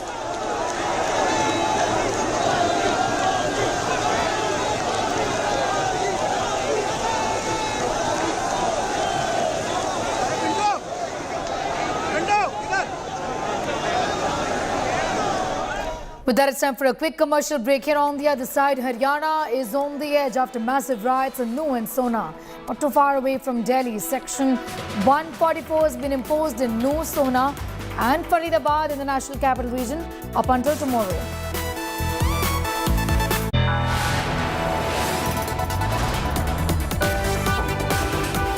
You are watching India Today.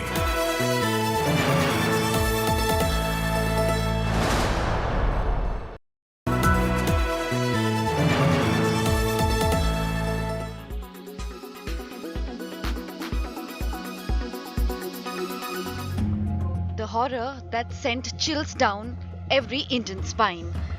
They were paraded naked, assaulted by a mob of men in broad daylight in Manipur on May 4th. One of them was gang raped. No action was taken against the accused for a month after complaint, till video of the gruesome crime surfaced.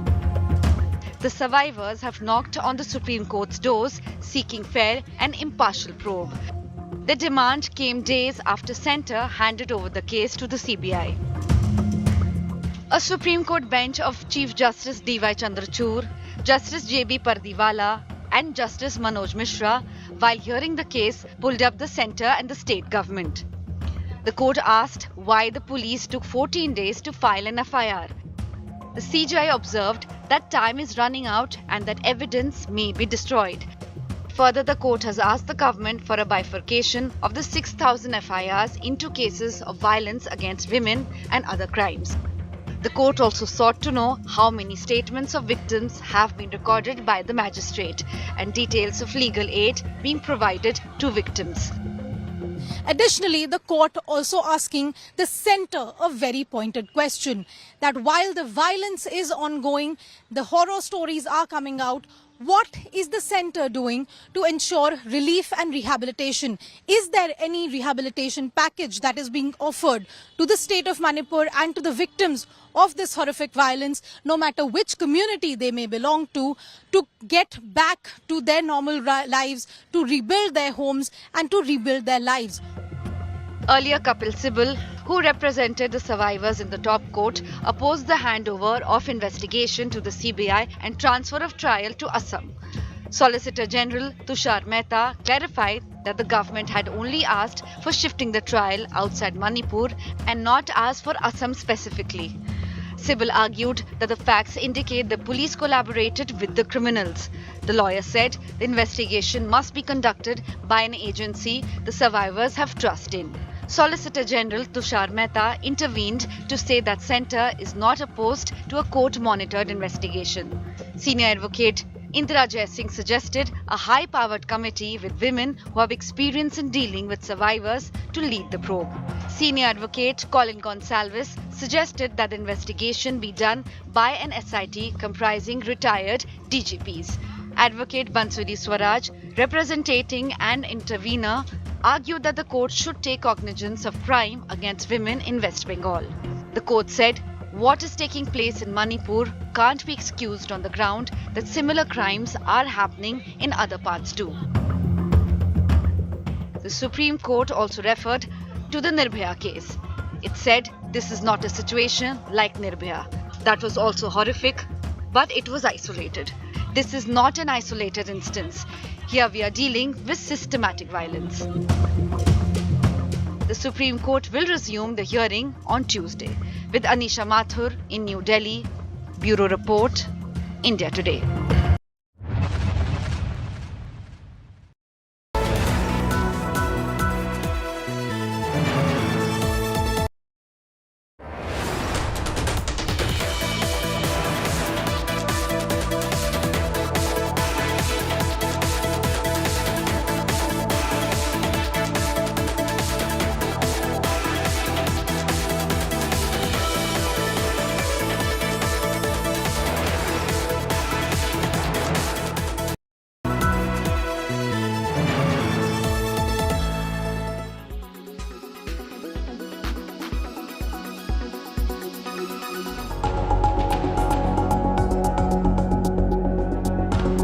That bar of chocolate, another piece that you feel like having, another brownie, biscuit, just one more. Do you feel like that all the time? Addicted, helpless, wanting more. That, ladies and gentlemen, is addiction, and we are decoding sugar addiction to you. Why is sugar so tempting? For those with a sweet tooth, it is like addiction, almost like being hooked to drugs, alcohol.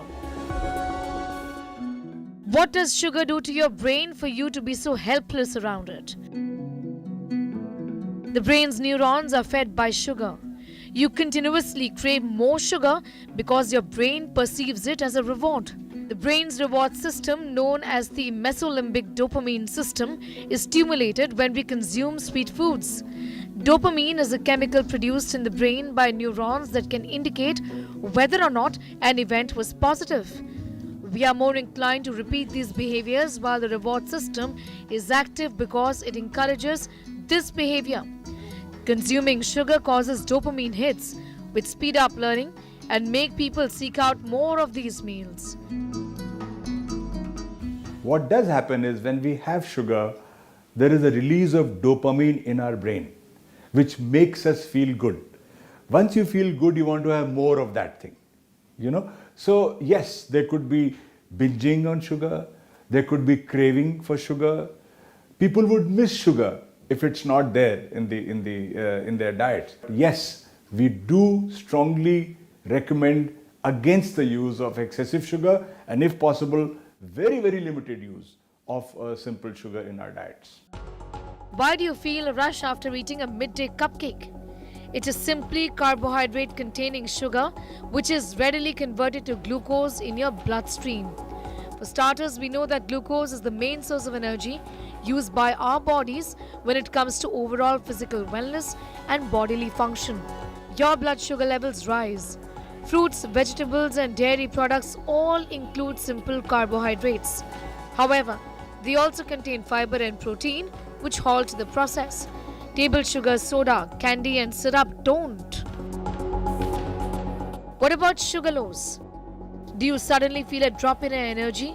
Does everything around you seem irritating? Well, this is called a sugar low. For energy, your body needs to transport glucose from the bloodstream to your cells. Your pancreas produces the hormone insulin to achieve this. As a result, your blood sugar level may have a sudden drop.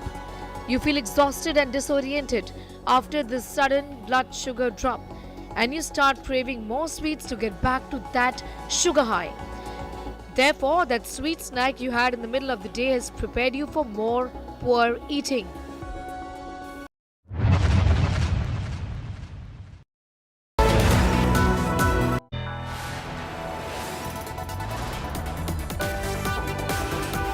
You are watching India Today.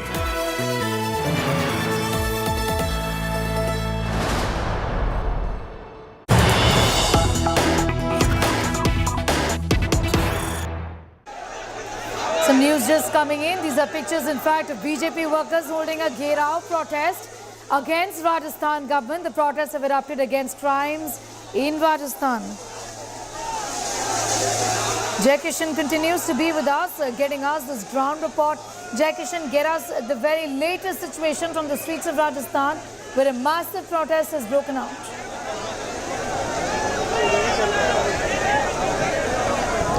Yeah, definitely. See, now the BJP workers are being detained by the Rajasthan police. You can see these are the buses of Rajasthan government which has been called, and the BJP workers have been detained. These are buses. You can see the live visuals we are showing you from ground zero. The BJP workers are being detained. Police will take them to Vidyadhar Nagar area where they all will be released.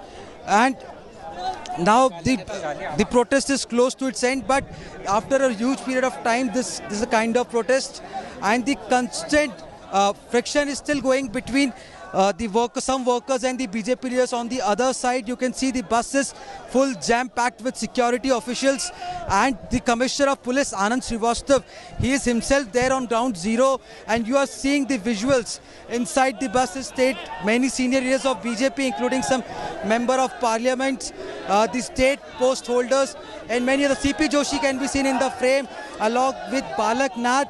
They have been now officially detained by the city police. It was a constant friction between the BJP workers, a tussle going between them and the police officer. Water cannons were released on the workers who were protesting. BJP, you can see in the visual is BJP State President CP Joshi. He is there. Along with him is Dr. Kirodi Lal Meena. He is on the left. Back to you in a bit from now. We're tracking that story, but there is, in fact, more news coming in at this hour. Let's go straight to these developments from the Supreme Court of India.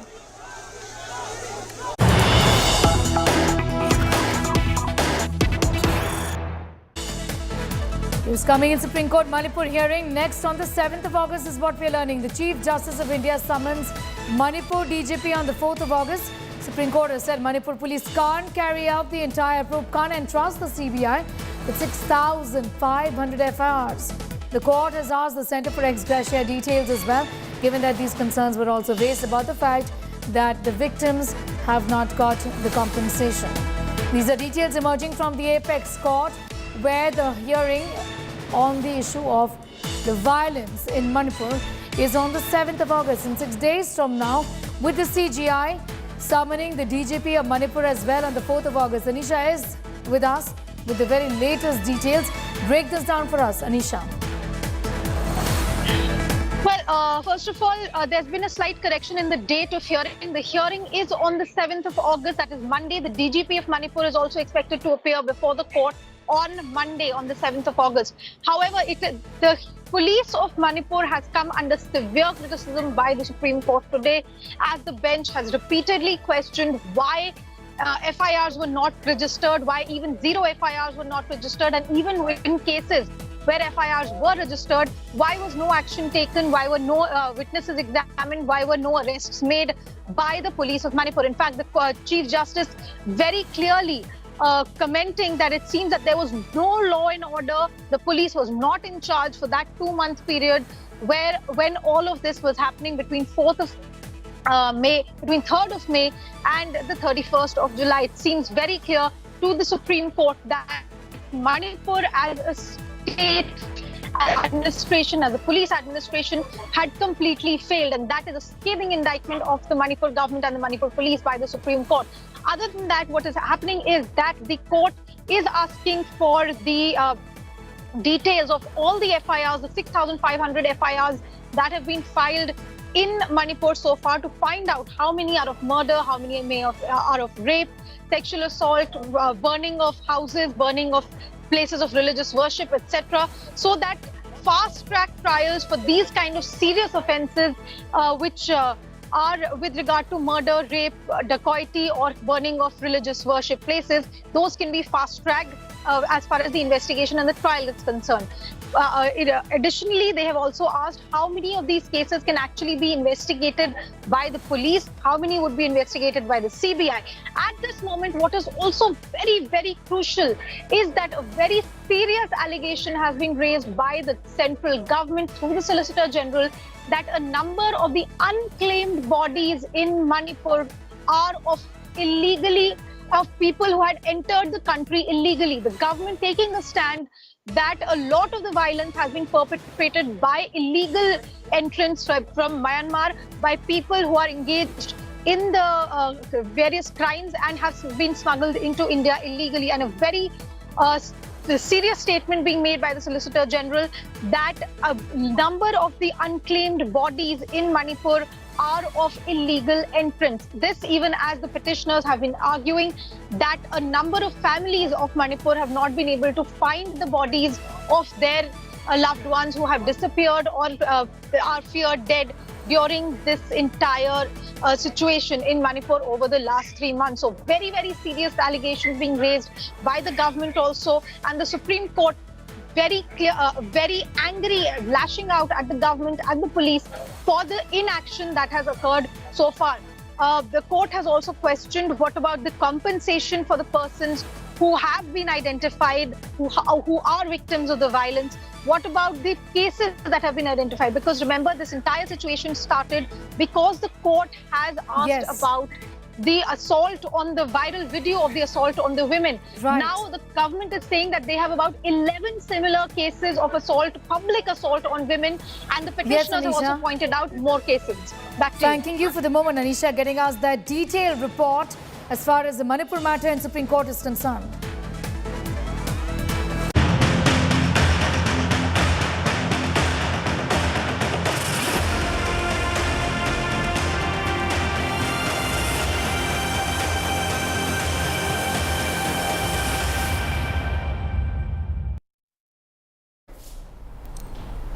Haryana's Nuh is on the edge. Communal violence in the region has rocked the entire state. 2 cops and a civilian were shot dead and about a dozen were injured as stones are pelted and cars are on fire during a religious procession in Nuh. Clashes erupted after a group of people pelted stones, brandished guns and fired at vehicles of VHP workers near the Nanhar Mahadev temple in Nuh in Mewat. The violence broke out over reports of cow vigilante and Bhiwani lynching accused Monu Manesar visiting Nuh. Haryana Home Minister Anil Vij has said members of the VHP took out the yatra after getting due permission from the police, further asserting that police teams from nearby districts were deployed and not just that, they were airdropped to the places where roads were blocked.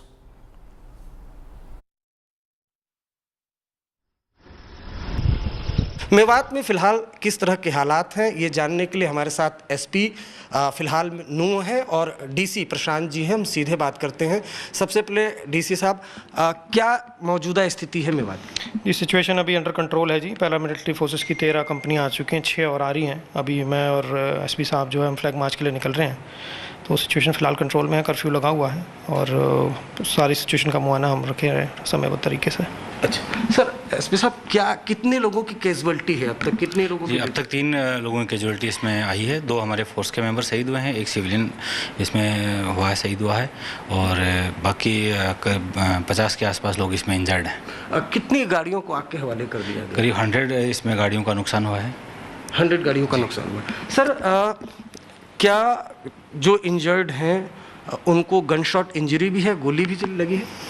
नहीं, जो injured हैं फिलहाल वो भी कोई खतरे में नहीं जी, माइनर इंजरीज़ हैं। जो 3 सीरियस पेशेंट्स थे वो हमने फर्दर रेफर कर दिए पीजीआई रोहतक में, कुछ गुड़गांव में अपना इलाज करा रहे हैं। तो एज सच जो भी फिलहाल इंजर्ड है उसमें कोई सीरियसली इंजर्ड नहीं है। सर, एक सवाल ये भी उठ रहा है क्योंकि जो स्थानीय प्रशासन है उसको जानकारी थी कि ये सेंसिटिव इलाका है और अगर शोभा यात्रा यहाँ पर निकलती है तो माहौल ख़राब हो सकता है। तो एक तो परमिशन किस आधार पर दी गई, और क्या जब परमिशन दी गई तो सुरक्षा व्यवस्था पर्याप्त थी? क्योंकि वीएचपी जो हिंदू संगठन के लोग हैं वो भी सवाल उठा रहे हैं। देखिए, ये शोभा यात्रा जो है हर साल निकाली जाती है, तो ऐसा कोई वो नहीं था। बाकी जो है सभी ड्यूटियाँ, इसमें जो अधिकारी कर्मचारी सभी की ड्यूटियाँ लगी हुई थी। ये कितना फ्लेयर अप हुआ, किस तरीके से फ्लेयर अप हुआ, उसकी हम जाँच कर रहे हैं, और जो भी इसमें किसी की अगर कोताही मिलती है तो हम उस पर कार्रवाई क्या जाँच के लिए कोई कमेटी बनाई गई है? ये अभी हम लोकल स्तर पर कर रहे हैं। अगर सरकार की तरफ से कुछ दिशा निर्देश आएंगे तो उनका ही पालन करेंगे। 2 होमगार्ड हैं, उनकी मौत हुई, एक सिविलियन की मौत हुई। वो मौत कैसे हुई है? क्या गोली लगने से? जी, इसमें जो मृत्यु हुई है वो पथराव में सीरियस इंजरीज की वजह से हुई है, गोली लगने से नहीं हुई है। जो एक गुड़गांव की टीम के इंस्पेक्टर हैं उनको गोली लगी है। मोनू मानेसर की बात करें तो वो सोशल मीडिया पर 27 जुलाई को उसने वीडियो वायरल किया था कि मैं आऊँगा। तो प्रशासन ने क्या कोई एक्शन लिया किसी तरह का मोनू मानेसर के खिलाफ? जैसा कि मेरे साथी नरेंद्र ने बताया कि सोशल मीडिया पे जिस प्रकार के जो वीडियोस वगैरह चल रहे थे, तो इंटेलिजेंस के इनपुट के हिसाब से ही सारी जो है व्यवस्था की गई थी। जो इन्होंने बताया कि नाकों पे पुलिस लगाई गई थी, लंबा रूट था, लंबे रूट पे ड्यूटी मजिस्ट्रेट्स और सारी व्यवस्था की गई थी। और किस तरह से एक जगह पे जो है फ्लेयर अप हुआ, उसके कारण ये टेंशन बिल्डअप हुई और सारी व्यवस्था उस फ्लेयरिंग अप इंस्टेंस से बढ़ी। मोनू मानेसर को डिटेन क्यों नहीं किया फिर पुलिस ने, जब अगर ऐसा था? जो उसके खिलाफ जो भी राजस्थान का केस चल रहा है उसमें राजस्थान पुलिस को भी सूचित, वो भी उनकी भी टीम लगी हुई थी, और उनकी टीम है जो भी एज पर लॉ उसके खिलाफ जो कार्रवाई बनती है, जो भी उनकी जांच में उनके साथ तथ्य आएंगे उनके खिलाफ डेफिनेटली राजस्थान पुलिस कार्रवाई करेगी। उनके पुलिस और प्रशासन के साथ डायरेक्ट में यहाँ से हम लोग टच में हैं। हमारे साथ हरियाणा पुलिस में तैनात एसपीओ पप्पू जी जुड़ गए हैं। कल आप देख सकते हैं कि कैसे इनके सर में चोट लगी है। जब पथराव हुआ था उनमें सर में चोट लगने के तहत इनको बहुत ही बुरी तरीके से घायल होना पड़ा है, और अभी ये थोड़ी देर पहले अस्पताल से डिस्चार्ज हुए। सर बताइए क्या हुआ? कल पथराव हुए थे, उसमें चोट लग गई थी तिरंगा पार्क चौक पर। तिरंगा पार्क कितने लोग थे? कम से कम काफ़ी सारे लोग थे। काफ़ी सारे लोग थे। और आप लोग ड्यूटी पे तैनात थे, तो शुरुआत कैसे हुई? इससे पहले तो शोभा यात्रा नॉर्मली चल रही थी। हाँ, वो नॉर्मल चल रही थी, एकदम जैसे भीड़ हुई और पथराव शुरू हो गए थे। पथराव किस तरफ से पहले शुरू हुआ था, आप लोगों ने देखा था? और क्यों पथराव शुरू हो गया था? कोई कारण था या ऐसे ही लोग ऐसे ही? पहले जैसे ये बजरंग दल वाले निकल रहे थे, उसके बाद एकदम ये निकलना शुरू हुए मोमडन, और उन्होंने एक रैली से निकालनी शुरू कर दी। ये कहाँ से शुरुआत हुई? ये नू सिटी से हुई। नू से कौन सी जगह से? अगर आप बताओ। ये बस स्टैंड के पास से। बस स्टैंड के पास से। उसके बाद आप थे बस स्टैंड से कितनी दूर जहाँ पे आपको इतनी बुरी तरीके से लगी? नहीं, हमारे को तो फिर बाद में लग गया था जहाँ तिरंगा पार्क वो होता। हाँ। जो बजरंग दल वाले आ रहे थे वापस। हाँ। जाने के लिए। हाँ। उस टाइम कितने बजे के आसपास आपके साथ? ये 4 साढ़े 4 बजे का। 4 बजे। पत्थर लगने की वजह से हुआ? आप दिखाएं एक बार, आप कैमरे में एक बार दिखाएं कि कितनी बुरी तरीके से ये घायल हुए हैं, और अभी बस अस्पताल से ये डिस्चार्ज हुए। आप देख सकते हैं कि इनकी पूरे शरीर में अभी भी खून की निशान है, और ये अपनी ड्यूटी पे थे। ऐसे किसी पे पत्थर बरसाना ये किसी भी तरीके से सही नहीं है। ड्यूटी पे तैनात पुलिस ऑफिसर पे पथराव हुआ, और आप देख सकते हैं कि कैसे इनको चोट लगी है। एक मिनट, पहले आपने कभी ऐसा देखा है? नहीं, ऐसे नहीं, पहली बार देखा है। कोई और भी पुलिसकर्मी थे आप लोगों के साथ? हाँ, काफ़ी हमारे साथ थे। एहतियात के तौर पर वहाँ कर्फ्यू लगाया गया है। कुछ जिलों में 144 धारा भी लगाई गई है। सारी नज़र रखी जा रही है। जो लोग इस षड्यंत्र में नूह से बाहर के भी शामिल हुए हैं, उनको निश्चित रूप से पहचान करके उनके खिलाफ कार्रवाई की जाएगी। अभी तक सब मिलाकर 44 के आसपास एफआईआर हुई हैं, और 70 लोगों के खिलाफ अभी नामजद उनको किया गया है, उनको हिरासत में लिया गया है। छानबीन के बाद जो भी दोषी लोग होंगे उनके खिलाफ सख्त कार्रवाई की जाएगी। किसी भी उपद्रवी को बख्शा नहीं जाएगा। Meanwhile, anger is mounting against inaction of the police. New cyber police station has been attacked and ransacked. Miscreants looted police vehicle, used it to break the wall of the police station. 3 police vehicles have been burned. My colleague getting you this ground report. Now, this is one of the walls of the cyber police station, which was actually barged in by this particular bus that you can see. What we are learning from the police sources here on the ground, they tell us that these people had actually looted this bus, and subsequently they travelled in this bus and they barged in. Now, just to give you an understanding of the kind of attack that has taken place, you can look at the bus. There are bricks lying down. People have somewhere down the line fled while this bus was looted, and subsequently then this bus was used by the miscreants to break the wall of the cyber police station. Once again, we are trying to point it out that this attack at Noos cyber police station isn't only because there was a communal violence. This is clearly a coordinated attack, which police sources have also told India Today, because No was recently had done a huge crackdown on cyber criminals. Police sources who are present inside, at least 8 to 10 officers, clearly told us that the kind of crowd who has gathered, they had come to seek revenge for the arrests that had happened in the cyber